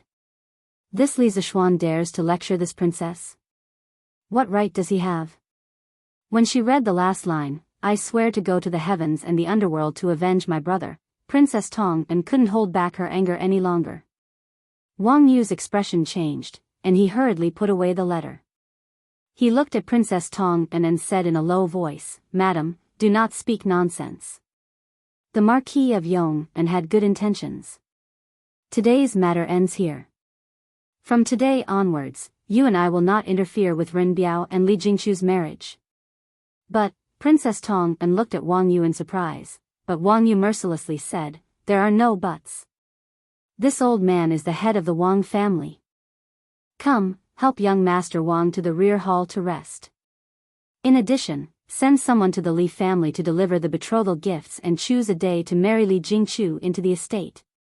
Wang Yu, who had seemed somewhat henpecked a moment ago, suddenly became incomparably domineering. Only now did he seem like the current head of the Wang family of Taiyuan.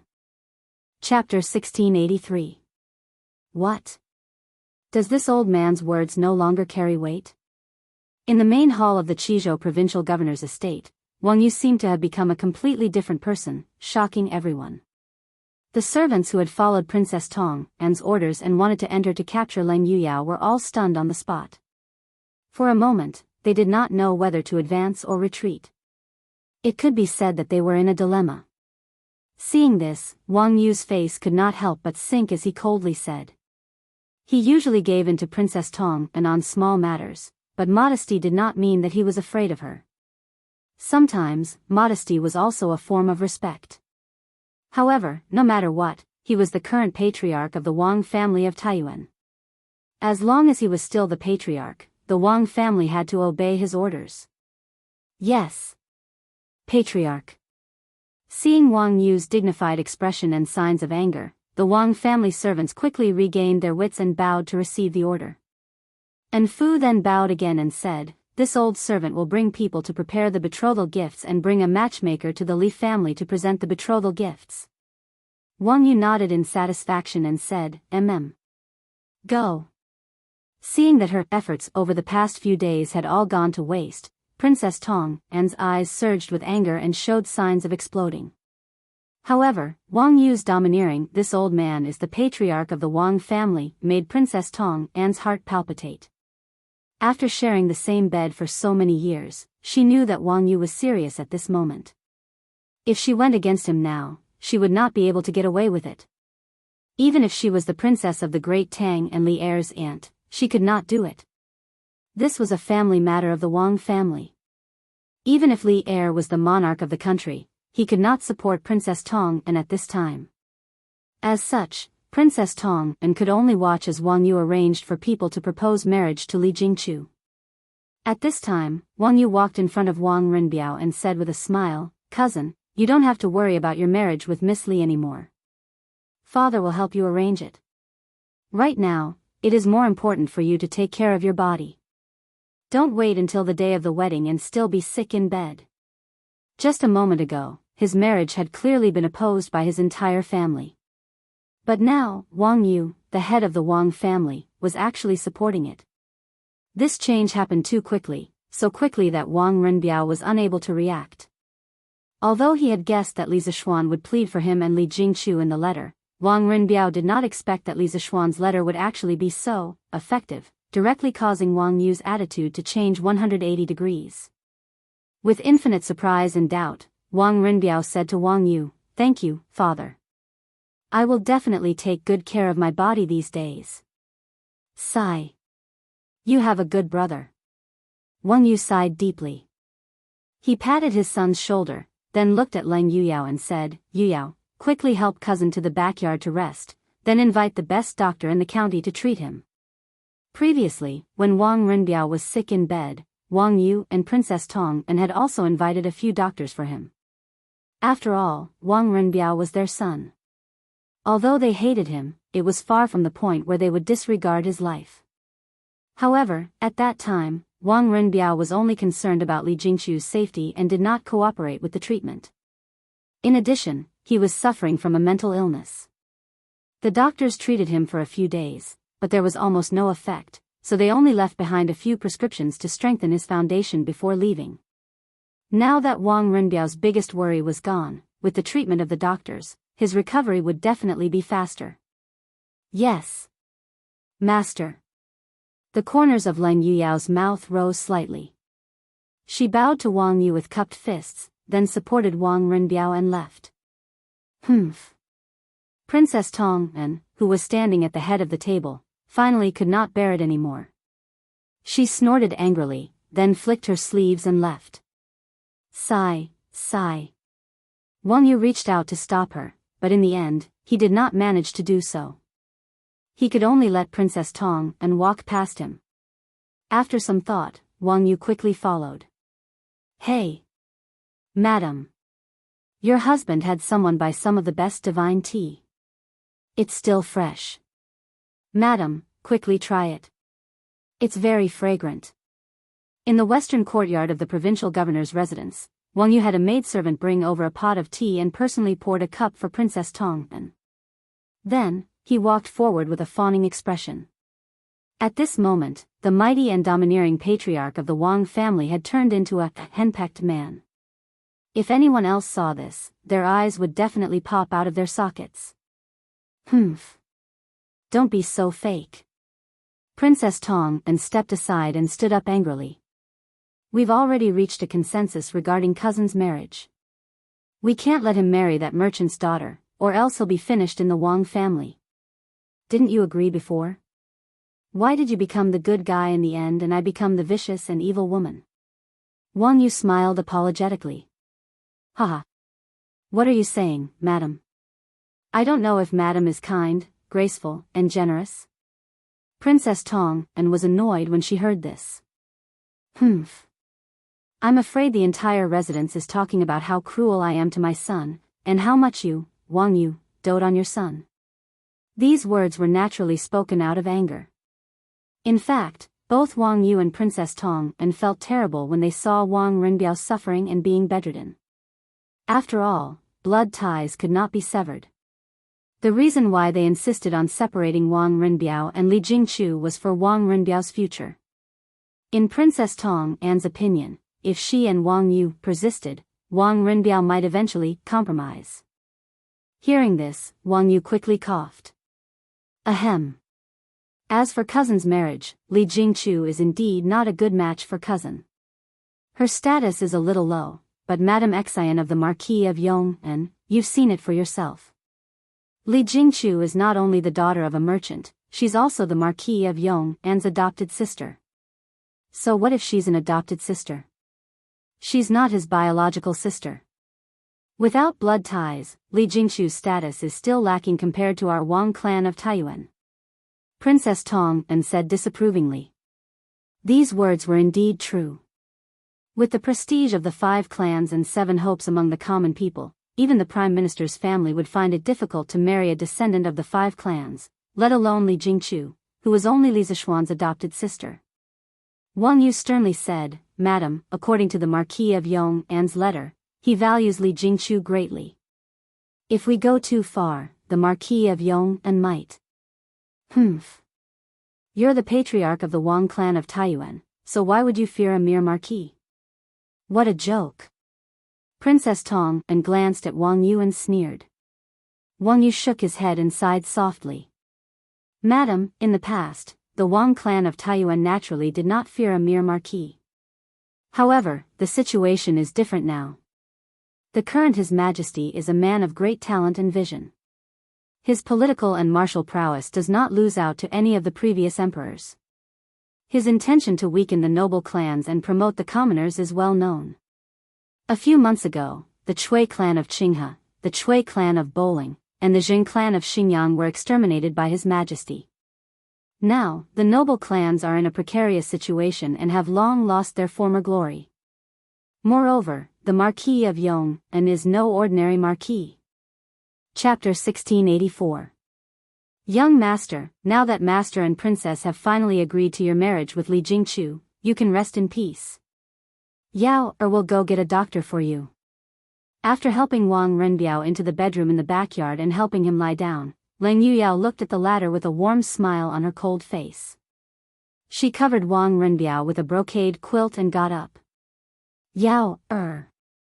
Just as Leng Yuyao turned to leave, Wang Renbiao suddenly stretched out his right hand and grabbed her white jade-like wrist, saying, Yao, it's been hard on you these days.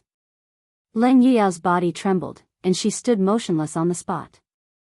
Wang Renbiao continued, I know that you've been secretly coming here every night to extend my life, and I also know that when we were in the front hall, you really planned to completely turn against father and the Wang family to kill our way out. In addition, the reason why little Xian suddenly sent a letter, I'm afraid it was also because of your secret operation, right? Leng Yuyao's expression changed, and she slowly turned around. She looked at Wang Renbiao and asked in surprise, Young Master, how did you know? Seeing Leng Yuyao's reaction, Wang Renbiao smiled and said, That's right. He raised his head and looked at the curtain above, muttering to himself, Father can change his attitude so quickly, could it be that little Xian promised some benefits? Sigh. I'm afraid I can't repay the favor I owe little Xian in this lifetime. I'm sorry, young master. Yuyao didn't mean to hide it from you. Seeing the disappointed look on Wang Renbiao's face, Leng Yuyao said with some guilt. Haha. You don't have to blame yourself, I don't blame you. Wang Renbiao turned his head and squeezed Leng Yuyao's wrist again, and said with a smile, I understand your good intentions, and since everything is perfect now, that's for the best. I'll try my best to repay the favor I owe little Xian, but it's been hard on you these days, Yao. In Wang Renbiao's mind, he could never forget Leng Yuyao secretly extending his life in the middle of the night these days. He could never forget that in front of the main hall, Leng Yuyao would rather die than hurt his lover, and even more so, he couldn't forget the determination Leng Yuyao had when she pulled him to kill their way out, at the critical moment just now. This already far surpassed the affection between master and servant. He wasn't a plant, so how could he not feel Leng Yuyao's infatuation with him? But there was already someone living in his heart, so how could he still hold Leng Yuyao? Facing Leng Yuyao's silent sacrifice, his heart could be said to have mixed feelings. Young master, I don't suffer. Seeing Wang Renbiao's eyes filled with tenderness and complicated emotions, Leng Yuyao's heart was filled with grief. Her nose turned somewhat sour as she said, as long as young master is well, even if Yuyao goes through a mountain of blades and a sea of flames, experiencing 1,000 tribulations, it's also as sweet as malt sugar. Yuyao's life was given to her by young noble. Yuyao will not allow young noble to die in front of Yuyao. Finished speaking, Leng Yuyao struggled free from Wang Renbiao's large hand and turned around. Young master, rest at ease and recuperate. Yuyao will go invite a physician for young master and strive to let young master recover as soon as possible to complete the wedding. It was unknown whether it was intentional or not, but Leng Yuyao emphasized the words, complete the wedding. After saying that, she didn't wait for Wang Renbiao's response and directly walked out of the door. Creak bang. The beauty left, and the door was tightly shut. Wang Renbiao looked at the direction Leng Yuyao left in and was speechless for a long time. After an unknown period of time, only to hear him murmur and sigh, silly girl. Chapter 1685. Whether you want to leave or stay, you can decide for yourselves. Faced with this group of servants and maids who had wavering thoughts, Li Jingqiu didn't get angry, nor did she reprimand them. Instead, she took a step back in order to advance, and very frankly gave the choice to these servants and maids. The current her did indeed have the confidence to do so. Ever since she had taken over the Li clan's finances had long since fallen into her hands. Even if these servants all insisted on leaving, she had the ability to make arrangements for them. This, Li Jingqiu's unexpected move left all the servants and Lu Yuerong dumbfounded. Everyone looked at each other in dismay for a moment and fell into hesitation. Young Miss has always been benevolent and kind to us. At this time, I won't leave. I want to stay and take care of young Miss. At this time, a female servant wiped her eyes and stood out to say. That's right. Not to mention that the Wang clan might not make trouble for young Miss, even if they do, I want to stay by young Miss's side. Everyone knows how young Miss treats us normally. If you choose to leave now, aren't you afraid of being poked in the back? The maidservant's words received a response in an instant. A young retainer raised his arm and shouted. That's right. That's right. At this time, we can't be ungrateful. I won't leave. I won't leave either. For a moment, the rest of the servants began to shout in agreement. Lu Yuerong was completely dumbfounded. The development of the situation was completely beyond her expectations. This was completely illogical. Crazy. Have you all gone crazy? Aren't you afraid of the Wang clan's revenge? Don't you know the consequences of offending the Wang clan and Princess Tongren? Lu Yuerong staggered a few steps and roared at the servants with a pale face. Humph. You're so sure that the Wang clan will take revenge on you? Just as Lu Yuerong was yelling like a madwoman, the Li residence's gates were pushed open from the outside. A clear and cold female voice sounded, and the temperature in the front yard seemed to drop a few degrees. Lu Yuerong was shocked by the sudden snort. She quickly turned around and was dumbfounded again. She saw a woman in a white dress with a sword in her hand. She stood coldly and proudly at the entrance of the Li residence. This was not the main point. The main point was that behind the woman, there were two groups of men in dark red festive clothes. They were carrying large red wooden boxes one after another. They were walking in the direction where Lu Yuerong was standing now. You, who are you? You, what are you doing? Being interrupted, Lu Yuerong was just about to get angry and curse when she caught a glimpse of the sword at the woman's waist. She immediately swallowed her curses and pointed at the large men carrying the boxes, asking the woman, "What are you doing? Miss Leng, why are you here?" Lu Yuerong did not recognize this woman, but Li Jingqiu did. She hurriedly stepped forward and greeted her with a smile. At the same time, she was a little puzzled because Leng Yuyao's entourage was too inconceivable. Wasn't the Wang clan going to punish her? But why were they carrying so many large chests? No matter how she looked at it, it didn't seem like they were going to punish her. Leng Yuyao did not immediately answer Li Jingqiu's question. Instead, she coldly glanced at Lu Yuerong and said, if it weren't for the fact that you are Miss Li's only living elder, I would kill every one of you on sight. Lu Yuerong couldn't help but shudder when she felt the faint murderous aura emanating from Leng Yuyao. However, Leng Yuyao's gaze didn't linger on her for long. After she finished speaking, Leng Yuyao looked at Li Jingchu. Leng Yuyao felt a little better when she saw that the latter's face had obviously become thinner. After all, Wang Renbiao hadn't just become thinner recently. He had almost paid the price with his life. Today, I brought a matchmaker to propose marriage for the young master. Chapter 1686. A horse carriage and a troop of soldiers came down from the Cloud Mountain under the scorching afternoon sun and embarked on the long journey to Qingzhou. Ma Zhou didn't know what he would experience there, but he firmly believed that with his own ability, he could quickly stabilize Qingzhou. The road ahead was long and he understood that this was a great opportunity given by Li Zishuan to fulfill his political ambitions. He didn't want to waste it. Ever since Ma Zhou became the editor-in-chief of Datong Daily, he had published many articles in Datong Daily. Not only did his political views attract the praise of a considerable number of court officials, even Li Er had read a few of his articles and praised them to no end. Therefore, it was actually very easy for Ma Zhou to enter the court as an official at this time. As long as Li Zishuan recommended him, he would be able to obtain an official position. However, he had just entered the court and hadn't made any contributions.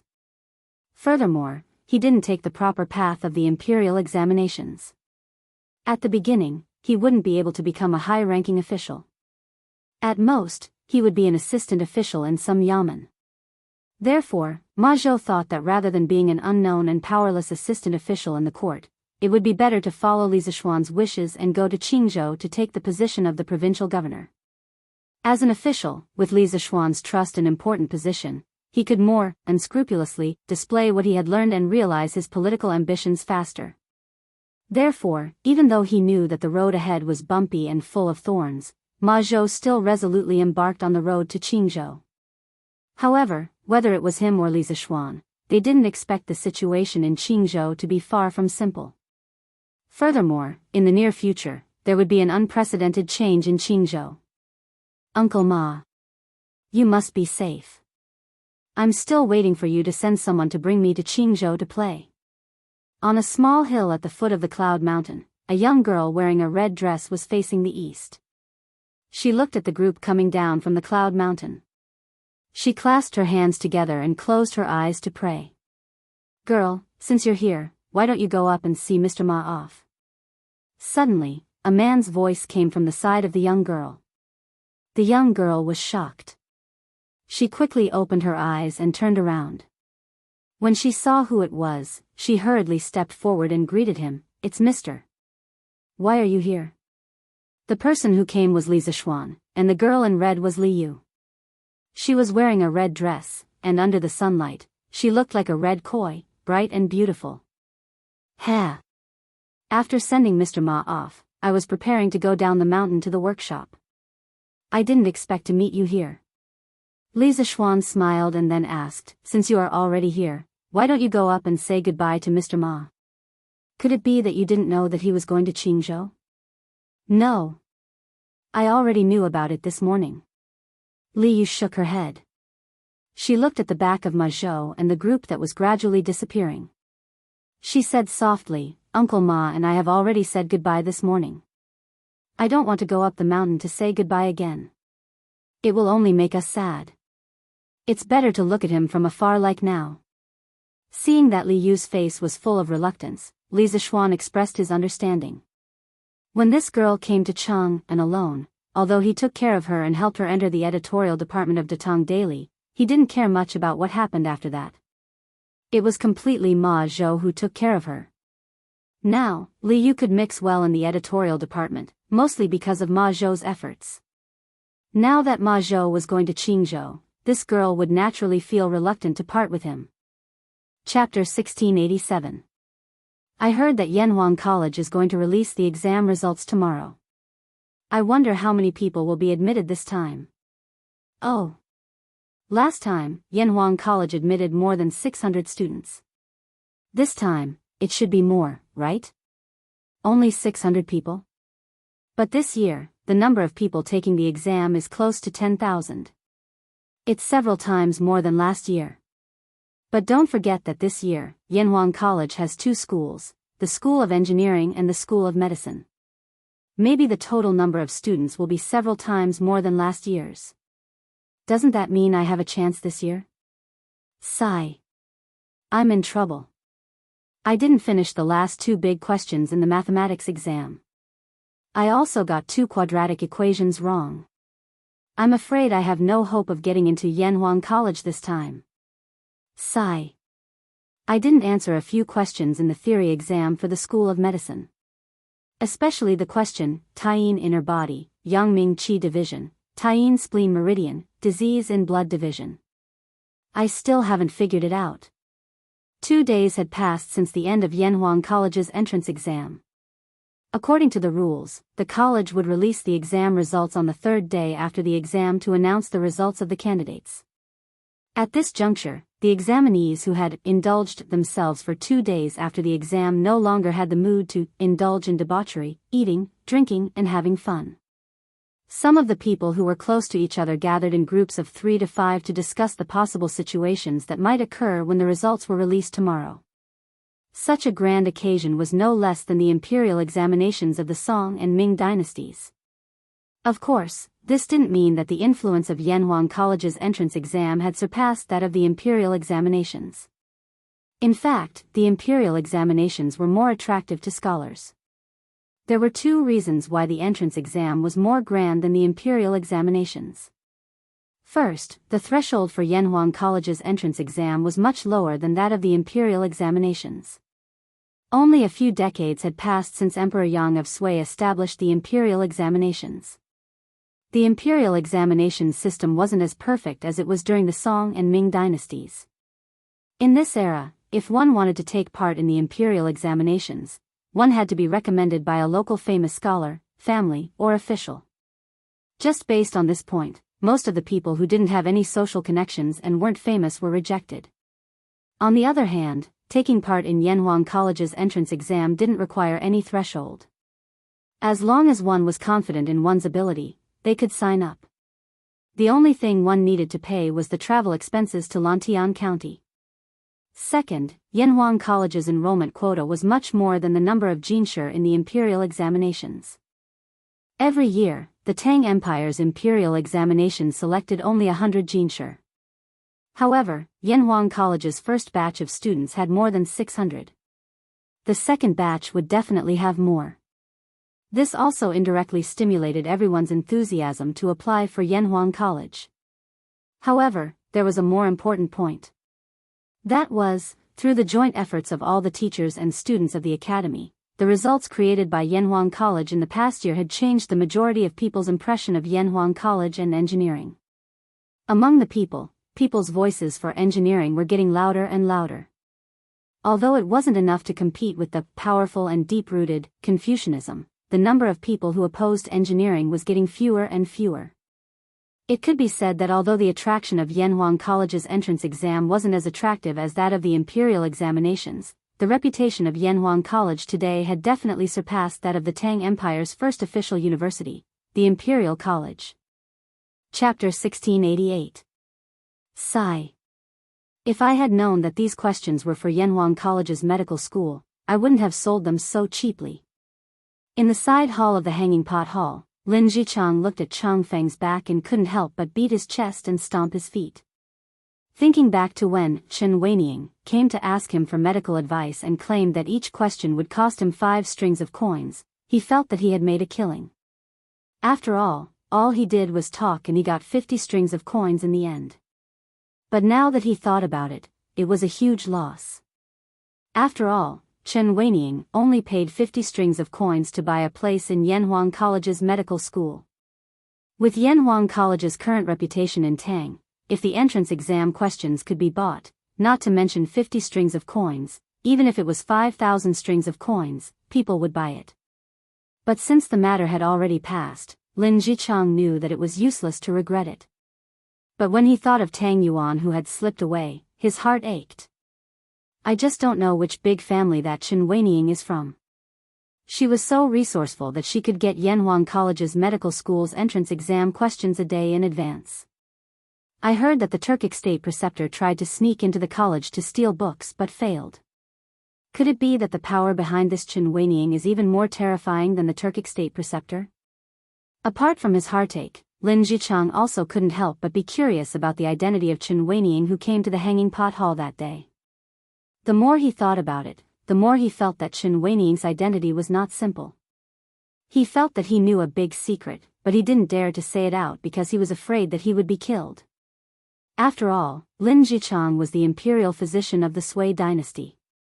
He knew that those with real power could kill someone like him, who had no background, as easily as killing an ant. But this old man didn't know that this so-called Chen Weiniang didn't have any background at all, let alone someone from a big family. The person that Lin Zichang was thinking about was chatting with her sister, Chen Shuoyu, in the small courtyard that they rented. When she and her sister first came to Chang'an, they lived in the city god temple because they didn't have money at that time. After Chen Shuoyu swindled 100 strings of coins from Li Tai, Chen Shuoyu rented a vacant farmhouse in Lantian County as a temporary shelter for them in the capital. Sis. Should we wake up early tomorrow morning and go to Yanhuang College to look at the rankings? Yeah. What? Xiaoyu, you're going too? Oh. Of course I'm going. I want to see my sister get into Yanhuang College with my own eyes. Haha. Since you want to go, then go. But don't oversleep tomorrow. I won't. Oh, right. Sister. You've just washed all the clothes we bought. What should we wear to the academy tomorrow? At this moment, Chen Shuoyu pointed at the colorful dresses hanging in the courtyard and frowned at Chen Shuozhen. Those clothes were the high-quality clothes that they had spent a lot of money to buy in order to get an answer from Lin Zichang. Chen Shuozhen said without thinking, "What else can I wear?" Wearing what we're wearing? Are we going to wear what we're wearing now? Hearing this, Chen Shuoyu looked at the rough linen clothes that he and Chen Shuozhen were wearing, which were patched up like beggars' clothes, and was instantly dumbfounded. What? Xiaoyu, you've been living a life of luxury for a few days. Now you can't live a hard life? Chen Shuozhen couldn't help but tease. Sister. I'm not. Chen Shuoyu hurriedly said, I just think that tomorrow is a big day for you to get into Yanhuang College. We should wear something nice. Dad and Mom will be very happy for you if they see you in heaven. Hearing Chen Shuoyu mention her late parents, Chen Shuoyu's heart softened. She went forward and patted Xiaoyu's head, then said softly, Silly girl, getting into Yanhuang College is just the beginning.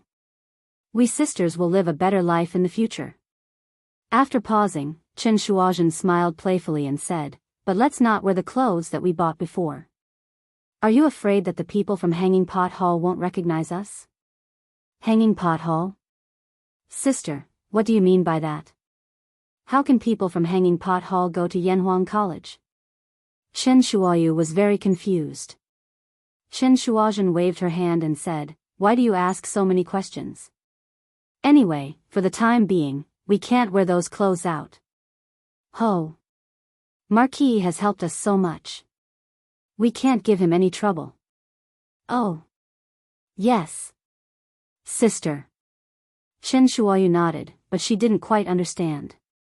On the other side, after Li Zixuan brought little Yu to the workshop, Li Zixuan went directly to the editorial department of Datong Daily, while Li Zixuan went to the research base of the Trump Card Project, in the depths of the workshop.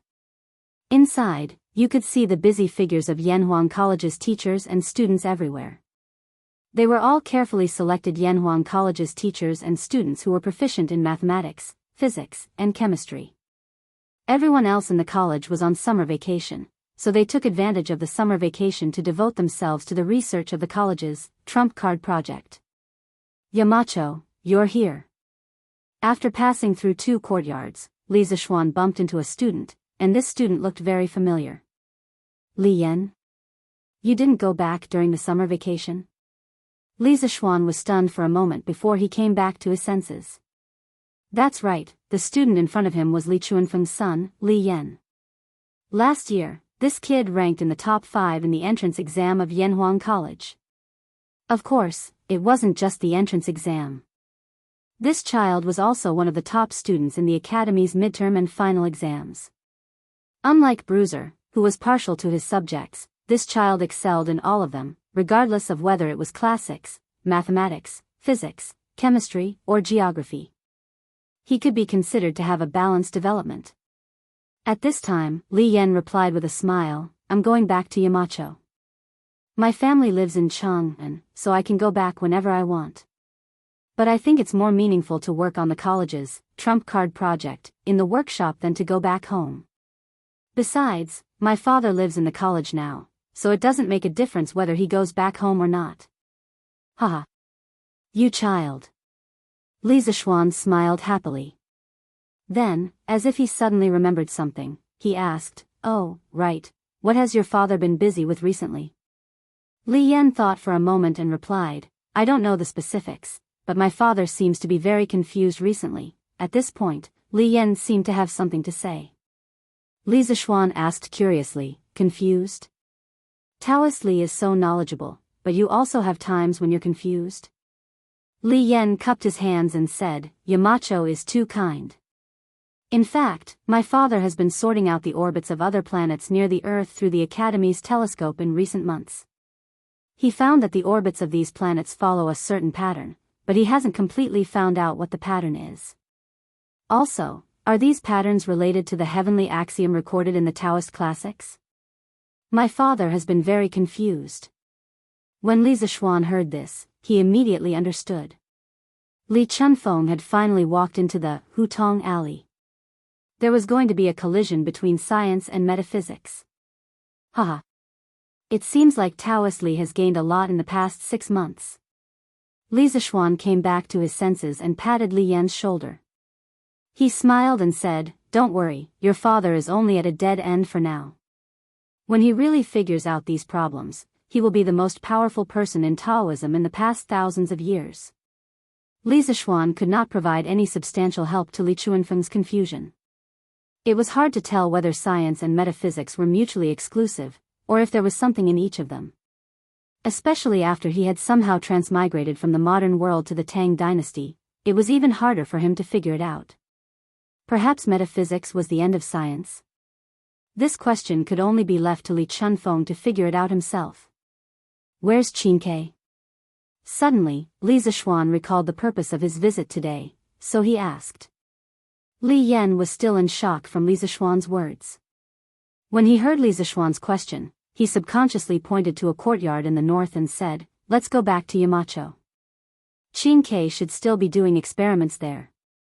"Okay. Go ahead and do your work." Li Zishuan patted Li Yan's shoulder and turned to walk towards the courtyard. Hey, hey, hey. Test. Test. As soon as Li Zishuan arrived at the entrance of the courtyard, he heard Fatty's voice. He was slightly surprised because there was no one around him. However, as a modern person, Li Zishuan would not be frightened by this. He quickly found the source of the sound. There was a square wooden box hanging on the wall in front of him. There were many small round holes on the wooden box. "Is this a loudspeaker?" Li Zishuan was surprised. It was obvious that this was a sound transmission device. Li Tai used a wire to transmit sound from inside the courtyard to outside. "Qingke, I can hear it from outside. And I can hear it very clearly." Inside the courtyard, someone shouted into the house. "Is that Sun Zifen?" Li Zishuan hurriedly stepped into the courtyard and saw Sun Zifen facing the room with his back to him. "What are you guys doing?" Li Zishuan could not help but ask. "Ah. Yamacho, you're here." Sun Zifen turned around and saw Li Zishuan.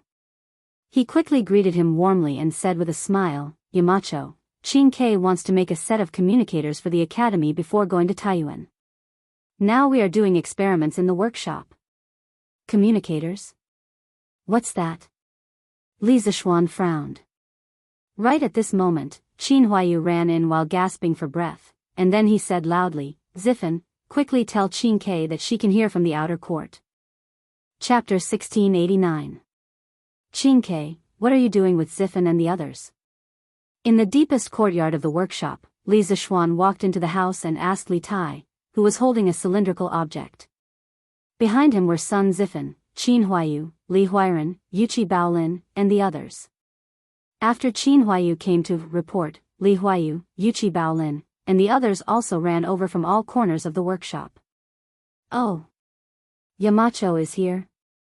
Li Tai heard the voice and quickly put down the thing in his hands. He turned to Li Zishuan and said, Yamacho, we did it. Our experiment was a success. Standing beside Li Tai was Mo Chui from the college's physics department. He was not only a candidate for the next generation of the Mo family, but also the technical backbone of Yanhuang College's trump card project. At this time, he was also excited. Li Zishuan heard this and was a little confused. He asked, Qingke, what did you say? Are you talking about those loudspeakers outside? Yes, yes, yes. Yes, those loudspeakers. Li Tai nodded fiercely. Then he picked up a blueprint and walked quickly to Li Zishuan. He said excitedly, Yamacho, you told me that there were 2 ways to improve the telephone.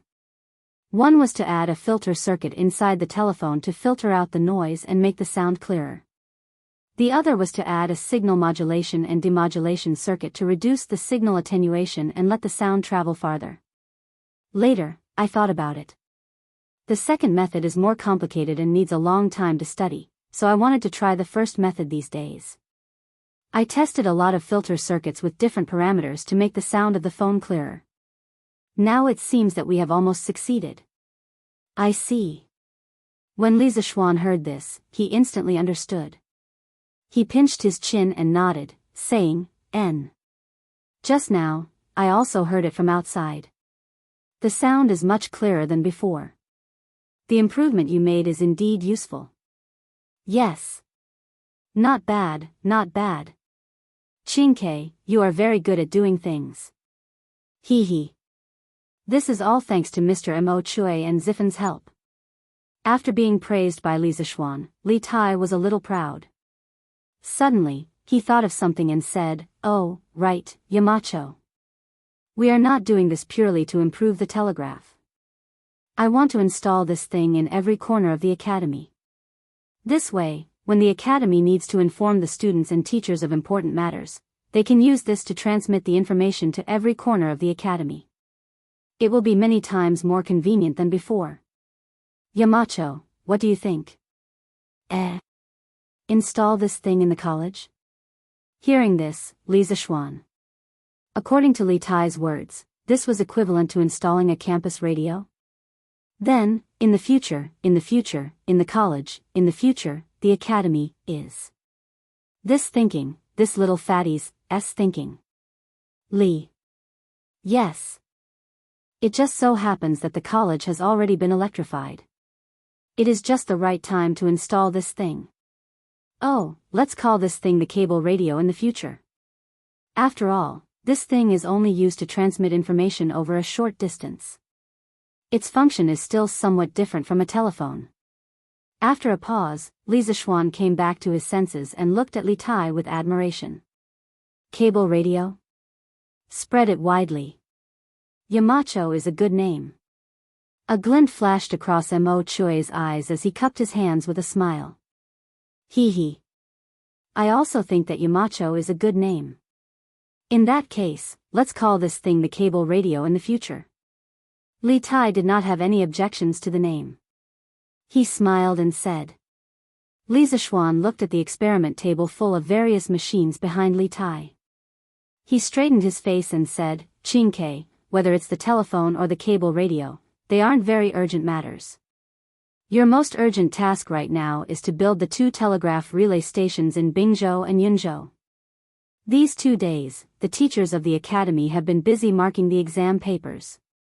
Once the results are released tomorrow, the teachers and students of the academy's trump card project will have to leave for the north. You must finish building and adjusting the 2 telegraph relay stations within 3 months. In truth, Li Tai's campus broadcast had truly surprised Li Zishuan, but that was all. He understood that with the impending war, inventions like the cable radio that could only increase the entertainment value of life were irrelevant. It would be good if they existed, but if they didn't, it would not affect the daily lives of the people of the Great Tang. However, the telegraph relay stations were different. This thing was related to the direction of the war between the Great Tang and the Turks in a few months. It was related to the lives of millions of people in the Great Tang. Thus, Li Zishuan could not help but be anxious. Li Tai said with a solemn expression, "Yamacho, Tai does not dare to forget the task of building the telegraph relay stations. A few days ago, I ordered the craftsmen to start producing the components needed to build the telegraph relay stations and the steam engines needed to build the thermal power stations. These things can only be made in the workshop. They can't be made anywhere else. As for the cable radio, it's something that we made in our free time. I hope that it can be installed in the academy before we go to Taiyuan. This won't affect the construction of the telegraph relay stations." Li Tai was right. Whether it was the telegraph relay stations or the thermal power stations, they were all technologies that surpassed the technology of this era. The components needed could only be built in the new workshop of the Curious Pavilion. This was because the workshop not only had skilled craftsmen, but also some machinery that could not be found anywhere else. It was no exaggeration to say that the new workshop of the Curious Pavilion could represent the most advanced production technology in the world. Mo Choi also interjected, "Yamacho, Qingke is right. The workshop has already gathered a group of top craftsmen to make the components needed for the telegraph relay stations and the thermal power stations. They should be finished the day after tomorrow. As long as the initial tests in the workshop are successful, we can bring these things to Bing Province and Yunzhou." Li Zishuan breathed a sigh of relief and said, "That's good. After the initial tests in the workshop are successful the day after tomorrow, you can set off immediately. This time, Mr. Mo still has to preside over the construction of the protective formation and the medical school. He really can't leave. Mo Choi, you'll have to work hard and go with Qingke. The teachers and students in the Academy's trump card project are completely at your disposal. In addition, Qingke, apply to His Majesty for a team of guards to personally escort you to Bing Province and Yunzhou to avoid any accidents." Mo Choi and Li Tai cupped their hands and replied, "Yes." "Yamacho." Li Zishuan nodded and said, "Yes. Then you can continue with your work. I'll go to the steel mill to take a look." Chapter 1690. Hongsheng, how's the forging of the new batch of armor coming along? After leaving the research base of the trump card project, Li Zishuan came to the steel mill. At this time, Zhang Hongsheng was instructing the craftsmen to move things. Li Zishuan went up to him and asked when Zhang Hongsheng was free. "Marquis, you're here?" Zhang Hongsheng heard the voice and quickly turned around. He first wiped the sweat on his forehead, then replied with a smile, "Marquis, you've come at the right time today. The 5,000 sets of plate armor, vanadium steel horse lance, and vanadium steel horse armor that you ordered have all been completed today. Now, the craftsmen are bringing the workers from the Riverside workshop to transport the armor here. Tomorrow, Marquis should be able to bring people to transport this batch of armor to the barracks tomorrow." "They've all been completed?" Li Zishuan raised his eyebrows and showed a little shock on his face. In just over a month, the workshop had completed 5,000 sets of plate armor, horse lance, and horse armor. This speed was completely miraculous. Of course, the reason for such a fast speed was mainly because the workshop had invested a lot of manpower, material resources, and financial resources to produce this batch of armor. First of all, in order to produce the armor for so many years, the workshop had invested close to 3,000 craftsmen, not including the civilian workers. Secondly, Kushirqing was in charge of the Sichuan region, supplying the workshop with a steady stream of vanadium ores, providing a solid material foundation for the production of armor. Lastly, and most importantly, in order to produce new equipment, the workshop had specially developed hydraulic stamping machines, using machines to replace manpower. Naturally, this would greatly increase the production speed of armor and equipment. "Yes. Marquis. If you don't believe me, you can come here tomorrow to count the number." Zhang Hongxing's face was solemn as he clasped his fist and said. Li Zishuan quickly waved his hand and said, No, no, no. It's not that I don't believe you, I'm just a little surprised. To be able to complete such a difficult task in such a short period of time, it shows that not only are your skills superb, but your leadership skills are also outstanding. Hearing this, Zhang Hongxing let out a sigh of relief. He scratched his head and laughed. Marquis, you flatter me. To be able to forge 5,000 sets of armor in such a short time, I wouldn't have even dared to think about it in the past. The reason we were able to complete it was mainly due to the large number of craftsmen in our workshop. Also, Marquis, the hydraulic press machine that you previously built played a crucial role. All of this is the result of everyone's hard work day and night. It has nothing to do with me. Li Zishuan patted Zhang Hongxing's shoulder and said with a smile, Hongxing, you're too modest. To be able to make these thousands of craftsmen work together as one is enough to show your ability. Hee hee. With these new armors, the strength of the imperial court will definitely be stronger than before. Hearing this, Zhang Hongxing's eyes widened and he said in surprise, Marquis, is there going to be a war in the imperial court soon? This fellow was usually immersed in forging and naturally did not hear about the recent tense situation between the Tang Empire and the Turks.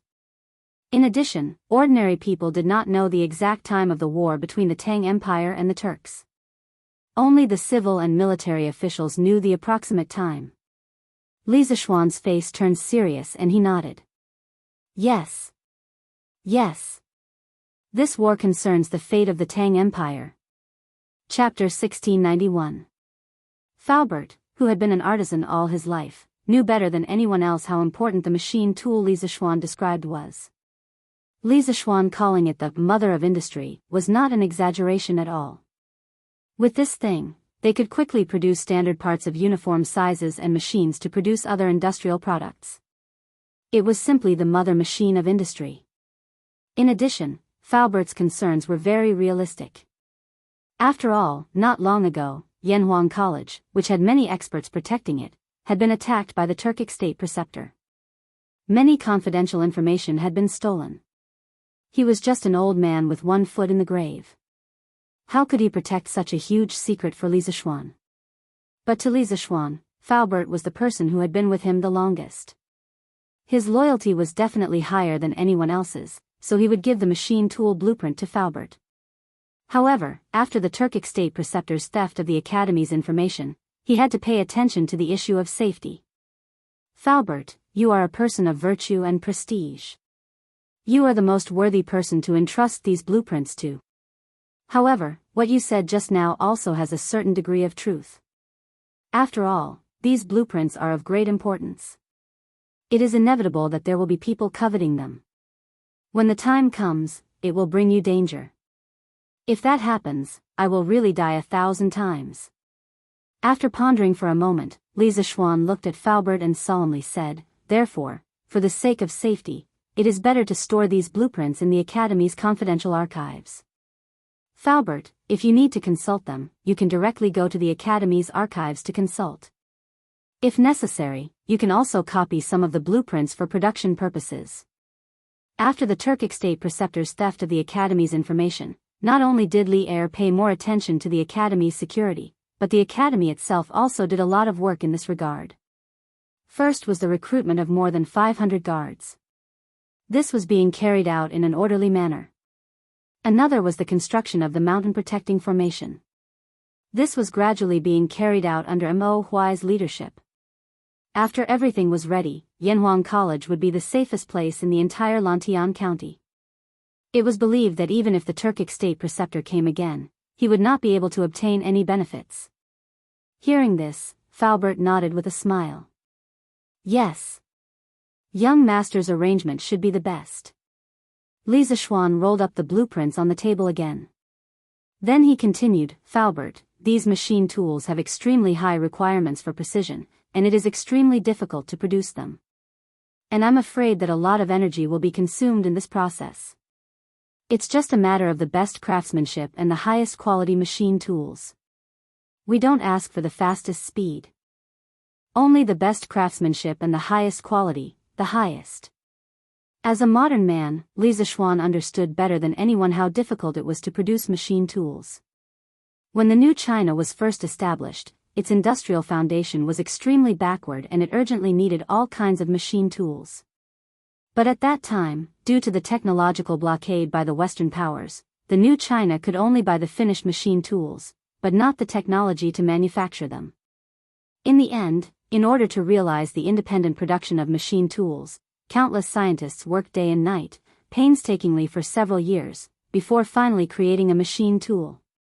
The Great Tang's current industrial foundation was undoubtedly weaker than when the new China was first established. It was even more difficult to manufacture machine tools. Even with a prophet like him guiding the way, there were still many difficulties in actually doing it. Chapter 1692. Qiue Wui. Qi Shi. Not as good as Z's clothes, peaceful and auspicious. Qiue Wui. Lu Shi. Not as good as Z's clothes, peaceful and auspicious.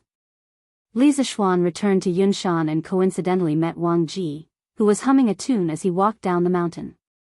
Having transmigrated to this era, Li Zixuan had experienced the influence of many great scholars around him. Very quickly, he was able to distinguish what Wang Ji was humming. It was the Qin Feng, Naked, from the Book of Songs. Modern people usually only studied and appreciated the Book of Songs from a purely literary point of view. Little did they know that every line in the Book of Songs was a beautiful line of lyrics. It was more commonly treated as a song in ancient times. Listening to Wang Ji's melodious and rhythmic hum, Li Zixuan paused and savored it. When Wang Ji walked up to him, he couldn't help but interrupt. "Mr. Wang, what happy occasion did you catch? Why are you so happy?" "Yo. It's Yamacho." Wang Ji was immersed in humming and didn't notice other people on the side of the road. When he heard Li Zixuan's voice, he subconsciously paused and turned his head to look. Then, he smiled and walked up to him. "Haha. I finally finished marking the papers. Of course I'm happy. Sigh. There are too many papers. Our academy needs to recruit a new batch of teachers."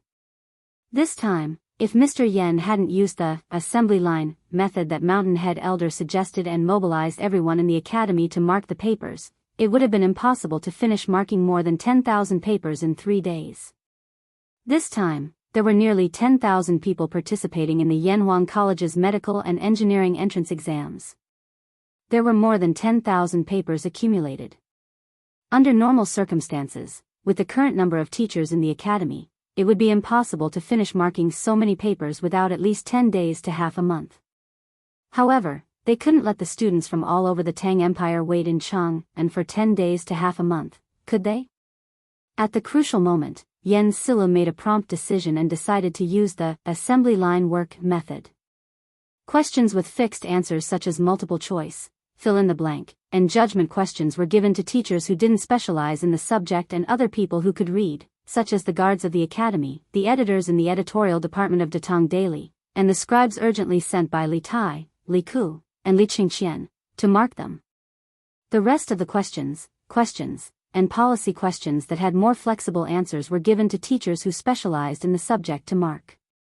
In these 3 days, the teachers who were marking the papers in the academy could only sleep for 4 to 6 hours a day, let alone leave the academy.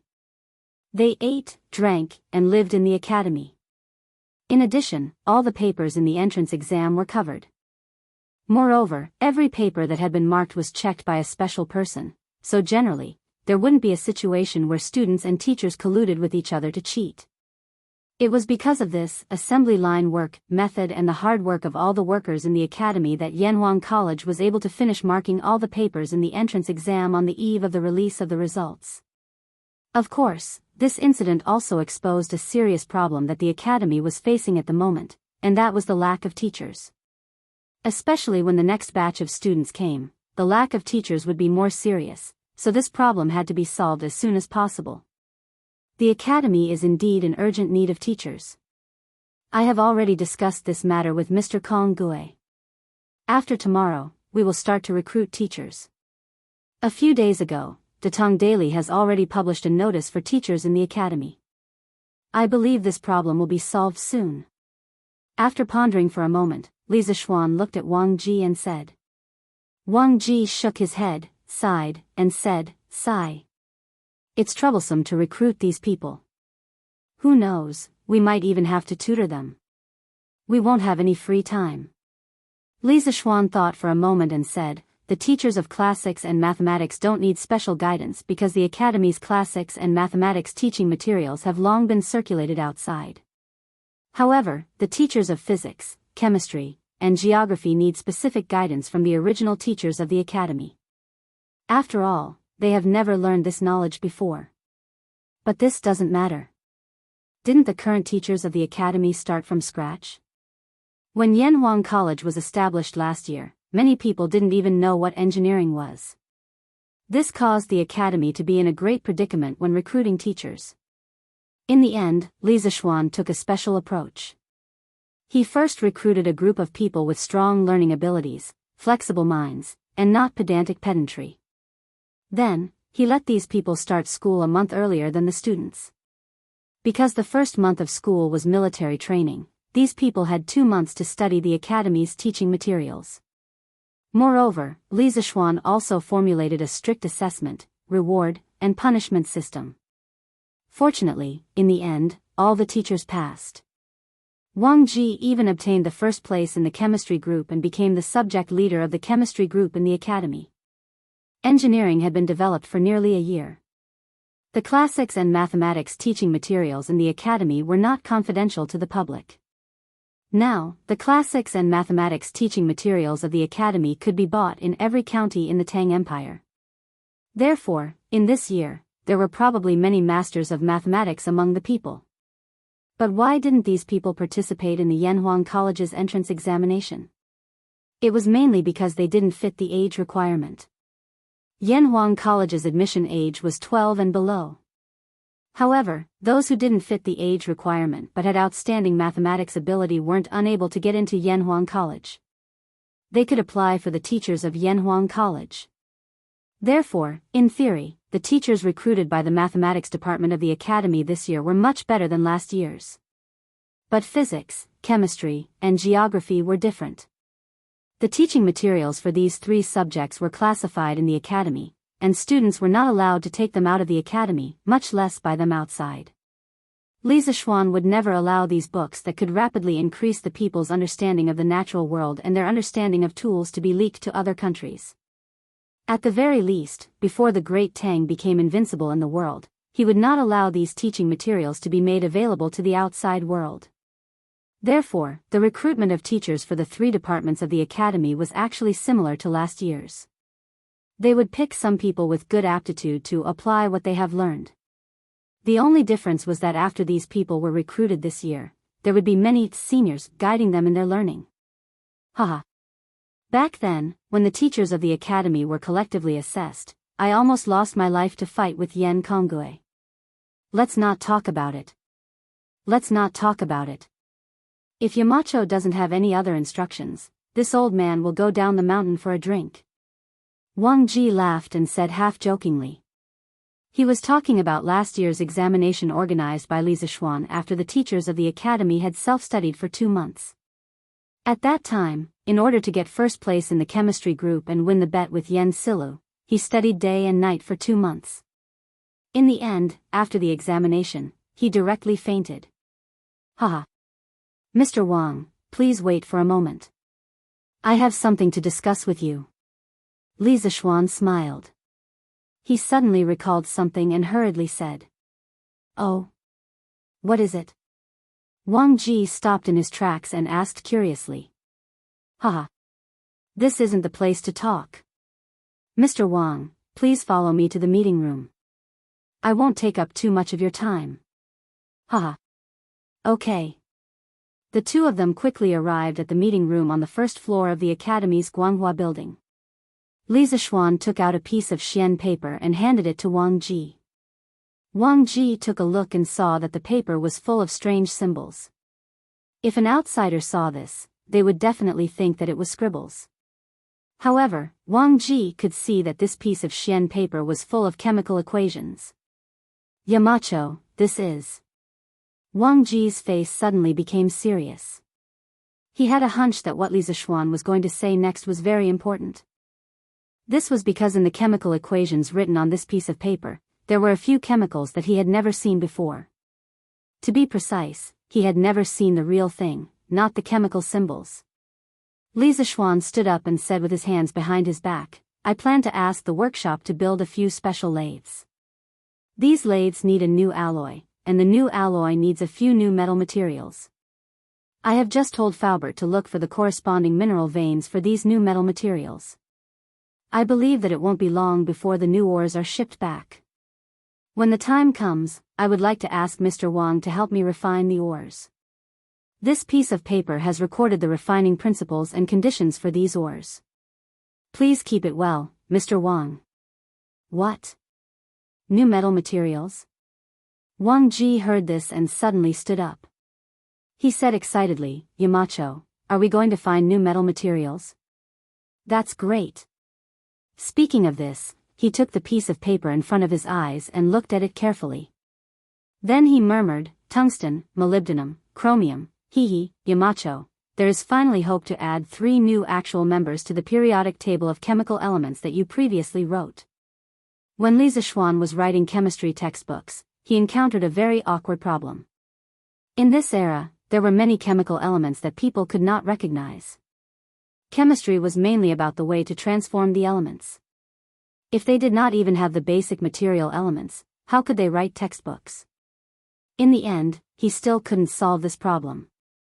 He could only act as a charlatan and, prophetically, put the complete periodic table of chemical elements in the textbooks. The textbooks often involved some unknown substances. Li Zixuan always told the teachers in the academy that although these substances weren't found yet, they would definitely be found in the future. Therefore, verifying the accuracy of the periodic table of chemical elements became the lifelong pursuit and goal of all the teachers in Yanhuang College's chemistry department.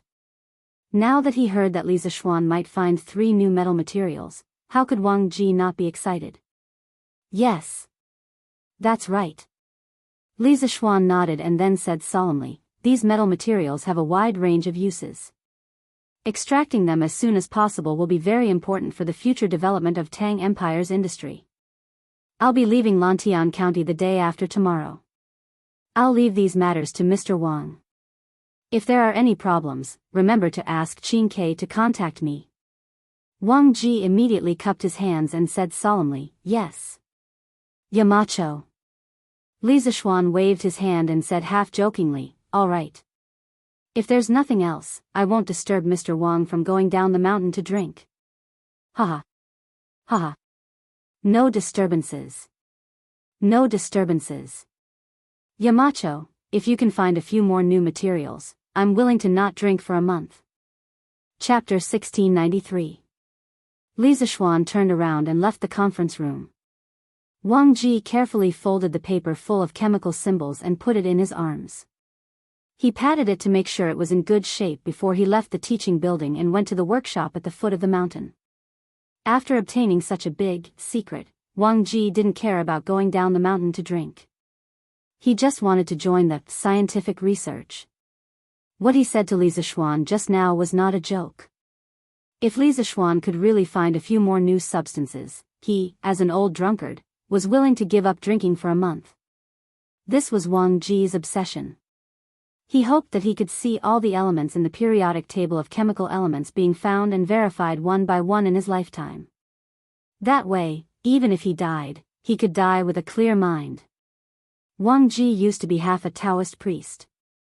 In addition to studying, his biggest hobby was drinking.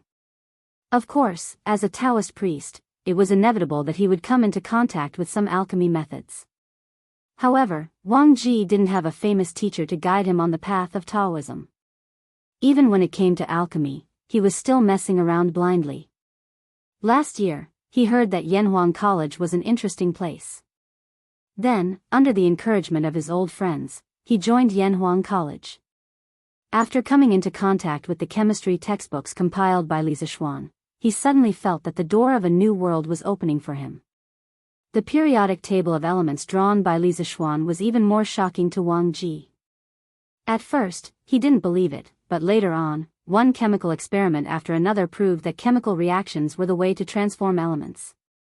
Although many elements in the periodic table of elements couldn't be found, the chemical reactions of existing elements could indirectly prove the validity of the periodic table of elements.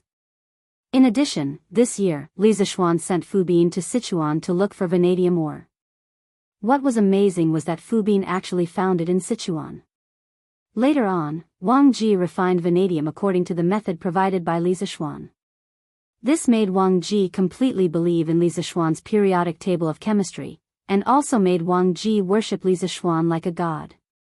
In Wang Ji's eyes, the chemistry textbooks and periodic table of elements compiled by Li Zishuan were worthy of being called the Heavenly Book, a heavenly book that predicted all the chemical elements that existed in nature.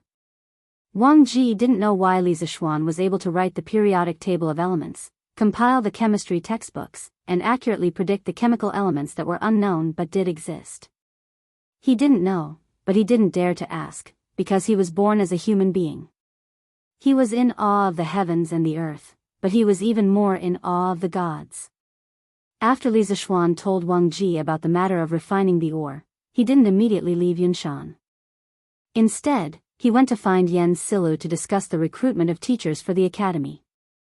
According to his plan, he would go to the military camp the day after tomorrow. Therefore, when the academy recruited teachers, he definitely wouldn't be able to make it. That night when the academy was attacked, Li Gang was seriously injured. Although he was later rescued and his body was fine, he was after all an old man. That injury had damaged his vitality. Now, Li Gang's energy was much weaker than before. Therefore, the overall teaching affairs of the academy were slowly handed over to Yen Silu. As the academy had just finished marking all the entrance examination papers in the afternoon, Yen Silu was organizing the mathematics teachers to tally the scores. Li Zishuan waited outside the office for a long time before Yen Silu was free to leave. Chapter 1694. Yamacho, you've come to the academy? After chatting with Yen Silu for a while, Li Zishuan left the teaching building and prepared to go down the mountain to return to the county. He didn't expect to meet Li Ku, who was also preparing to go down the mountain, at the entrance of the mountain path. Li Ku was pleasantly surprised to see Li Zishuan. He quickly stopped and greeted him. Actually, ever since he returned from the north, Li Zishuan had rarely seen Li Zishuan in the academy. One reason was because Li Zishuan was busy with work in the imperial court. For example, when the dragon sect attacked Chang and city, if not for Li Zishuan's preparation, the Tang Empire might have suffered a great loss. Another reason was that Li Zishuan also had a lot of work to deal with in the workshop. Adding both sides together, he could not leave. This directly caused the number of times he came to the academy to sharply decrease. Yes. I'm here to discuss some matters with Mr. Yen. Li Zishuan smiled and replied. Then, he asked, Little Ku, are you going down the mountain to return to Chang'an? Li Zishuan asked because Li Ku had a blue bag slung over his shoulder. Of course, looking at the scene before him, Li Zishuan had to sigh that the Yanhuang Academy, with its strict system, was really a good place to train people. Thinking back to the days when Li Ku, Li Tai, Qing Chimo, and Zhang Sun Chong were the second generation of the royal family or young masters who lived like princes. Weren't they surrounded by servants and attendants wherever they went?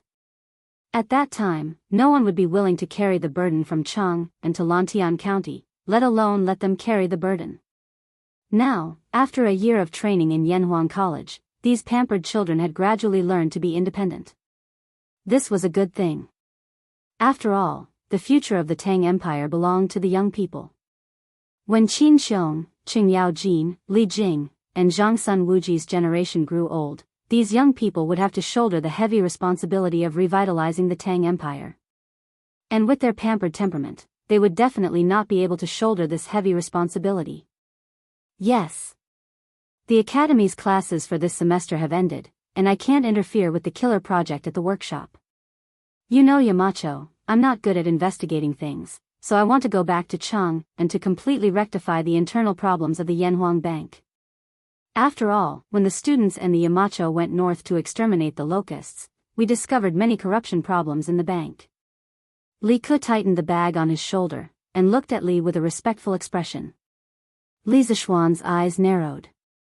Only then did he recall that half a month ago, when they were heading north to exterminate the locusts, they had encountered the shopkeeper of the Xinfeng County branch of the Yanhuang Bank, Jin Wanfu, who had accepted bribes from the local grain merchants and illegally lent out loans. As the issuing organization of the Great Tang's official banknotes, the Yanhuang Bank bore too much of Li Zishuan's expectations. This was an extremely important department, and Li Zishuan would not allow any parasites to exist in it. Thus, he had ordered his men to arrest Jin Wanfu and hand him over to the imperial court for investigation. Yes. Regarding the reform of the bank's supervision system, it must be implemented as soon as possible. You are the most suitable person to handle this matter. I hope that the Yanhuang Bank's gold-robed guards can be established as soon as possible. After a moment of silence, Li Zishuan patted Li Ke's shoulder, and said in a serious tone. Chapter 1695. When they returned to the county town, the sky was gradually darkening. Li Jingma, Yi Yuzhu, and Yi Guizhong were chatting in the main hall. Han Yushi was not there. At this time, she must be in the kitchen arranging for someone to make dinner. Although Li Zishuan was now a marquis and the Li family had become a noble, Li Jingma, Yi Yuzhu, and Han Yushi did not have the arrogant, cold, and arrogant attitude of a noble. Usually, Han Yushi and Madame Li would personally participate in the kitchen when they had time. Although this made the work of the Li family's cook much easier, it did not make her feel relaxed at all. After all, her duty in the Li family was to cook. Xian is back. As soon as Li Zishuan stepped into the front hall, Yi Yuzhu stood up from her chair and said with a loving expression. Father, mother, grandfather, grandmother, what are you all talking about? This child can hear your laughter from far away. Li Zishuan smiled and said. Humph. You child, I can't see you all day long. If it wasn't for the dark, you would have forgotten that you still have a home in the county town. Li Jingma did not give his son any face. He coldly snorted and said with a dark face. He couldn't be blamed for his sharp tongue. It was just that Li Zishuan had been running outside every day. In the past few months, excluding the time he spent eating and sleeping at home, the amount of time Li Zishuan spent at home was pitifully little. This made Li Jingma, who thought that after his son became a high-ranking official, he would not have to worry about food and clothing, and that the family would be able to enjoy the joy of a family reunion together. Li Zishuan's expression froze, and his face was filled with embarrassment. Yi Yuzhu rolled her eyes at Li Jingma and said, You old thing, our son runs out because he is busy with official business. Xian, works so hard. In the end, isn't it for our family? In the end, you're here making sarcastic remarks. Do you still look like a father? After being scolded by Yi Yuzhu, Li Jingma's face turned red. He wanted to say something, but he didn't dare. After all, Yi Yuzhu's family was sitting across from him. However, if he didn't say anything, he would lose face. He was in a dilemma. It's too hard for me. In the end, Li Jingma sighed and decided not to say anything. Mother. Don't say that, father. I've been too busy recently and couldn't be by your side to fulfill my filial duties. It's my fault.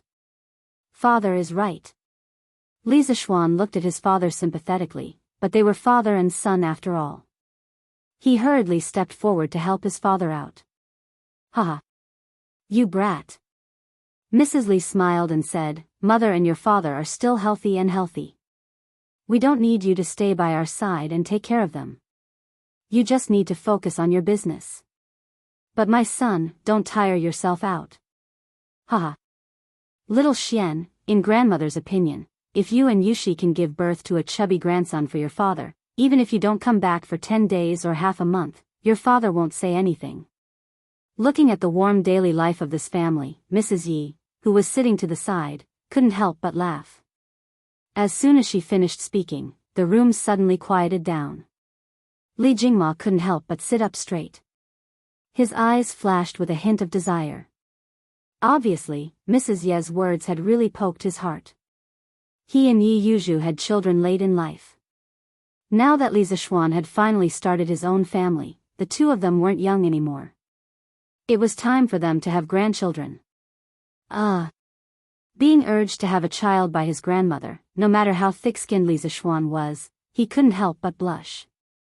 After all, this was a matter between him and Han Yushi. How could it be brought up in public? Father, mother, grandfather, grandmother, it's time to eat. Husband, you're back. Just as the room fell into a honeyed silence, Han Yushi walked in and broke the silence. After seeing Li Zishuan in the hall, Han Yushi's face was slightly happy. However, a trace of imperceptible shyness flashed in her eyes. Wife, you've worked hard. Li Zishuan nodded at Han Yushi. Haha. Since that's the case, let's eat first. Little Xian has been running around outside all day. He must be hungry. Yushi, let the servants serve the dishes. Although Mrs. Li also wanted to follow Mrs. Ye's wishes and let Li Zishuan quickly give birth to a chubby son for the old couple, now that Han Yushi was also here, it wasn't appropriate to talk about this. Therefore, she hurriedly said to Han Yushi as if nothing had happened. Yes. Mother. Han Yushi responded, then turned around and went out to instruct the servants to serve the dishes. He didn't know if it was an illusion, but Li Zishuan seemed to have heard Han Yushi's soft sigh. He thought to himself, could it be that my wife had been standing outside for a while? Father, mother, the new batch of equipment for the Black Armored Army that His Majesty had ordered has been completed. I plan to bring those things to the army camp in the morning after tomorrow. In the next few months, I might not have the opportunity to come back. When dinner was almost finished, Li Zishuan suddenly put down his bowl and chopsticks and spoke apologetically. Previously, Li Zishuan had complained that his son was always away from home. Now, he had suggested that he would be away from home for a long time. Facing the two elders in front of him, it would be a lie if he said that he didn't feel guilty. As soon as he finished speaking, the lively dining table suddenly quieted down and the atmosphere became somewhat gloomy. Li Jingma and Yi Yuzhu also put down their bowls and chopsticks, a trace of worry flashing across their faces.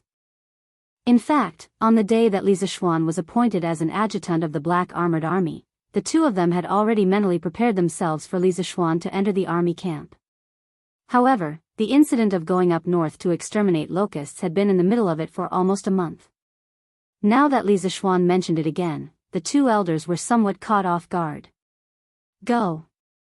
Without everyone, how can there be a small family? Only when the Tang Empire is strong and prosperous and no longer has to be afraid of external harassment can we live in peace. Since His Majesty thinks so highly of you, then go.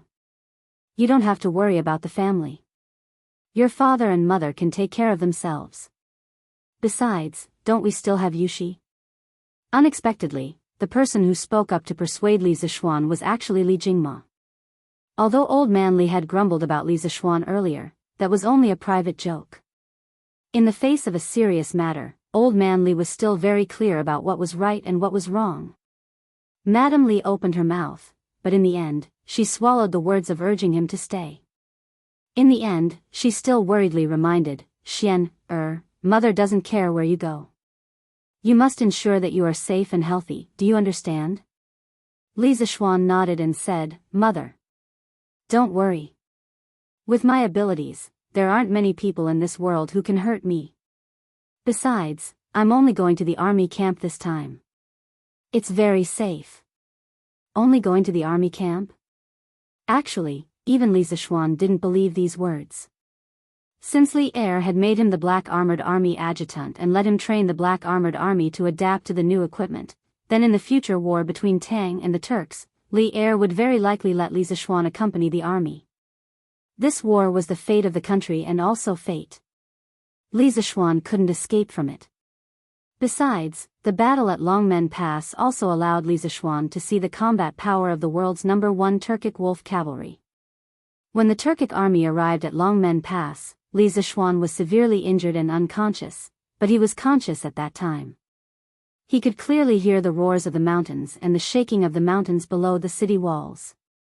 In addition, he had heard from Xian Qing about the dangers of the battle at Longmen Pass and also heard from Qing Yao Jin about the desperate pursuit of the Turkic wolf cavalry. This gave Li Zishuan a more direct understanding of the current strength of the Turks. The Turks were truly powerful. In history, the Great Tang had relied heavily on luck to defeat the Turks. Perhaps it was the will of the heavens. But the Turks had yet to encounter a natural disaster, and the Great Tang didn't have the support of the heavens in the war with the Turks. Could the Great Tang really win? This was an unknown. After coming to this world for more than a year, Li Zishuan had already assimilated himself into this era. He had the pride of a Tang person in his bones. His family, lovers, and friends all lived on this land. He wouldn't allow all that he had to be destroyed by the Turks. Thus, if Li Er wanted him to go to the battlefield, he would definitely do it without hesitation.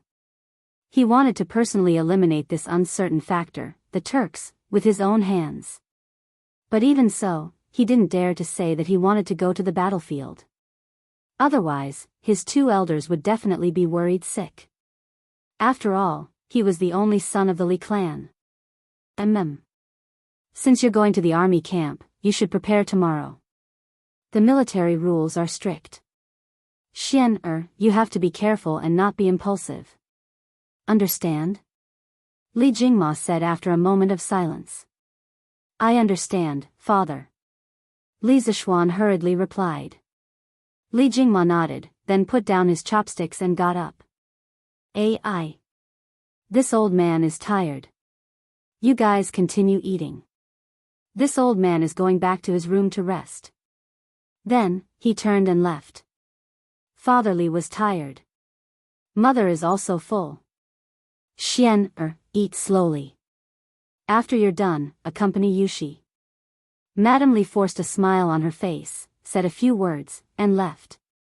Little Xian, national affairs are important, but you have to consider your father and mother's feelings. It really wasn't easy for the two of them to bring you up. That's all I have to say. This old man is also going back to rest. Yi Guizhong patted Li Zishuan's shoulder and said a few words. But then he hesitated. Finally, he sighed and left with Madame Yi. Li Zishuan was silent. He understood the hidden meaning in Yi Guizhong's words. It was nothing more than letting Li Jingma and Yi Yuzhu have a grandson as soon as possible so that the Li clan would have descendants. Only then would the two elders have something to rely on. After all, there were 3 ways to be unfilial, and having no descendants was the worst. This was a concept that had been passed down for thousands of years in Chinese. No one could change it. But his wife was indeed still young. It was not suitable for her to have a child now. Li Zishuan watched the 2 elders of the Yi clan leave, then looked at Han Yushi beside him. He couldn't help but feel conflicted. Chapter 1696. Husband, let's have a child, shall we? After dinner, Li Zishuan, Yi Yuzhu, and the 2 elders of the Yi family all returned to their rooms to rest. The elders all left Li Zishuan at home for Han Yushi. For some reason, Han Yushi was especially active tonight. After a round of making love, she leaned over to Li Zishuan's ear and whispered. Child. Hearing this, Li Zishuan couldn't help but be startled. In his previous life, he was a human and had never been a father. In this life, it was the same. A father was a completely unfamiliar character to him, which made him somewhat stunned. No. Not yet. Wife, you are still too young. If you have a child now, it will harm your foundation and cause you to fall ill. A moment later, Li Zishuan came back to his senses. He firmly shook his head and said. Husband, this concubine is almost 16. I'm not young anymore. Han Yushi couldn't help but roll her eyes and say. Although Li Zishuan had patiently explained to her many times before on the issue of having a child, every time she saw a woman of her age whose child was now soy sauce, she felt a little uncomfortable in her heart. Li Jingma and Mrs. Li were kind people and had always treated her as their own daughter, so they had never mentioned this matter in front of her. They were afraid that she would have thoughts, but it was precisely because Father Li and Mrs. Li treated her like this that she should be even more grateful. Even if they didn't say it, Han Yushi could feel the 2 elders' obsession with holding a grandson. 16 years old? You're not young anymore. Li Zishuan couldn't help but roll his eyes. At this age, if it was in modern times, she would still be in high school, okay? Before dinner, did you hear what grandmother said? Li Zishuan pondered for a moment and asked. He was talking about the joke that old Madame Yi had said about letting Li Zishuan give birth to a grandson for Li Jingma as soon as possible. Han Yushi's beautiful eyes narrowed as she softly acknowledged. At that time, she originally came in to inform the several elders in the family to prepare for dinner. Coincidentally, she heard old Madame Ye's joke outside the door.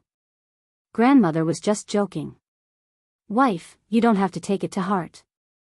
Li Zishuan patted Han Yushi's jade-like back and comforted her. Then, he said, don't be in a hurry to have children. When your body grows up and your physique becomes stronger, we'll consider having children. I don't want my wife to have a lifelong illness because of a child. It turns out that I am so important in my husband's heart.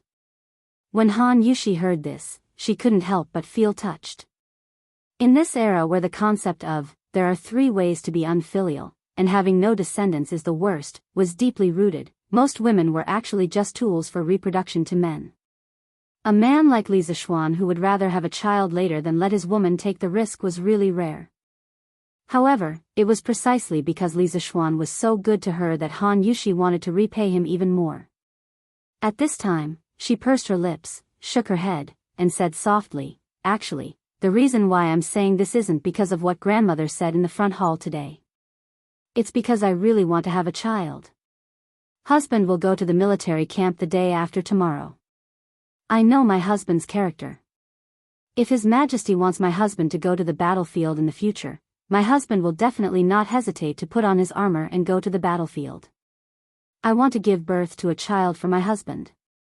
This way, my husband will have one more concern and will do his best to protect himself. It had to be said that the person who understood Li Zishuan the most was actually the person who slept next to him. Although Li Zishuan said that he was only going to the military camp and not to the battlefield, Han Yushi knew in her heart that when the imperial court needed Li Zishuan to go to the battlefield one day, Li Zishuan would definitely go to the front line personally to kill the enemy. In the end, the words that Li Zishuan had comforted Li Jingma and the others in the front hall could not deceive Han Yushi. Giving birth to a child was just to give you one more concern and to let you do your best to protect yourself. Hearing this, Li Zishuan couldn't help but feel his heart soften. He turned his head and gently kissed the forehead of the beauty in his arms. He sighed softly and said, "Wife, don't worry. With you, father, mother, and your husband will not bear to die no matter what. Don't mention the matter of children again. Your body is still too weak now." Although she knew that Li Zishuan was concerned about her, Han Yushi still couldn't help but pout and say, "Husband, I am not as weak as those ladies from noble families. When I was young, I raised iron egg alone. Besides, I have been practicing the Taiji fist that you taught me before. Recently, I feel that my body is much better than before." "Oh. Wife, you are still persisting in practicing the Taiji fist?" Li Zishuan raised his eyebrows in astonishment. He had believed that Han Yushi had long forgotten about this matter. Of course. Pleased with herself, Han Yushi raised her chin and stated, "Previously, this concubine heard that the reason why Princess Changle's illness was cured was not only due to husband's superior medical skills, but also due to Princess Changle's constant practice of Taiji fist. How could this concubine dare to be lazy? Oh. Then let this husband see to what extent has wife practiced." Somewhat curious, Li Zishuan pinched Han Yushi's wrist. A strand of soft Daoist Jinshi entered Han Yushi's body. Han Yushi felt a wave of warm energy flow through her limbs and bones. Afterwards, she heard Li Zishuan cry out in surprise. "Wife, you've actually managed to sense qi." Inconceivable. This is too inconceivable. That's right, Li Zishuan had discovered a strand of Daoist Jinshi in Han Yushi's dantian. Although that strand of Daoist Jinshi was very weak, it had been detected by Li Zishuan. How could Li Zishuan not be astonished? It must be known that there were millions upon millions of people in this world who wished to learn martial arts. However, those who were able to absorb qi into their bodies and cultivate Jinshi were less than 1 in 1,000. Who would have thought that it would be Chang'e and now Han Yushi? These two people had coincidentally managed to absorb qi into their bodies. This was truly too unimaginable. Could it be that these two women were both martial arts geniuses? Why had he not discovered this before? Li Zishuan muttered to himself. Sense qi? Husband, what is sense qi? Although her husband was a martial arts grandmaster, Han Yushi knew nothing about martial arts. Hearing Li Zishuan's question, she was somewhat apprehensive and somewhat curious. It is Jinqi. Wife, your body now has a strand of Jinqi, the type of Jinqi that only martial artists possess. This is really rare. However, no matter what, this will only be beneficial to you. Wife, you don't have to worry about it. Li Zishuan paused and explained. Oh. Does that mean that this concubine's body is indeed much better than before? Han Yushi's eyes lit up as she hurriedly asked. She was not interested in the affairs of martial artists. She only wanted to know, yes. You can say that. Li Zishuan pinched his chin and nodded. Although this strand of Jinqi was extremely weak and Han Yushi did not know how to use it, it could imperceptibly improve a person's physique. Therefore, Han Yushi was indeed much healthier than ordinary women now. Han Yushi was delighted. She turned over and sat on Li Zishuan's body. With a face full of excitement, she said, Husband, does that mean we can have a child? Li Zishuan was speechless. It turned out that this woman was still thinking about this. All right, since there was no problem with her body and the other party was willing, what else could he say as a man? Haha. Since my wife wants to fight, then I am willing to risk my life to accompany her. Haha. Yes. It's time to get up. The next day, Li Zishuan, who had recently gotten used to waking up early, slept until the third quarter of the morning before waking up. Facing the dazzling sunlight outside the window, Li Zishuan rubbed his sleepy eyes and stretched lazily. However, he found that there was still a person lying on his arm. Recalling the several punitive expeditions and crazy entanglements last night, he rubbed his old waist with some lingering fear. He thought to himself that when this woman went crazy, even a martial arts master could not handle it. Yes. Han Yushi, who was sleeping, let out a very soft murmur and subconsciously tightened the quilt for herself. Li Zishuan smiled. He thought to himself that this woman must have been exhausted last night, right? Li Zishuan carefully pulled his arm out and then quietly got out of bed to put on his clothes. Although the warmth of the woman was intoxicating, he still had important matters to attend to today. He could not laze around in bed the whole day, could he? At this time, Li Jingma and the others had already eaten breakfast. However, it did not matter. The kitchen quickly served hot rice and hot dishes. Li Zishuan ate his breakfast hastily and left the house. What he did not know was that in the east courtyard of the Lord Protector's manor, there was a detective drama going on. How long did they last night? In reply to Madam, Young Master and Young Madam probably, until the middle of the night.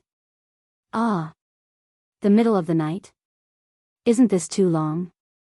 Old Master, do you think little Xian might have overindulged and damaged his body? When Madame Li saw that Li Zishuan had left the house, she immediately called over Li Zishuan's personal maid, Xiao He, to secretly spy for information. Hearing Madame Li's words, Li Jingma's old face could not help but darken. As a parent, it was hard to say these things out of concern for their son and daughter-in-law. But now, the words that came out of Madame Li's mouth. What kind of words were these? Overindulgence, was this something a mother should say? It should be fine. Little Xian is after all a martial artist and his physique is much stronger than ordinary people. Seeing that Li Jingma did not reply, Madame Li could not help but roll her eyes. Then, she justified herself and found an answer for herself. She then waved her hand at Xiao He and said, All right, Xiao He, you can leave. What I asked you today, you must not mention it to little Xian and Yushi, understand? Although Xiao He was thick-skinned, her cheeks were already flushed red. She hurriedly took her leave. Madam, don't worry. Xiao He will not tell anyone. Xiao He will take her leave. Madame Li nodded. After Xiao He left, she looked at Li Jingma with some excitement and said, "Old master, it looks like little Xian has been enlightened. We will be able to hold a grandson soon." Li Jingma stroked his beard and scolded jokingly, "Humph, this stinking brat." Although that was the case, it was difficult to conceal the smile between his brows.